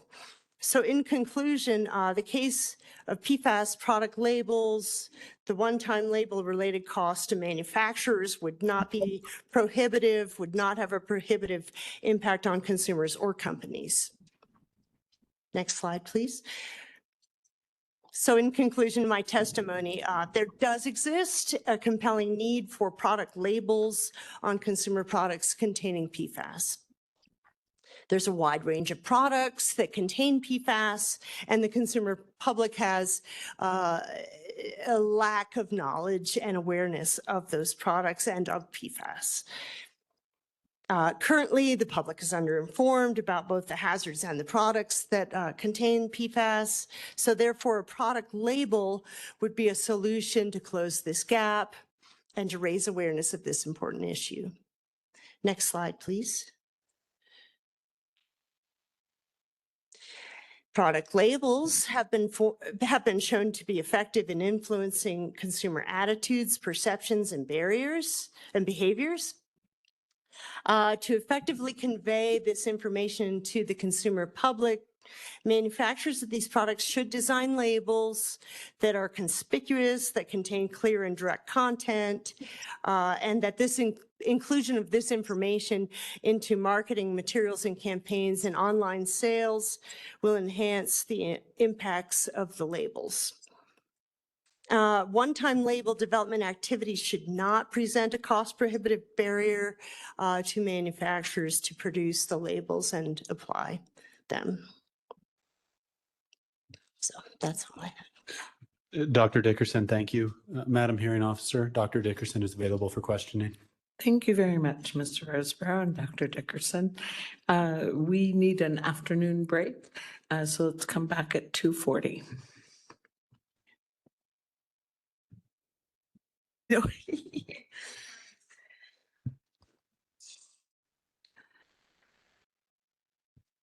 All righty. David, you doing okay? Yes, Reg, I'm ready. Thank you so much. All right, we're back after a short break. Dr. Dickerson had completed her testimony, and we'll move now to questioning. Mr. Molenberg, do you have questions? Yes, thank you, Madam Hearing Officer. Dr. Dickerson, good afternoon. Good afternoon. My My name is Dal Mullenberg, and I'm here representing the American Chemistry Council, and I have a few questions for you. Is it fair to say that your testimony goes to the labeling of consumer products? Yes. I notice, part of the reason I ask that, I notice you mention in your experience hazard communication. Is that the same as the hazard communication standard under OSHA? It is indeed, yes, yes. And your testimony is not intended to address workplace labeling or notices or any of that sort, correct? Correct, yes. And as you know, there's already a labeling mandate in place for those settings, yeah. I heard you, when you testified a few moments ago, mention the labeling requirements in the proposed rule. That caught me a little surprised because I didn't notice anything in your written testimony or your slides that had reference the actual labeling requirements in the proposed rule. Did I miss something, or was that the first time you actually referred to labeling under the proposed rule? That's a fair question. I would say that my testimony was more indirect, speaking about these general concepts of the 5 that I mentioned. And I did not specifically critique the language of the proposed rule. And I believe there was a revision that was also fairly recent. So yeah, and I was going to ask about that. I mean, it sounds like your testimony is more general and not a commentary or an opinion as to the labeling requirements in the proposed rule. Is that fair?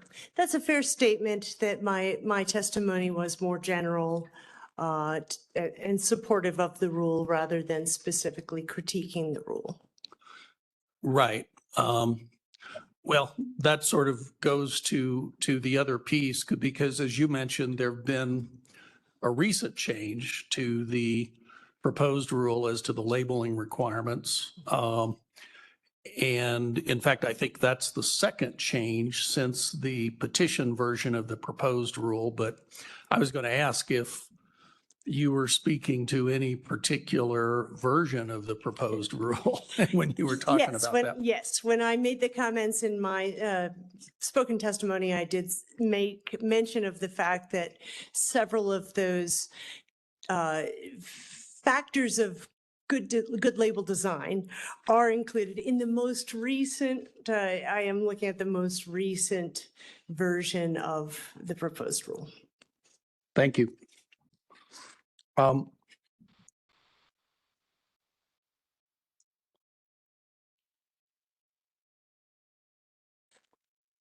You mentioned the purpose of the labeling to address hazards of chemicals and other things, correct? Yes, that's correct. And I think you've clarified this in your testimony already, but just to make it clear, you're not testifying about any particular hazards as it relates to PFAS compounds or chemicals, correct? Correct. I believe you're asking about, early in my slides, I talked about 3 general purposes of consumer labels, and the third being information sharing so that the consumers can make an informed decision. I consider this proposed rule to be in that category and not a hazard warning label as would be required in, say, the hazard communication standard. Thank you.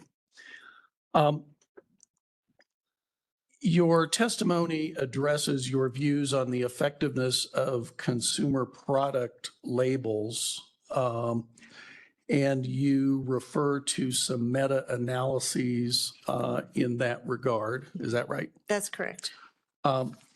Were any of those meta-analyses or studies that you wrote directed to PFAS particularly?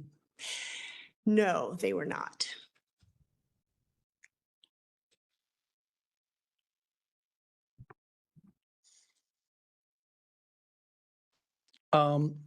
You mentioned on page 7 of your testimony that pictorial elements on warning labels were more effective if they contained fear-inducing elements. Do you recall that? Yes, I do. Do you have any understanding as to whether the proposed rule is incorporating a design to include fear-inducing elements? That's a very good question. The fear-inducing element is used more in the hazard communication or warning label. So the warning label's purpose is to achieve behavioral change in the user. And so this study that I'm referencing was talking about that type of label and that type of intended consequence of the label.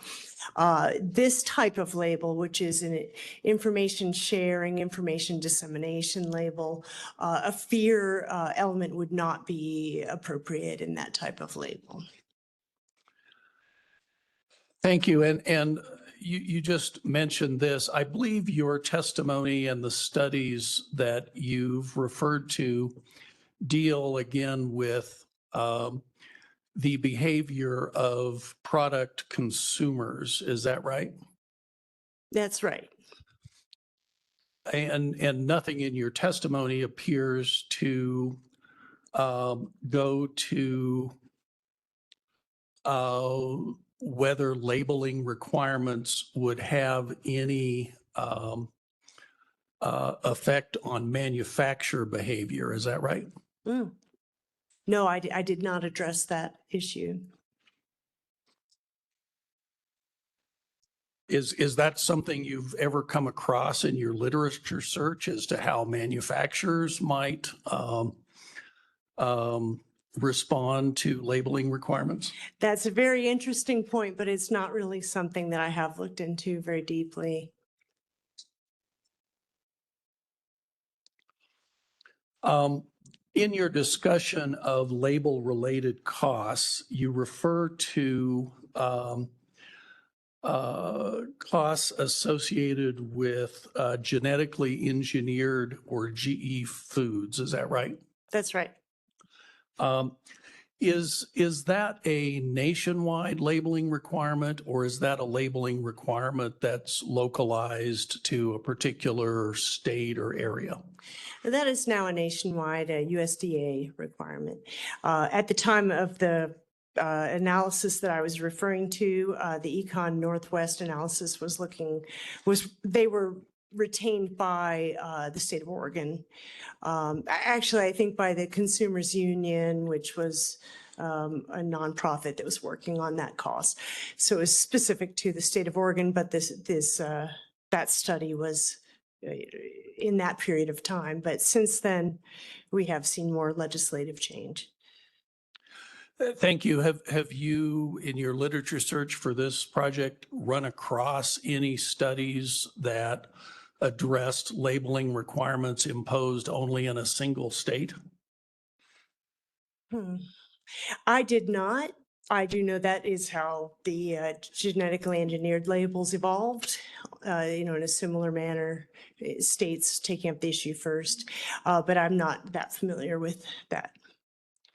So anyway, back to that, just to clarify, those labeling requirements might have started as a state, but by the time the studies on costs were done, they were nationwide labeling requirements. The cost studies that I mentioned in my testimony were done in, that analysis was done in 2014, and I think the national legislation was 2020 or 2022. So there was a lot that happened after the analysis that I was reviewing. Thank you. There's a table on the top of page 9 of your written testimony, and it may have been in your slides. I don't recall for sure, but it's a table that lists some studies that appear to relate to labeling costs. You recall that? Yes. Yeah, sounds like maybe you have that in front of you. I do. Yeah, that was in the slides. That is the table from the Econ Northwest study pertaining to the genetically engineered food additives. And genetically engineered food additives, that would be something that would be applied across the board to all food products. Is that your understanding, or does it relate to particular products? Or It's my understanding it was applied to all food products. That's my understanding. I'm not an expert on GE foods, but that from my reading, that is my understanding. So that class of products as opposed to a broad range potentially of products? Well, that is a broad range of products. Limited to food products? But in the food sector, yes. Yeah. In the second column of that table, it lists a range of costs in, as I read it, dollars per state or country. Is that correct? That is correct. Some of these were nationwide analyses and some were regional or state specific.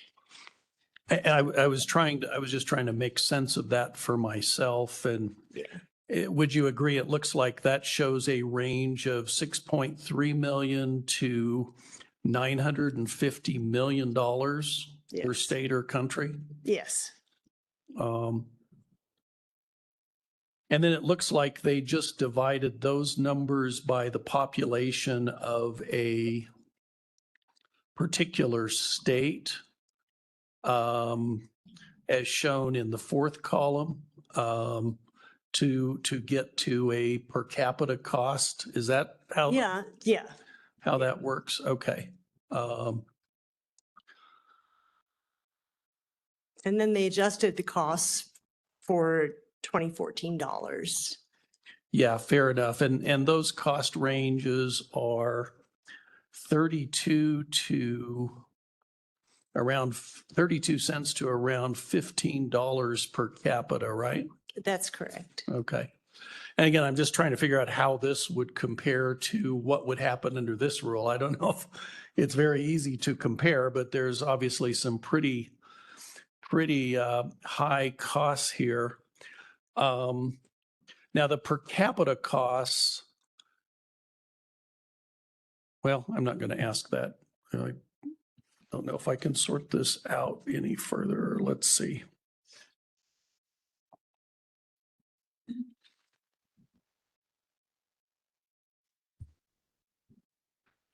So in your conclusion, you state in your view that the consumer public has a right to know about these hazards and products that contain them. That statement assumes that there are, of course, hazards in the products. Is that fair? Yeah, I would have to say that might be a bit of a typo. I suppose I should have said, that they have a right to know of the presence of these materials in their products. Regardless of whether the products pose any hazards? Well, it's my understanding that this label is not designed to communicate about hazards. It's just designed to communicate about the presence in the products. And is it your understanding that the department's intent is to deter consumers from purchasing products labeled with PFAS? I don't really know an answer to that. Okay, fair enough. Let me take a quick look, but I believe that's all my questions.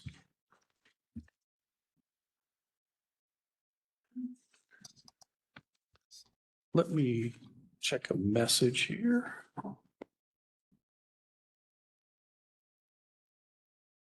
Yep. Thank you, Dr. Dickerson. That's all my questions. Thank you. Thank you, Mr. Mullenberg. Ms. Feebig, do you have questions? Yes, Madam Hearing Officer, thank you. Good afternoon, Dr. Dickerson. I'm Rebecca Feebig, and I'm here on behalf of the Complex Products Manufacturers Coalition and the Alliance for Automotive Innovation. Yeah. And I have a couple of questions about your testimony. To start, I wanted to ask about the slide that you shared today on the purposes of consumer product labels.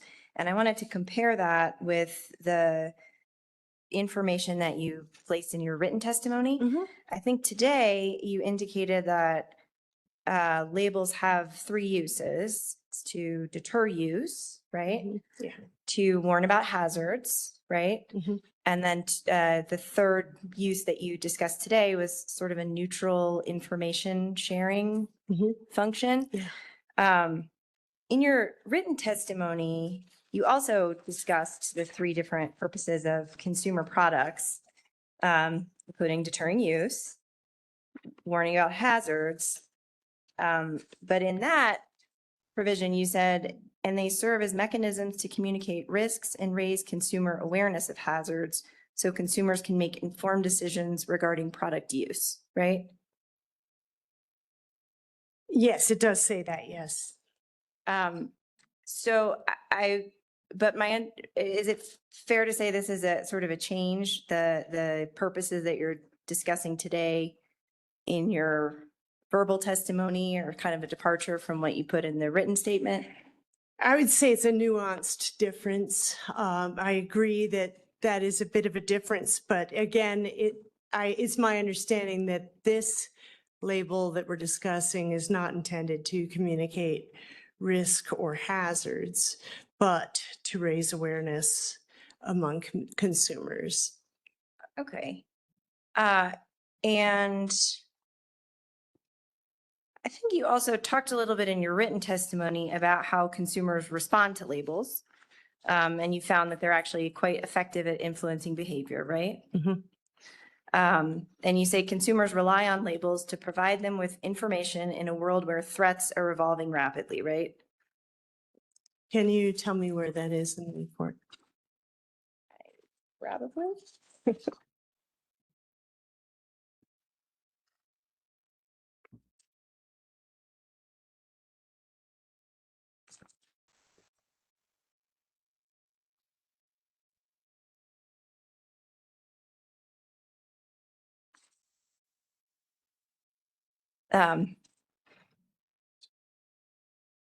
I will look for the exact citation in the report. Okay. Does that not sound like something you would say? Sorry, can you repeat it again? I'm sorry. I think it said consumers rely on labels to provide them with information in a world where threats are evolving rapidly. You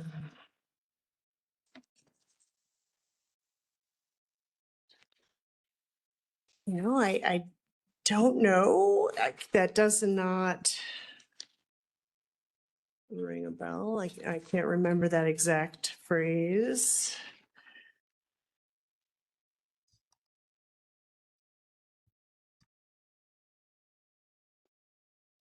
Okay. Well, you also talked a lot about the need to close the gap in public understanding. Well, I believe in the report, you said you need to close the gap in the public understanding of the risks and prevalence of PFAS in products. Is it fair to say that now you're more focused just on the prevalence and not necessarily on the risks? I would say that it's my understanding that the proposed label is to communicate about the presence of PFAS in products so that consumers will know which products contain PFAS. Okay, because that I can find in your report. That's on page 4 and it's in bold text where you say it's needed to close the gap in the understanding on the risks and the prevalence of the PFAS in products.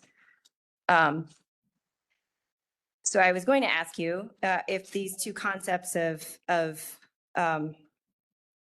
public knowledge or public understanding and risk are typically linked.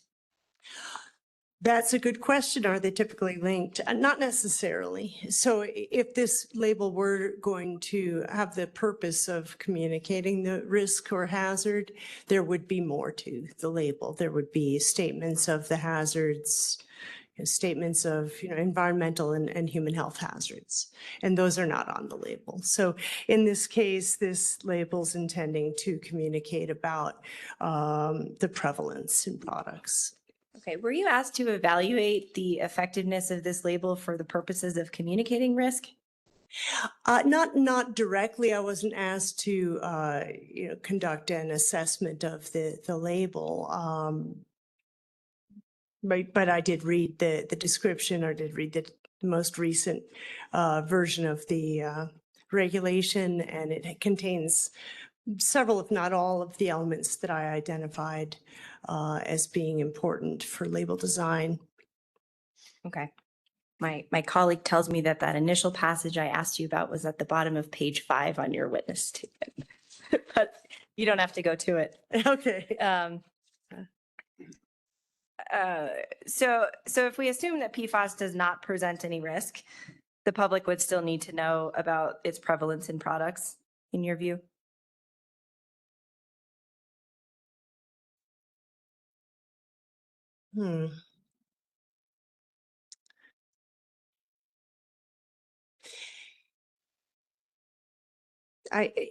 So you're asking if there is no risk, there would still be a need to communicate about the prevalence in the products? I would say that those two can be decoupled.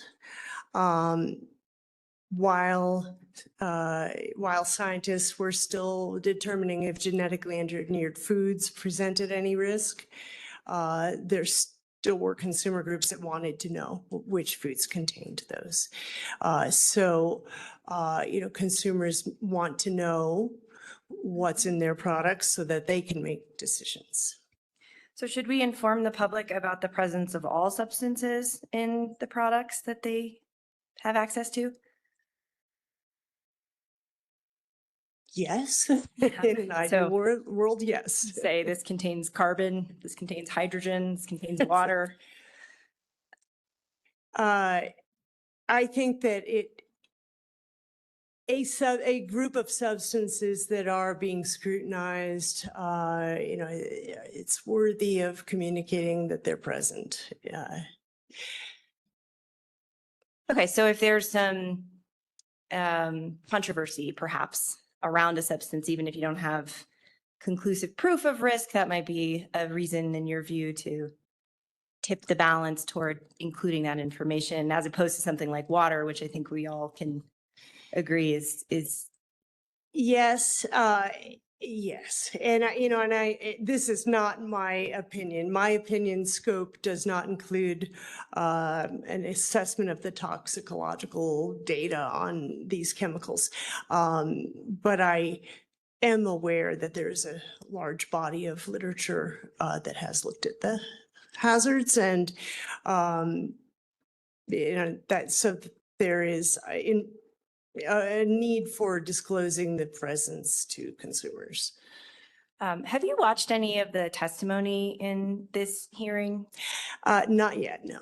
Okay. Have you reviewed any of the other reports that were submitted by other witnesses? Yes, I have. Have you seen anyone using the phrase "turn off the tap" with respect to their support for this rule?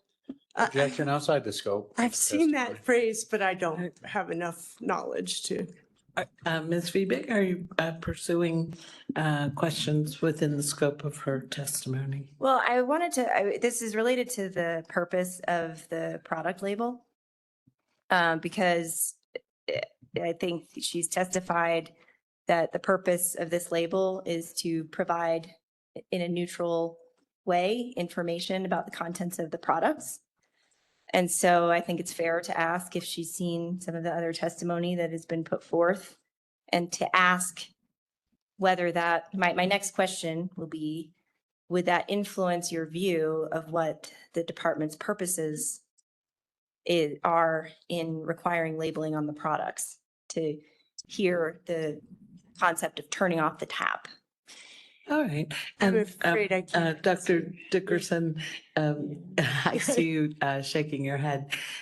You are certainly free to say that you don't have an opinion or Yeah. what you might need to do to form an opinion. But if it's outside the scope of your testimony, just say that. Yeah, that's outside the scope. And while I did see that phrase, I don't have enough information to answer that question. Okay. In your experience, do most consumers assume that a substance is harmful if it's identified on a label? I'm sorry, can you repeat the question? I said, in your experience, do most consumers assume that a substance is harmful if it is identified on the label? No. I think you provided in your report that 50% of respondents have never heard of PFAS, right? That's right. And another 30% have heard the term, but they have no idea what it is, right? Right. So the Environment Department is proposing to add an image of a flask with PFAS in it on product labels. Do you believe consumers will perceive that as a suggestion that the product may cause harm? I do not. I believe that that will convey the message that there is a chemical, that it goes by the acronym or initialism PFAS in this product. That's the totality of that message. And in a universe where the public doesn't even know what PFAS is, do you think that telling them simply that the product contains PFAS is informative? That's a very good question. And I don't know the answer to that, but I would conjecture that that might prompt some to seek out more information. Okay. And would you expect consumers to maybe go to the Environment Department's website to get more information? I don't know. I can't answer where they would go. Yeah. Okay.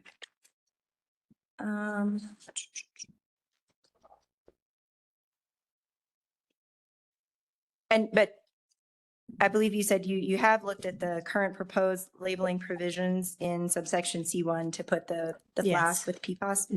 Mm-hmm. Do you think that is sufficient from a design perspective to constitute an effective label? I do. I think that would you like me to go into more detail about what I see there that's beneficial? Yes, please. Toward designing an effective label. I'm looking at the rule on page section.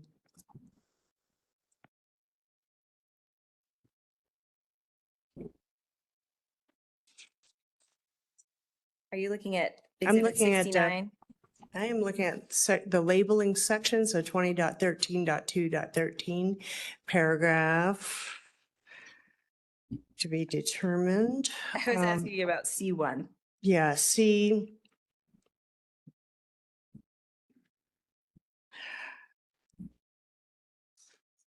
Okay, so it says that the label should clearly inform the consumer that the product contains the substances.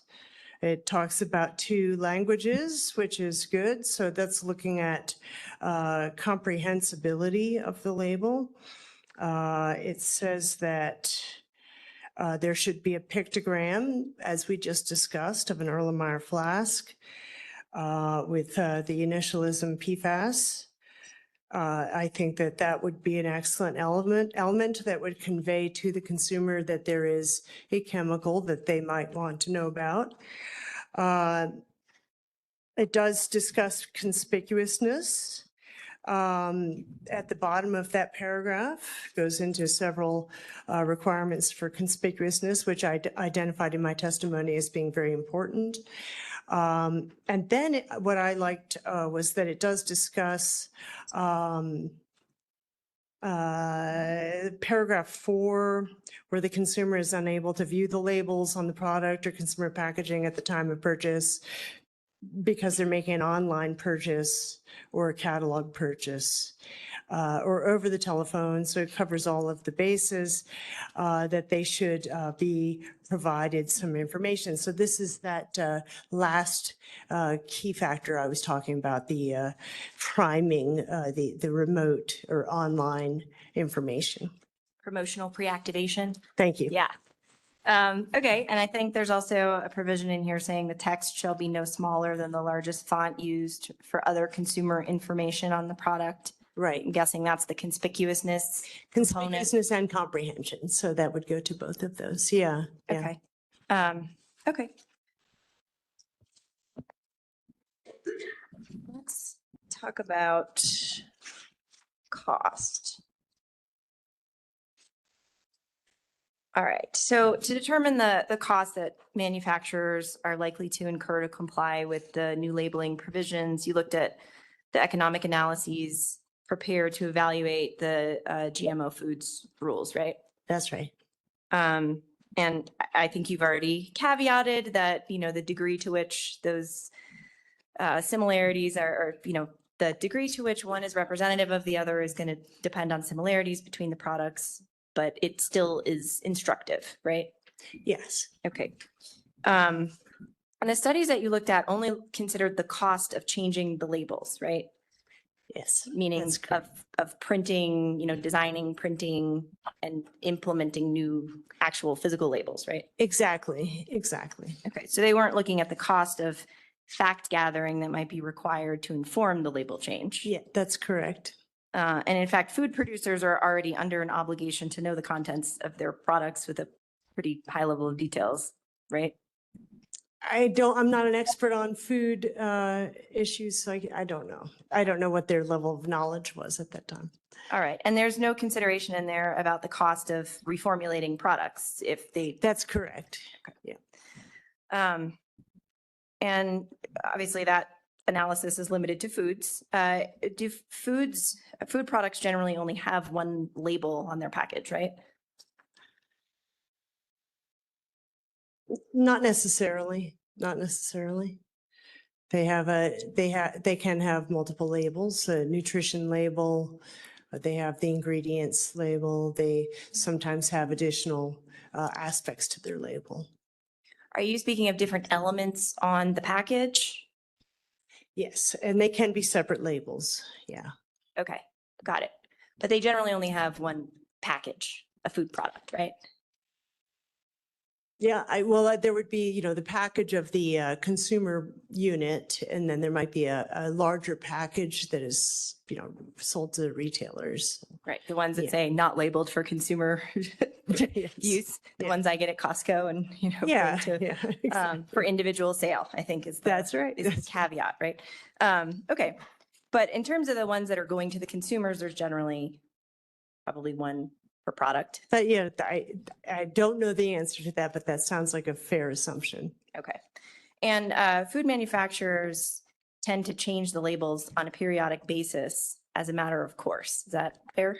I don't know the answer to that. Okay, so that is something I pulled out of the Dyken-Whelan study that you were citing. If they said that in there, would you have any reason to disagree with it? I would not. In fact, in that study, they indicated that given sufficient lead time, the costs of regulatory label changes might be none because they could just roll them into an already planned change. Do you Yeah, I remember do reading that? remember reading that. Yes, yes. Okay. The labeling provisions in this rule will go into effect in about 8 months from today, right? Yes. Do you remember Dyken-Whelan indicating that for compliance periods of 1 year or less, producers will not be able to coordinate regulated label changes with previously scheduled changes and will incur 100% of the costs described? That's a bit outside the scope of what I was looking at. Okay. Do you remember them evaluating cost on sort of a sliding scale based on the compliance timelines that were at issue? Yeah, I don't have any knowledge of that. Okay. Talking a little bit about the figures, and I think Mr. Wallenberg, yes, already asked you about the table that you put in your slides, which I think are also on page 9 of your report. That's easier to look at. This collects a number of figures that they're representing are the per capita costs for labeling changes in these different populations. Is that right? You're talking about the table at the top of page 9? Yeah. Yeah. That's right. Okay. And so what that means is that these values in the second to last column, well, both columns, I guess, are the cost per citizen of the jurisdiction that the manufacturer would incur to revise its labels on the products, right? Yes, that's correct. It's the cost of designing, producing, and implementing the new label. Oh, did you notice when you reviewed the rule that complex products under the rule would be required to revise not only their label, but also spec sheets, operations, and technical manuals? I did, yes, yeah. So essentially 4 different things versus maybe the one label that we're talking about in these studies? I understand. I believe I understand what you're asking, that the labeling or reporting the PFAS elements of components of a complex product. Right. So if we're sort of assuming that the analysis in the study that you reference in your written testimony is probably looking at one label per product, right? So are you saying that a complex product would require more than one label? I'm The saying complex good? I'm saying the proposed regulation, I believe, would require a complex product manufacturer to revise its specification sheet, its labeling, yes, however many labels that is, and its operations manual and its technical manual. So 4 different documents. Yes, that's correct. And in my field, we call that product communications. So beyond the label, it's the user manual and any specification sheets that training information that they produce. Yes, they would need to be including the PFAS information in all of that. Yes. Okay. So going back to the concept of the per capita costs, I wanted to, do you know approximately how many citizens live in New Mexico? I'm sorry, how many citizens are in the state of New Mexico? Yeah.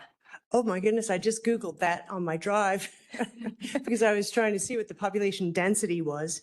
Let me see if I can remember. I can't. If I said it was a little over 2 million residents, would that sound about right to That you? sounds about right, yeah. Okay. So if we were going to, and again, I know that the it's not a perfect parallel, but if we were going to apply the same calculations in this study to the population of New Mexico, the lower end per capita cost of these papers was 32 cents per person, right? That's the lesser and Lynch That's study. correct. That was the low end, yeah. Yeah, and that's $2014. I don't even want to get into all the, how does that translate to today, but let's just take it at 32 cents. Yeah. So 32 cents times 2 million residents would be 640,000 for one product, right? Well, that's a big math question to ask you. If I represent to you that I did that calculation and it came out to 640 million or 640,000, would that sound right?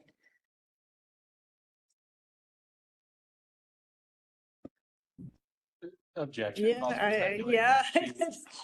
But that's the total cost and not if we're looking, this study was looking specifically normalizing it to per capita cost. So the population, shouldn't really, matter.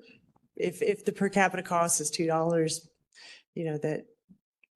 But wouldn't the total cost be the per capita cost times the population?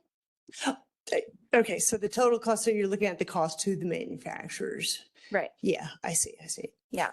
So this study was looking at the cost to consumers, right? Okay. Yeah. And I cannot do that in my head, but yes, maybe. I don't know. Okay, so the lower end cost to consumers then of the labeling requirements could potentially be something in the land of $640,000 for one label change. I feel like I'm straying outside my lane because these were not my studies, and it's yeah. Okay.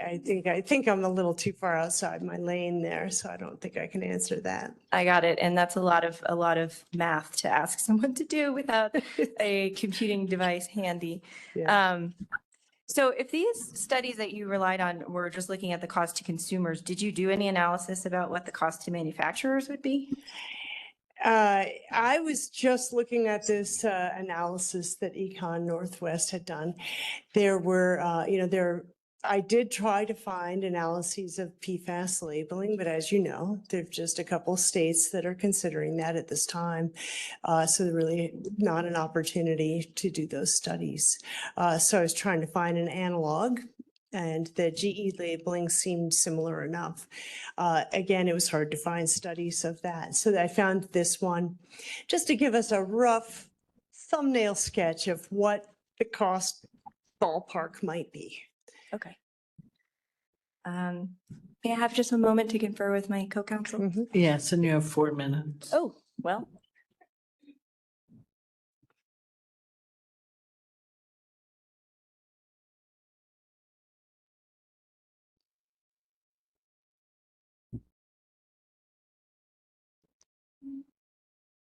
I think one more question. Are there other mechanisms through which the state could provide information about the contents of PFAS products to their citizens besides putting it on the product labels? My expertise is in product labeling, so I don't really feel like I can speak to other methods of communication.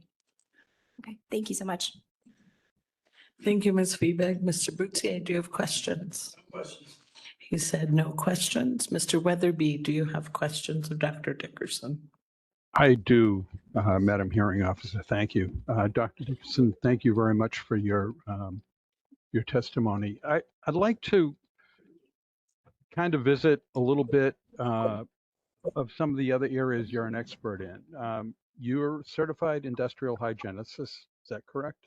That's correct. And currently certified, is that correct? That's correct.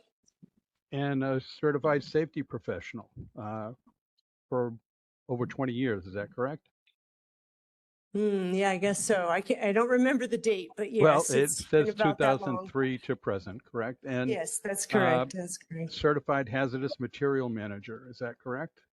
That's not current. I let that lapse in 2021, but yes, But you had extensive experience in that area. Is that fair to that's say? correct. Yes. Hold on, Mr. Weatherby and Dr. Dickerson, you need to avoid talking over one another. My apologies as well. And then this other certification, you are an asbestos management planner. Is that I'm correct? sorry. Could you say that again? I didn't hear the Okay, last part. it states that you are an asbestos management planner. Yes, I was in the past. Yes. Right. Can you explain a little about what you did as an asbestos management planner, what that involved as it relates to workers and the like? Yes. For 11 years, I ran the Environmental Health and Safety Office at Virginia Tech, and we were charged with all environmental and OSHA compliance. We have a lot of asbestos on our campus, and we had to manage it, according to the regulations. So we had to make sure it was maintained properly and disposed of properly.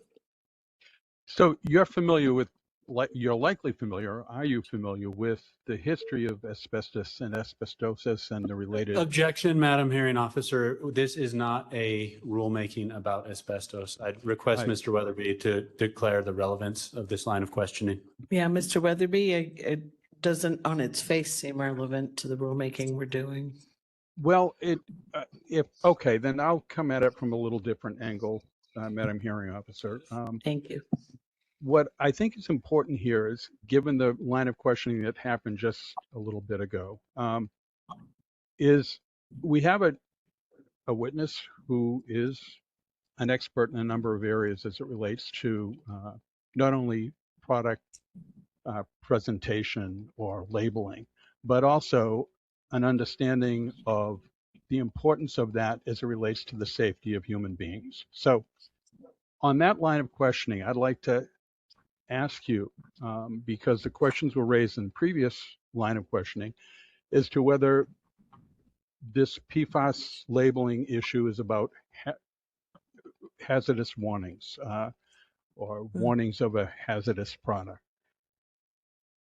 I understand that you testified that you weren't an expert as it relates to that, but you've had experience as a hygienist, as a safety professional, to understand the importance of labeling as it relates to consumer and particularly workers' handling of products. Is that correct?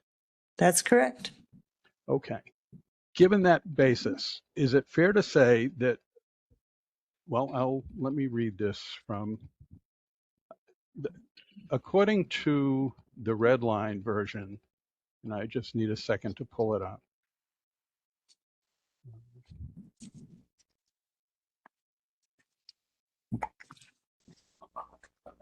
Where did it go? Okay, the red line version of the proposed rule states as its objective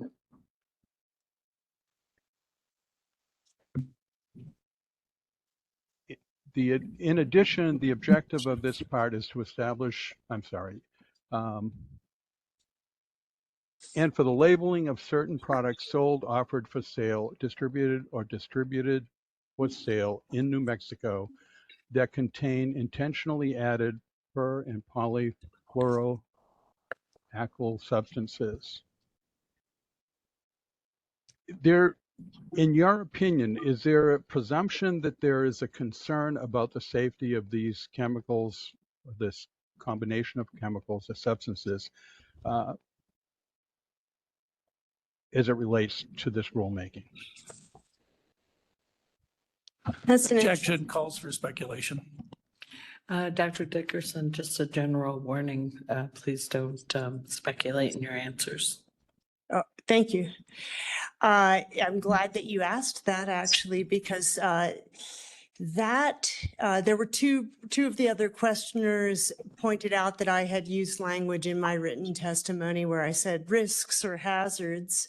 And what that belied was my bias from the background that you're describing, that I do have a background in hazard and risk control. And so I might have made some typos, poor word choices in my written testimony, but I have no knowledge of any intention regarding the authors of this proposed rule. I can't speculate about anything other than what I've read there in that paragraph about the objective. And so what I read is that the objective of this rule is to disseminate information. Okay, and is it safe to say that one of the reasons to disseminate information is there could be a problem for people coming in contact with that substance? Objection. This has been asked and answered. Multiple parties have requested that information. Mr. Weatherby, this has already been covered.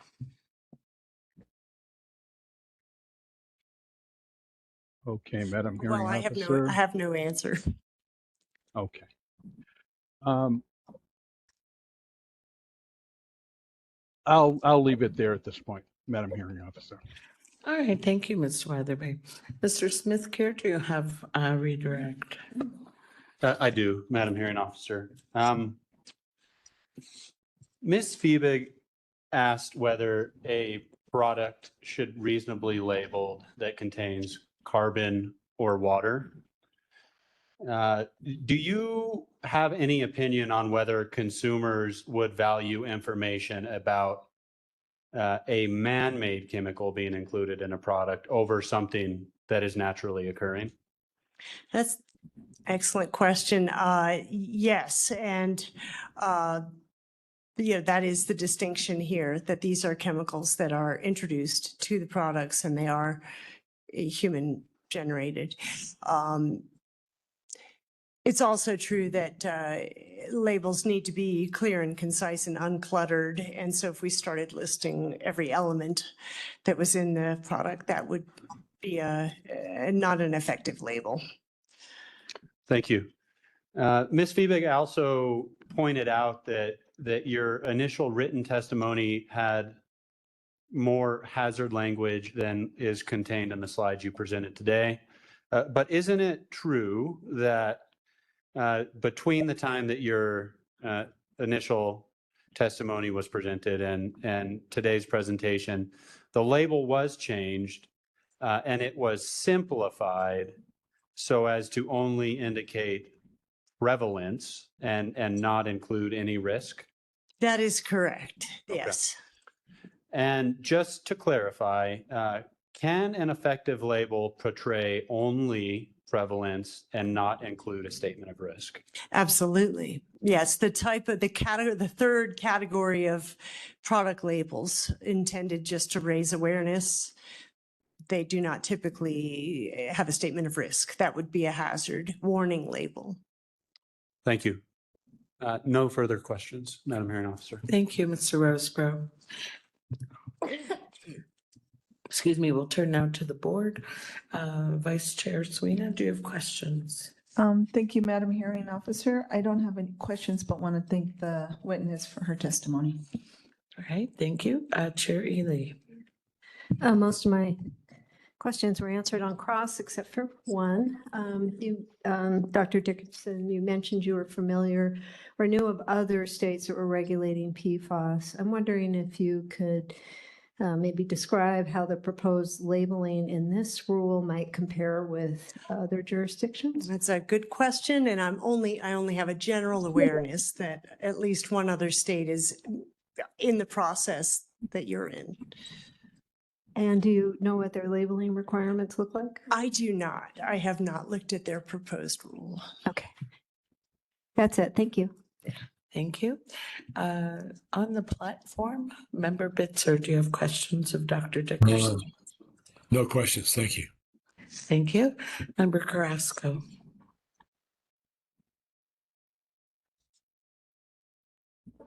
Member Curry. No.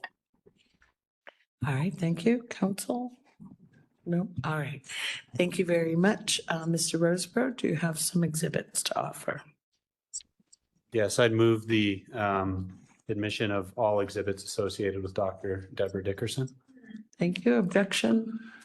Same continuing objection, Madam Hearing Officer. All right, thank you, Mr. Mullenberg. Your objection is noted and the exhibits are admitted. And thank you very much, Dr. Dickerson. Madam Hearing Officer, the department now calls Dr. Kyle Staggs. Thank you very much.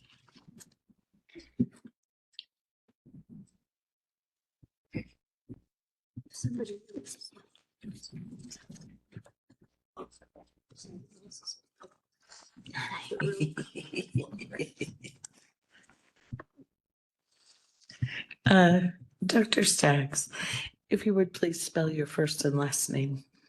Absolutely. Kyle, K-Y-L-E. Last name Staggs, S-T-A-G-G-S. Thank you. And do you swear or affirm to tell the truth? I do. Thank you very much. Go ahead, Mr. Roseberg. Dr. Staggs, good afternoon. Thank you for joining us today. Let's start by asking you where you are employed. The New Mexico Environment Department. And how long have you been employed with the New Mexico Environment Department, and what is your current position? Since November of 2024, and I am currently the Resource Protection, Compliance, and Enforcement Bureau Chief. Thank you. Would you please briefly describe your education and professional qualifications? Yes, I have a PhD in chemical engineering from Arizona State University, as well as a bachelor's in science of chemical engineering from the University of New Mexico. And I currently oversee groups from 3 different bureaus within NMED under the Resource Protection Division, namely the Hazardous Waste Bureau, Petroleum Storage Tanks Bureau, and the Resource Recovery Bureau, formerly known as the Solid Waste Bureau. And those inspectors for hazardous waste oversee most matters regarding the Hazardous Waste Act and Resource Conservation and Recovery Act, known as RCRA. So all matters involving staffing, training, all fall under me for that group. And that includes sometimes preparing within multiple regulatory frameworks how enforcement might proceed. And that includes sometimes hearings of this type where we're doing rulemaking before the board. I wanted to thank Madam Hearing Officer and the members of the board for having me today. Thank you. Did you file direct written testimony in this matter? I did. Do you have any corrections that you would like to make to that written testimony? No. Do you adopt that written testimony as your testimony here today? I do. Okay. So Dr. Staggs, the reason we invited you to testify today is to provide a high-level overview of the proposed rule, the rebuttal rule, and the department's role in administering it. So will you please start by describing the rebuttal rule's reporting requirement and the process by which NMED will administer compliance and reporting with the requirement? Yes. The rebuttal rule contains provisions that are required by the PFAS Protection Act as it is known, including these reporting requirements.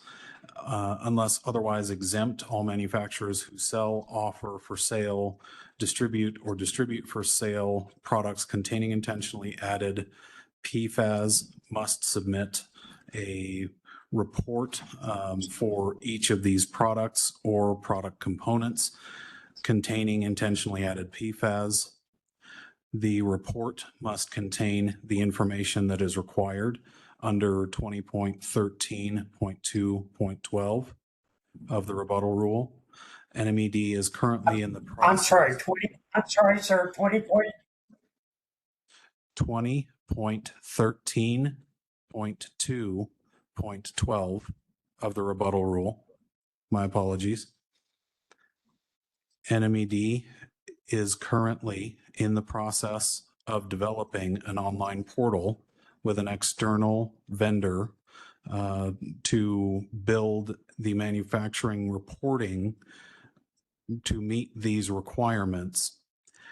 And as a courtesy, NMED may reach out to manufacturers to inform them of the reporting requirements to facilitate compliance with the PFAS Protection Act. NMED is also planning a stakeholder meeting to test the portal currently under development and will consider all input obtained from this meeting in the development of its final online portal. Thank you. Will you please describe the rebuttal rules testing provisions and the process by which NMED will administer these testing provisions? Certainly. With respect to testing, NMED may test or may require a manufacturer to test a product if there is reasonable suspicion that it contains intentionally added PFAS and the manufacturer has not fulfilled the reporting requirements of 20.13.2.12 or has not labeled the product in accordance with 20.13.2.13. NMED will maintain a database of qualified and certified testers to which manufacturers may send products that are subject to the testing requirements. Will you please describe the rebuttal rules labeling provisions and the process by which NMED will administer the labeling provisions? Certainly. Labeling requirements are enumerated in the rebuttal rule at 20.13.2.13. All products containing intentionally added PFAS must bear a label containing the information required by the rebuttal rule unless otherwise exempt. The rebuttal rule at 20.13.2.13 subsection F allows manufacturers to seek waivers of the labeling requirements under certain circumstances. NMED is considering the development of an online portal as described above, wherein manufacturers may also submit label waiver requests. Thank you. Will you now please describe the process by which NMED will enforce violations of the PFAS Protection Act and the rebuttal rule? Certainly. The PFAS Protection Act and the rebuttal rule will be enforced in accordance with 20.13.2.23 of the rebuttal rule. NMED will work with manufacturers through our portal for applications to facilitate compliance. Once NMED is made aware of a possible violation, the PFAS team will investigate to determine if a violation has occurred. If the PFAS team determines that a violation has occurred, it will contact the manufacturer with a notice of violation to inform them of the violation, how to remediate or remedy the situation, and provide them with a timeline to remedy. This will mirror the normal Resource Protection, Compliance, and Enforcement Bureau enforcement path of issuing a notice of violation that outlines the corrective action and timelines to other regulated entities. If a manufacturer fails to take the corrective action that is outlined in the notice of violation, then NMED can issue an administrative compliance order known as an ACO, in which penalties would be assessed. ACOs can require corrective action and will include the first penalty as described in the rebuttal rule. The PFAS team may also require product testing as part of the corrective action to validate manufacturer claims. The typical timeline for corrective action in an ACO is 30 days. And if a manufacturer fails to comply with an ACO by taking the required corrective action and paying the enumerated penalty, they will be subject to additional penalties, late fees, penalty, interest, economic benefit penalties, and per day non-compliance penalties as described in the ACO. Manufacturers may also appeal an ACO and request a hearing wherein the department would be represented by the NMED Office of General Counsel. And pursuant to 20.13.3.23, the Secretary may commence a civil action in district court as an alternative to filing an ACO, and the department may seek all of the same penalties that are described above within the district court, as well as injunctive relief.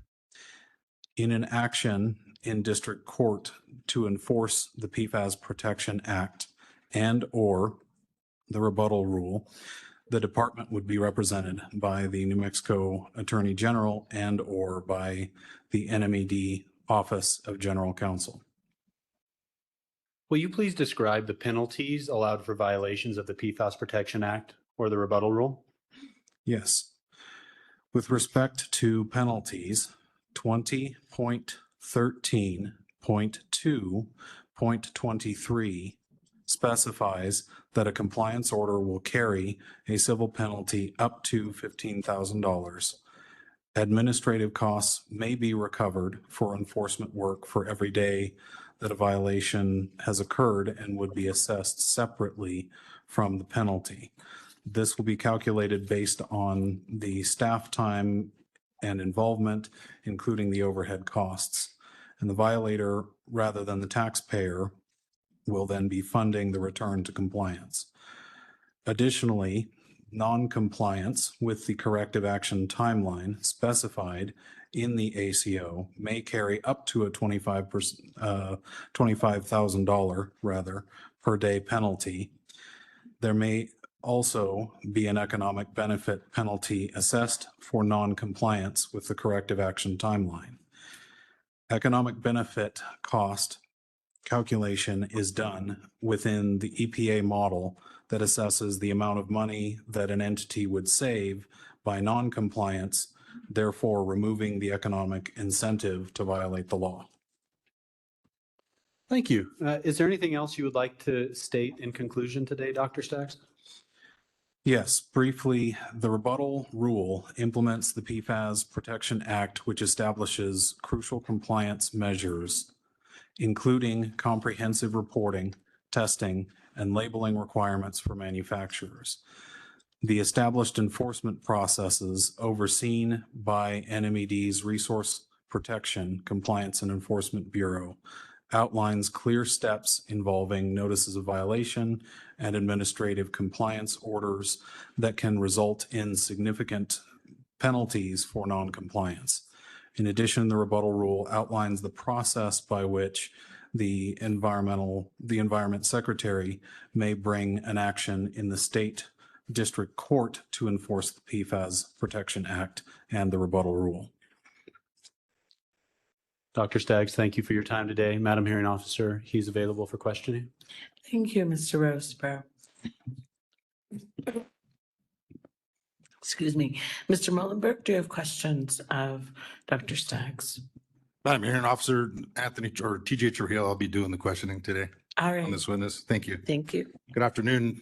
Can you hear me all right? Good afternoon, Dr. Staggs. I can. Good afternoon. Let's talk a little bit first about compliance and enforcement.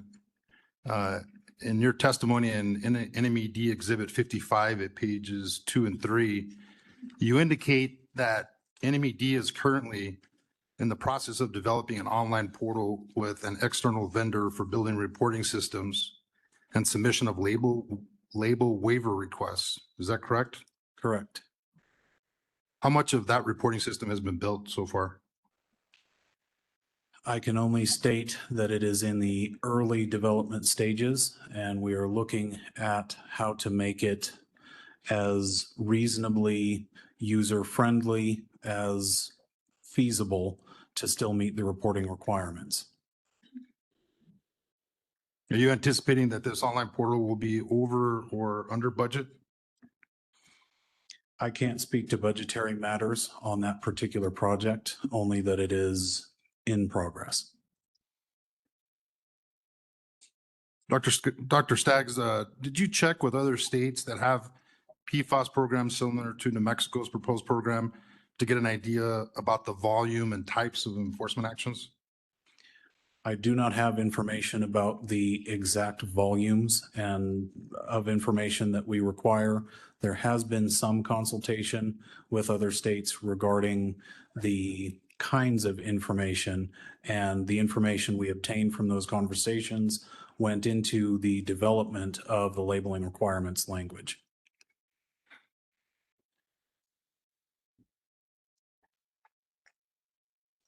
Dr. Staggs, let's turn now to the penalty, your discussion on penalties. I believe it's on Exhibit 55, page 4. In there, you assert administrative costs may be recovered for enforcement work for every day the violation occurred and will be assessed separately from the penalty. This would be calculated based on staff time and involvement, including overhead costs, correct? Correct. Are you familiar with Secretary Kenny's testimony in NMED Exhibit 57 at page 7 to 10, wherein he indicates that NMED will incur overhead costs of approximately $25,000 annually, which include costs of inspections and civil enforcement, which will be paid for by the 3 administrative fees in the revised proposed rule?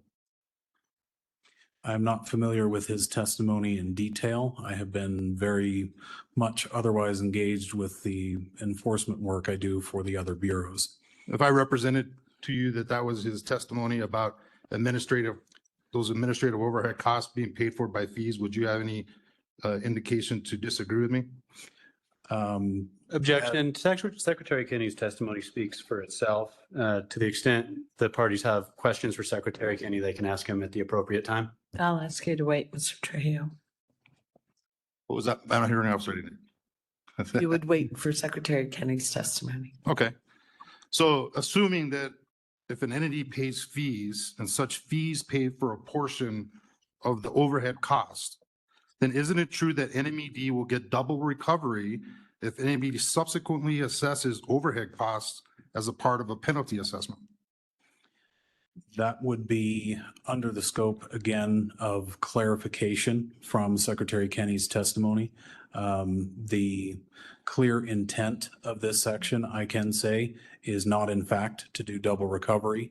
It is to cover the cost of bringing an entity back into compliance at the expense of the violator, just as is done elsewhere under the Hazardous Waste Act for someone who is doing something that may be endangering to their employees, human health, or the environment.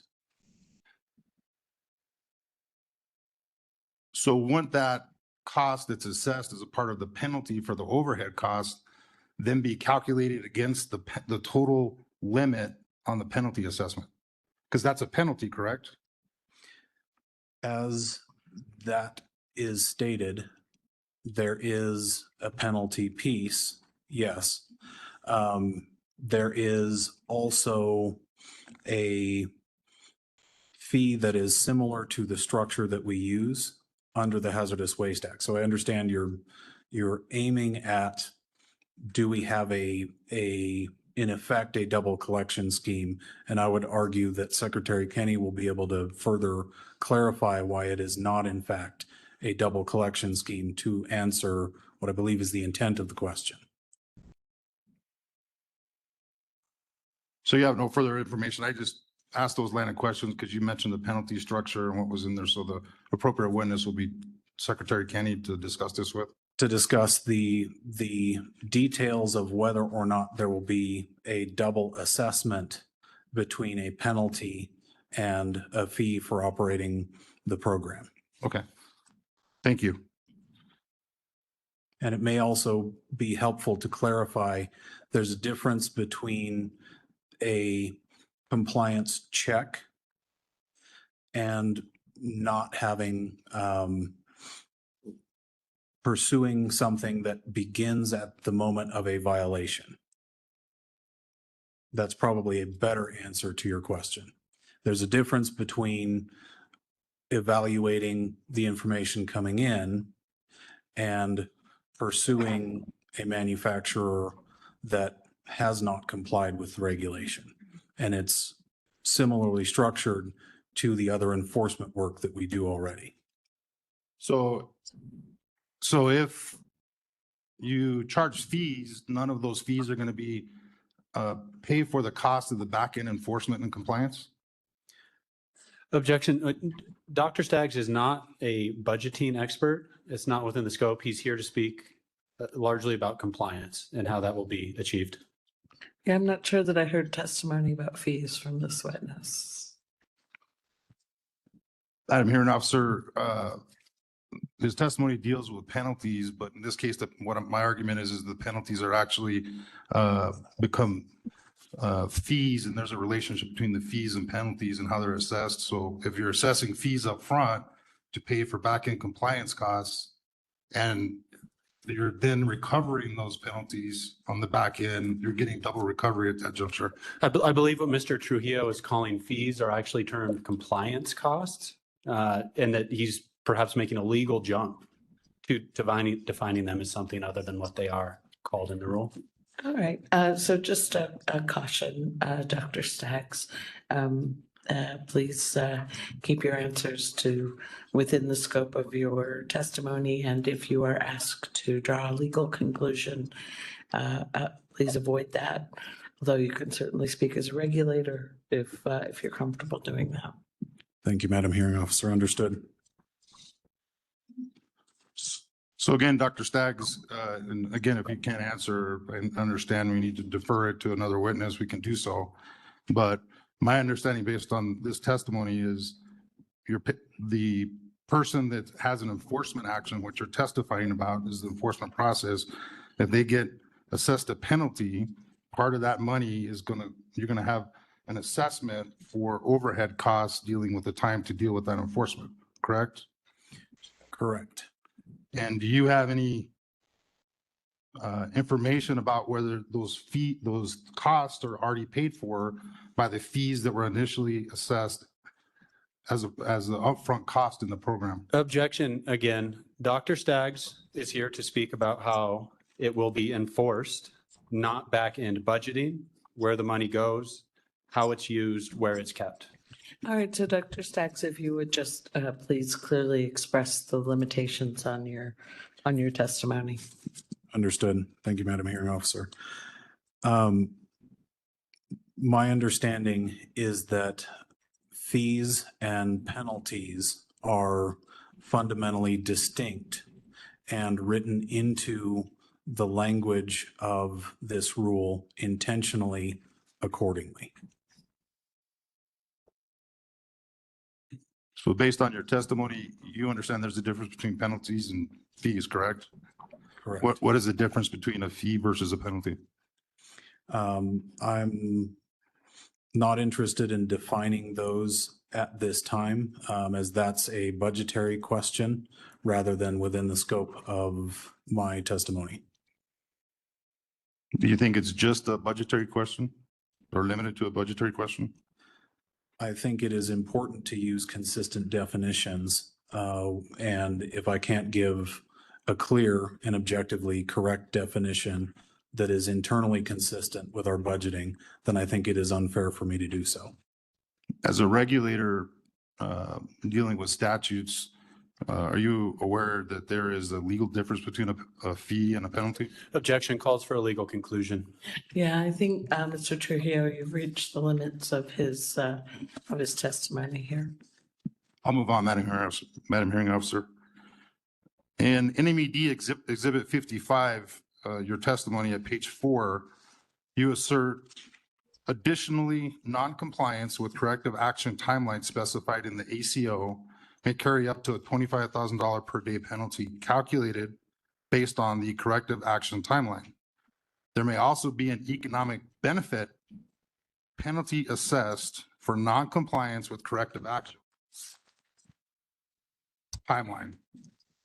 Economic benefit cost calculation is done with the EPA model to assess the amount of money the entity saves by non-compliance, thereby removing the economic incentive to violate the law. Is that your testimony?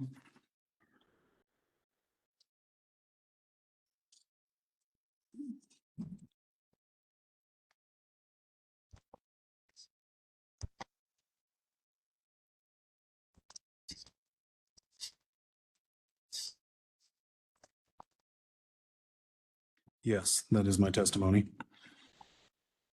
Dr. Staggs, I was unable to locate an NMED exhibit that explains this EPA model, how the model operates, or how this economic benefit cost calculation is done relative to the maximum penalty for each day of noncompliance. Am I wrong that there is no NMED exhibit explaining this EPA model, its attributes, and why it needs to be used in New Mexico?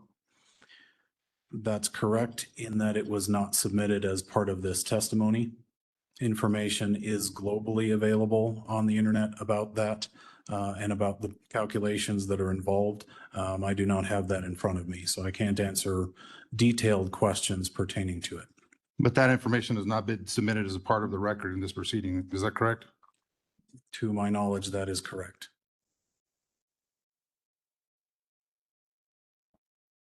If I may have a second to confer with my co-counsel. All right.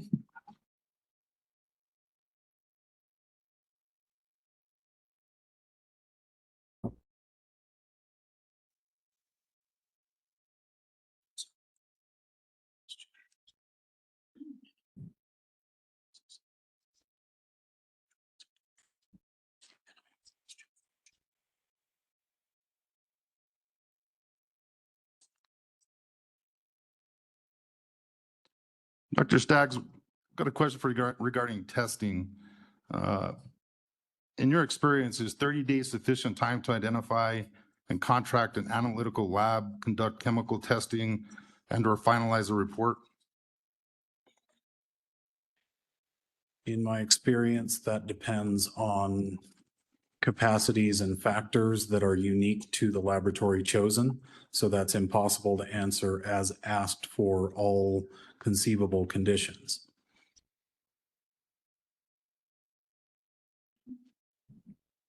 Dr. Staggs, I'm going to return back to the penalty policy that has not been submitted into evidence or presented. There are many policies available on the internet, in EPA, correct? Correct. Which one are you referring to in this case? This is a portion of the penalty policy that is under RCRA, but again, I don't have the specific citation or document number to send you to off the top of my head. And so the penalty policy in this particular matter should be akin to RCRA? That is the broad structure of the penalty policy that is written into this rule, yes. And why is it justified that it should be adopted in this particular case? If the evidence was there. The economic benefit analysis is written as a may be assessed on purpose because there are circumstances when it becomes relevant and circumstances where it is deemed not relevant, and there are general thresholds where it becomes inapplicable, again, based on the particular document that I'm thinking of, but cannot recall the specific document number off the top of my head. So then in reality, are you saying that the penalty policy really is at the complete discretion of the department? Broadly, penalty policies are at the discretion of the department. And they're typically written and publicly available. Isn't typically for it to apply for a policy to have the effect of law, it would have to be adopted as a rule? Isn't that correct? That depends on where that's applied. If it's a penalty policy that's referred to as a regulation is written, then the penalty policy is typically an internal document that can be updated from time to time. And that's, at least in the case of things like the Hazardous Waste Act, how the penalty policy is operated. So mere reference without further explanation as a part of adoption of this rule is satisfactory? Can you rephrase the question? So mere reference to that particular policy without an explanatory basis in this record is satisfactory? I can't speak to the legal implications there. I can only state that the attempt in this policy as written is to, or this regulation rather, as written, is to be clear where possible about what the enforcement penalties will look like and what they will consist of. Thank you for your testimony, Dr. Staggs. Thank you, Mr. Trujillo. Ms. Feebig? Yes, thank you. Good afternoon, Dr. Staggs. I'm Rebecca Feebig on behalf of the Complex Products Manufacturers Coalition and the Alliance for Automotive Innovation. I just have a couple of questions about the mechanics of the process here. Although I did want to make one quick clarification. In your written testimony on, I think it's page 2, you state that the revised proposed new rule contains provisions that are required by the PFAS Protection Act, and you include labeling provisions within that list of required entities or provisions. But the PFAS Protection Act doesn't require labeling, does it?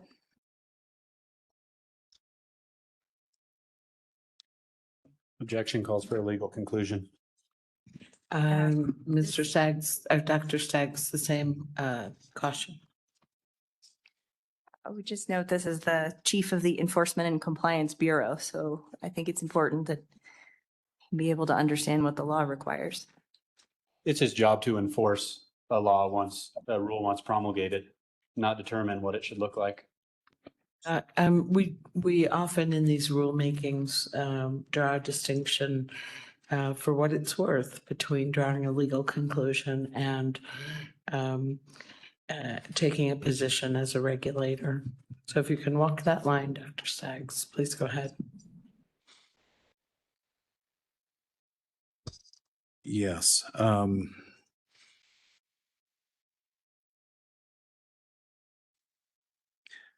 I think the distinction there is the timeline between some of the more recent revisions to the rule as has been referred to elsewhere.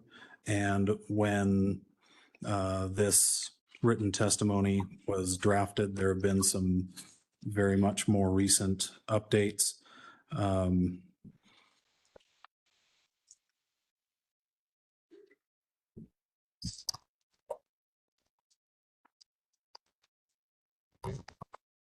Okay. Yeah. Moving more back into the mechanics, manufacturers are required to report under the rule by January 1st, 2027, right? Correct. And you testify that you're in the process of developing a portal to allow the reporting to take place. That's correct. When is the portal expected to be available? I don't have a precise timeline on that. It is a top priority project internally, is all I can say there. Okay. And you indicated that there's a plan to hold a stakeholder meeting to elicit feedback from the community to promote a seamless rollout, right?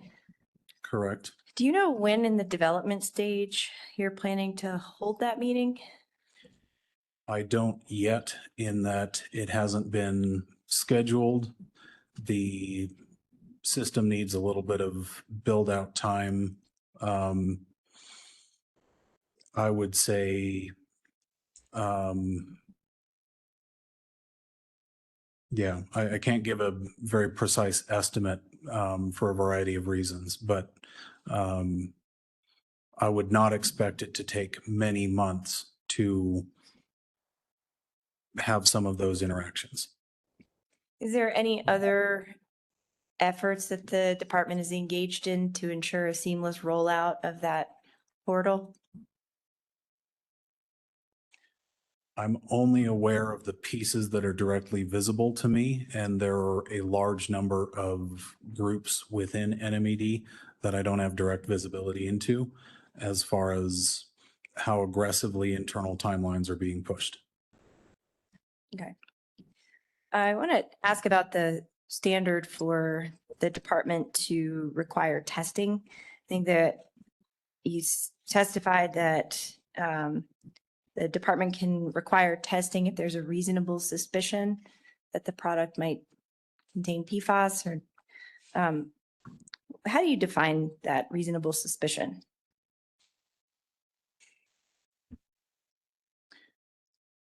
The best way that I can describe that is if there is, to a reasonable outside party, an objectively large similarity. Let's say a 10-inch nonstick skillet versus an 11-inch nonstick skillet. Those would be considered to be objectively similar, and therefore we would suspect there was an analogous manufacturing process for those two kinds of items. Whereas two largely dissimilar items, we would not have a basis for reasonable suspicion. Okay, is there a review process undertaken internally to determine whether there is a reasonable suspicion? There will be a process developed for that, as this is still prior to rule adoption stage. We don't have specific SOPs or standard operating procedures outlined. We have the intent to develop those in conjunction with the workflows and things that will come out of the reporting system. Got it.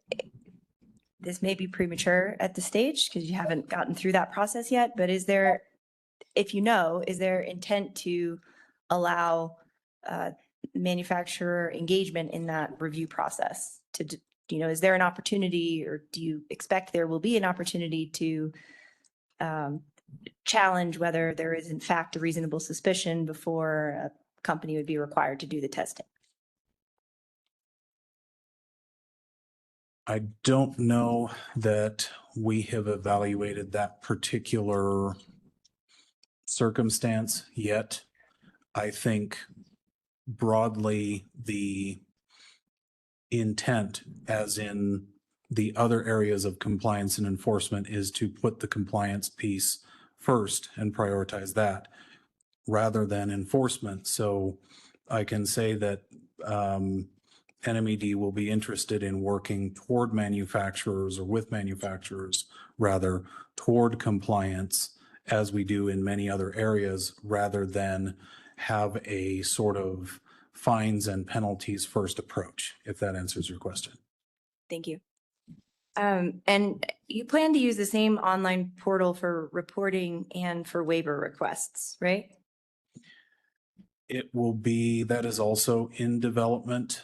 I believe they will end up in a very closely related system. There will be differences between them, but we're going to try and take the same user simplification approach where reasonably possible to make sure that we're still meeting the requirements and being able to get the information that we need to be able to be public facing, keeping in mind non-disclosure criteria. Okay. And the proposed rule has a provision allowing for manufacturers to obtain presumptive approval for a waiver request if they submit a complete application by October 31st of this year, right? Correct. Do you expect the portal to be operational by that time to receive those requests? I would expect so. Again, I can't give an exact timeline, but I would not expect us to be rolling out a requirement that we could not also meet with the systems that are in development. Okay. I'm going to shift to a little bit to some pragmatic questions about enforcement. You indicate that once you learn of a violation, you will conduct an investigation, right? Correct. Who do you expect to notify the Department of Violations? Where do you expect that information to be coming from? I believe I spoke to a couple use cases in the written testimony.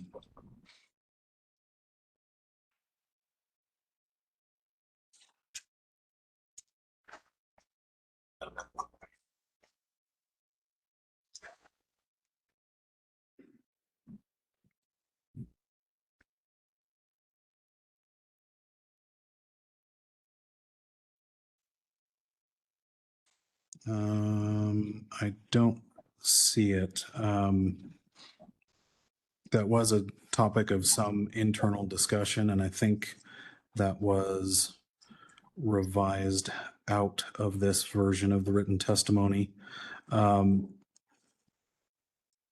There could be a number of inputs that comes from, and that may be, as it is currently with other enforcement work that we do, we have emergency notification and tracking system, for instance, where complaints come in.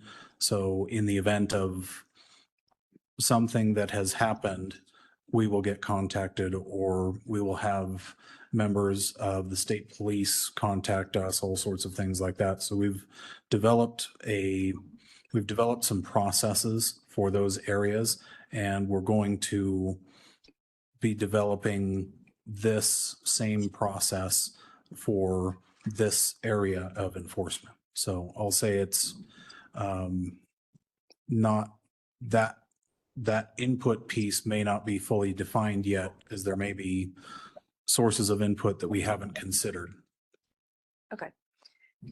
And then I think once you've received notification of a violation, there's going to be a credibility determination that will be made before an investigation is commenced. Certainly, yes. If somebody were to tell us that there was a very unlikely event that had led to a chemical spill in a high school laboratory, we're going to prioritize an inspection to go see if something has happened. But it also depends on the likelihood of impact as to sort of where that will rank in our priorities. So if a complainant that is well known to the department, we'll say, has made an allegation and doesn't have much substance to the allegation, we may rank that lower in response than someone who seems to have credible information. So there is a degree of reasonableness that we will be applying there. Okay.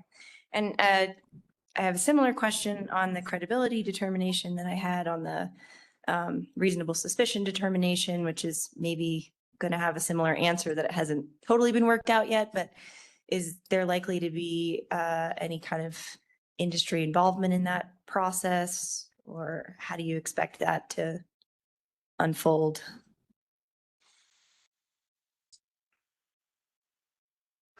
I don't know that that has been carefully considered yet. I will say that there are a number of instances where we do have a significant amount of public outreach, public comment period in many of our processes. And certainly I think we would invite manufacturers to participate in that. under the strain of working toward collaboration and compliance first rather than enforcement. Okay.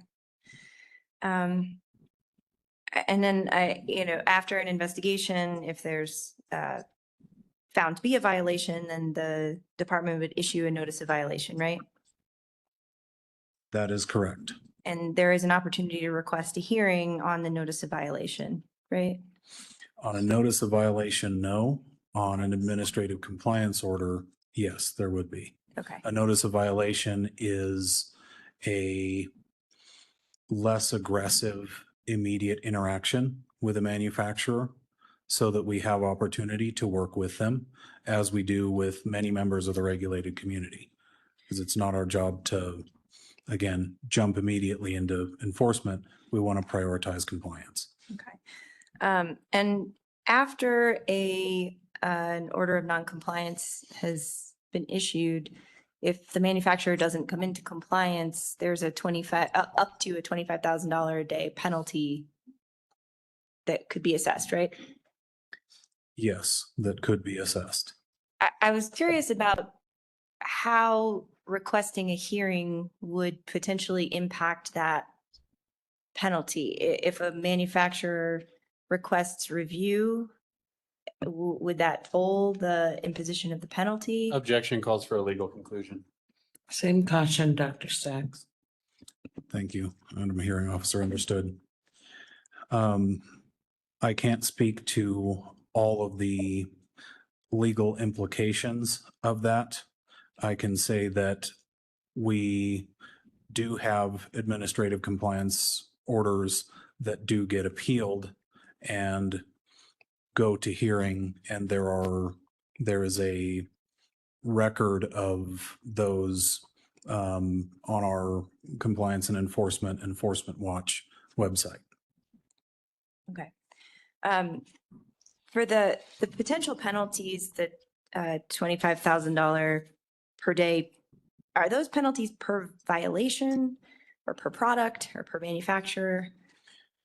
So the way that this is assessed, my understanding is it will be applied per manufacturer rather than per violation, so as to be incentivizing rather than punitive. Got it. I think my last question, we talked about, I think you testified that if there is a hearing and a non-compliance order is upheld, then the manufacturer would have the sort of typical 30-day timeline to come into compliance. It can be 30 days, depending on, again, a number of factors. We have some flexibility to be able to set a timeline for an administrative compliance action or a corrective action process for them. So we do have some flexibility in that.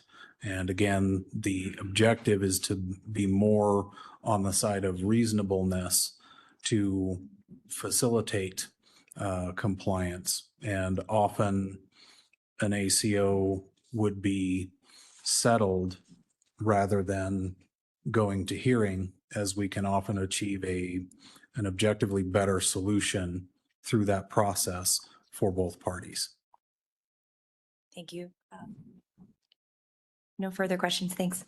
All right, thank you. We need a very short break. Let's come back at 4:30. We'll still wrap up at 5, but it's been more than 90 minutes. 4:30.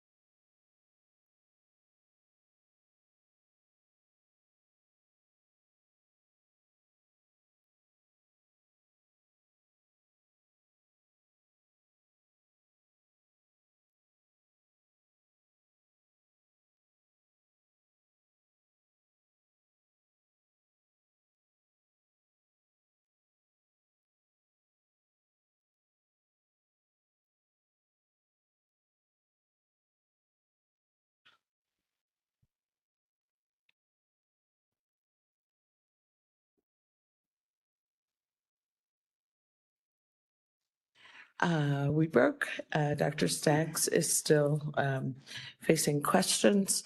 Let's see, is Mr. Boutsier? I just saw him. Well, let me ask Mr. Weatherby. Mr. Weatherby, do you have questions of Dr. Staggs?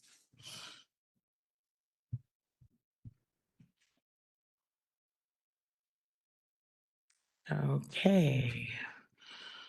We are losing people. All right. Let's see, Mr. Roseberg, do you have redirect? Yes, Madam Hearing Officer. Dr. Staggs, Mr. Trujillo was questioning you about enforcement penalties. So let's discuss those briefly for a moment. Is it your understanding that on NMED's public-facing website, so that which is accessible to the public, and under your tab, the Compliance and Enforcement Division, that enforcement policies for all existing programs, where they're applicable, can be found online? Okay. Apologies. Yes, that is correct. Thank you. And I just want to reiterate, well, one more question on the policies. And is it your understanding that those policies exist outside of the rulemaking or the rule itself, that they're a departmental policy as opposed to a part of the rule? Yes, that is correct. Okay, thank you. Just want to clarify a few things for you. The development of the user portal is indeed a department priority, correct?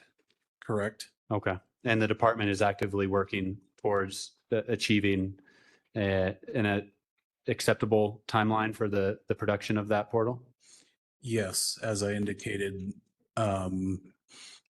more likely a handful of months rather than several. I can't give an exact timeline, but it's top priority, and I've personally participated in many meetings about that process and that development. Thank you. And just in terms of general enforcement posture, where you see perhaps innocent errors or good faith attempts at compliance, it's not your bureau's posture to jump strictly or straight to compliance. You seek to obtain voluntary compliance first, correct? Correct. And that's the reasoning behind the sort of enforcement progression that I attempted to lay out in this very briefly. Thank you. And I guess just one more thing for the record. If this rule is promulgated and a civil enforcement policy is developed and finalized, that will be publicly posted online with the other civil penalty policies? Correct. Thank you. No further questions, Madam Hearing Officer. All right, thank you. Mr. Boutsier confirmed with body language that he did not have questions. I see, though, that Mr. Weatherby wrote something to the effect that he did. Mr. Weatherby, are you able to unmute yourself now? Can you hear me? Yes, we can. Thank you very much, Madam Hearing Officer. I did have a couple of questions for Dr. Staggs. Doctor, to follow up on the questions relative to the portal, what is the name of the company that is doing that work for the agency? That is a company that we use for a number of items. It is the Eastern Research Group.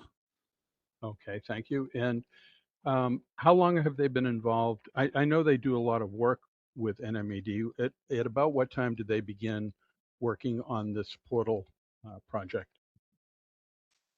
I'm not aware of the exact start time. I believe it has been ongoing for some time based on the meetings that I have stepped into, but I can't tell you the exact timeline. I know that it is already multiple months. I just can't give you an exact timeline.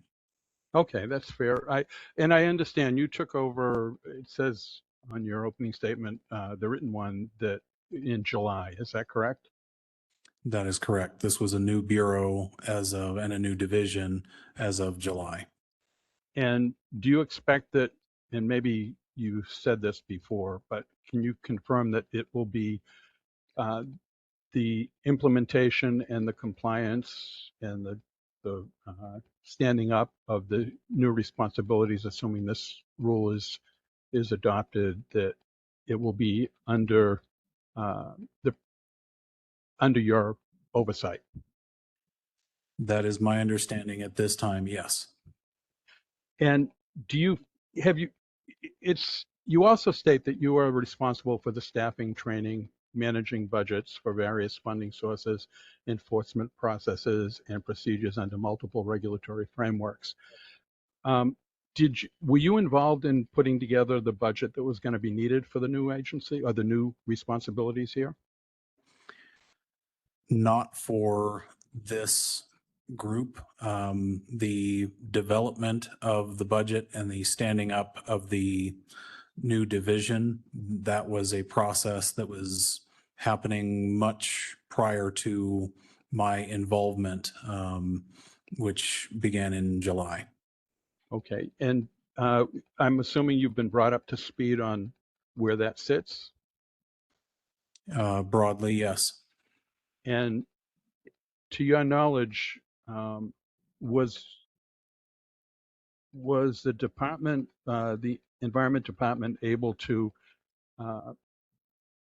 get the appropriate support or appropriation from the legislature during this last session in order to stand this up as you expect it to be able to be done beginning sometime? Objection outside the scope of his testimony. Right. Madam Hearing Officer, if I might, if someone is supposed to be involved in managing a budget and taking on this role, and I have all due faith and respect for the doctor in that role, it's appropriate to ask whether someone has been involved in the process, and if not, feels that there's sufficient funding in order to carry out what this rule is expecting to do. And I think that's an important issue for the public to be able to understand. With all due respect, he is not here today to talk about appropriations, financing of this program. That's the subject and scope of other testimony. And Dr. Staggs is here, excuse me, Mr. Weatherby, Dr. Staggs is here to talk about enforcement and administration of the program. Yeah, Mr. Weatherby, I'm going to ask you to wait to ask that question of another witness. Would that be the secretary, Madam Hearing Officer? I believe it would be Mr. Roseborough.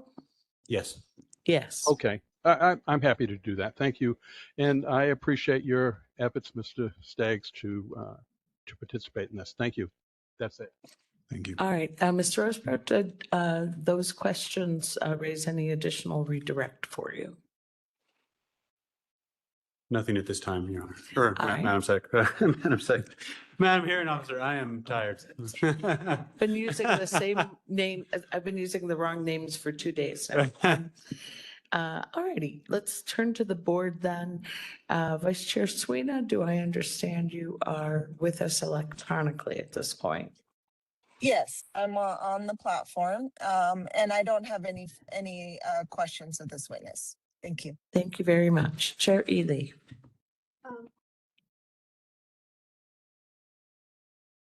I cannot hear the chair. I haven't said the word yet, David, but I'll be there in just a second. Okay. I apologize. I just wasn't sure I was having a problem. Okay. Good afternoon, Dr. Skaggs. I'm looking for some clarity on what OSI will do and what the enforcement section that you will oversee will do for this program.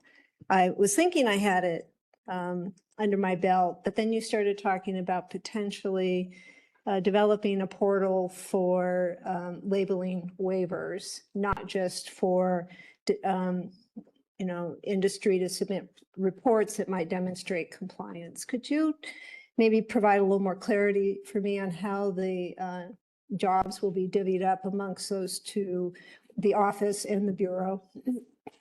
Yes, I'll answer to what I can. Thank you for the question. The portal is being developed under OSI. as I understand it now, and so that has not changed. I have been brought in so that I can bring in ideally the end user criteria and the regulatory view in order to attempt to make sure that we have a more than just a minimum viable product for manufacturers to be using within the time frame that we have. So you're working collaboratively with the Office of Strategic Initiatives to develop this reporting portal. And your office will be reviewing those reports, or will OSI's team be reviewing those reports and sending potential violations over to you if they see them? I believe that we will be doing all of the report reviews within my team. So I believe that's the current plan for distribution of work. And so OSI is instrumental in facilitating the build out of the tools that we need to do our jobs. All right, that's helpful. Thank you. And then on the penalties, it says in, one second, in 2.23, paragraphs B5, that penalties will be deposited in the recycling and illegal dumping fund. If you can't answer this, please let me know and I can save it for the next witness. But they are penalties which you will be collecting. Normally those, in previous administrations, those penalty funds went into the general fund rather than in something like this. Now, I know there may be other purposes for the use of these fees rather than just going into the general fund. Do you know what the restrictions are on that particular fund? I am broadly aware of some of the restrictions as I've come across it in my interaction with the Resource Recovery Bureau, formerly Solid Waste, and how they administer grants out of that fund and so forth. I'm not privy to some of the decision-making process for why to deposit there versus the general fund. So that might be a question for Secretary Kenny. Okay. I noticed too that I think fees also go into that fund. So I'll save that question for him as well. Okay, that's it for right now. Thank you. Thank you.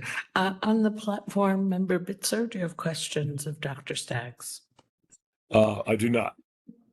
Thank you. Member Carrasco?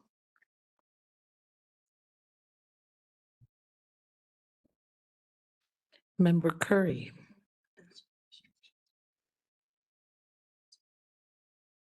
Okay, Council? Mr. Ugarte, do you have questions of Dr. Staggs? Okay, thank you. Sorry to interrupt there. Is there any reason not to excuse Dr. Staggs? None. All right, and do you have exhibits to offer? Yeah, I hereby move the admission of the exhibits associated with Dr. Staggs. I'll pause for any objection. Same continuing objection. Thank you. Mr. Molenberg. The objection is noted and the exhibits are admitted. And thank you very much, Dr. Staggs, for your testimony. Thank you. Let's talk about tomorrow and the order of witnesses we'll be hearing from tomorrow. Mr. Roseborough, Mr. Smith-Keir, would you like to offer the first observations? Yes, Madam Hearing Officer. We have the rebuttal witness, Dr. Maelstrom, who is planning to present as the first witness, if that pleases you and the board. And then we would like to move on to Secretary Kenny, and then we would be wrapped up. Terrific. Who are we going to next?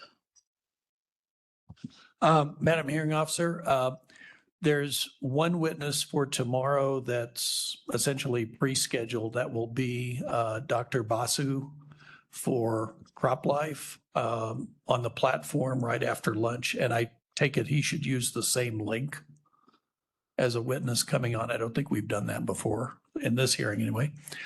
And then But that said, I think, and I'll let other council speak here, that we will move to the complex product manufacturers witnesses first after the department is done, or perhaps after Dr. Basu is done, and then we would conclude with the two witnesses for the American Chemistry Council. That's very helpful. Thank you, Mr. Wallenberg. Any other observations about witness order tomorrow? Just wanted to confirm that that plan works for us. Terrific. Thank you, Ms. Feebig. Anything else? Well, have a wonderful evening. I'm sorry, Ms. I do Feebig. have one question I wanted to raise. I understand in the pre-hearing order, it says that public comments need to be submitted by the date that the hearing adjourns. And I think the hearing is potentially going to adjourn a bit sooner than maybe was originally anticipated. So I just wanted to sort of raise the question and ask if it might make sense to set a date certain by which public comments should be submitted, or I'll raise the question for your consideration. No, that's an excellent question. And there are times when we identify a date and time certain that roughly approximates the end of the hearing. Certainly, I think we're going to finish this week. Would the petitioner object to naming 5 p.m. on Friday, for example, as the outside deadline for non-technical public comment? We have no objection to that. Anyone else object? Madam Hearing Officer? Mr. Mullin. The only issue I would raise is that since the hearing was noticed to conclude the following week, it's possible, I don't know, that there are parties who were planning to submit public comments next week and who may not be tracking the hearing and aware that we'll conclude early. So I would suggest perhaps setting it at the end of next week to meet that expectation. And I don't think that will interfere with anything else and, the timing of concluding the case. So it's true that, the next thing that would happen would be the preparation of the transcript. And we'll talk about the rest of the post-hearing process when we actually conclude. Do petitioners object to a deadline next week? No objection. Madam Hearing Officer? Mr. Weatherby? Yes, I think Ms. Wallenberg's suggestion is actually really good, particularly in light of, I believe the newspaper article you spoke of this morning relative to public comment I recall reading something early this morning about March 6th. So that would fall in place with what was suggested. So I concur that makes a lot of sense. All right. So if you'd like to share with anyone who might be interested that the deadline for written public comment is 5 p.m. on March 6th, you can certainly do that. I'll ask Ms. Jones or Mr. Lopez to make note of that somewhere as well. And we'll take the 1 o'clock public comment each day that we're in hearing, but I'm not going to come back just to do that at 1 o'clock each day. All right. Is there anything else we should talk about before we break for the day? So, see you tomorrow.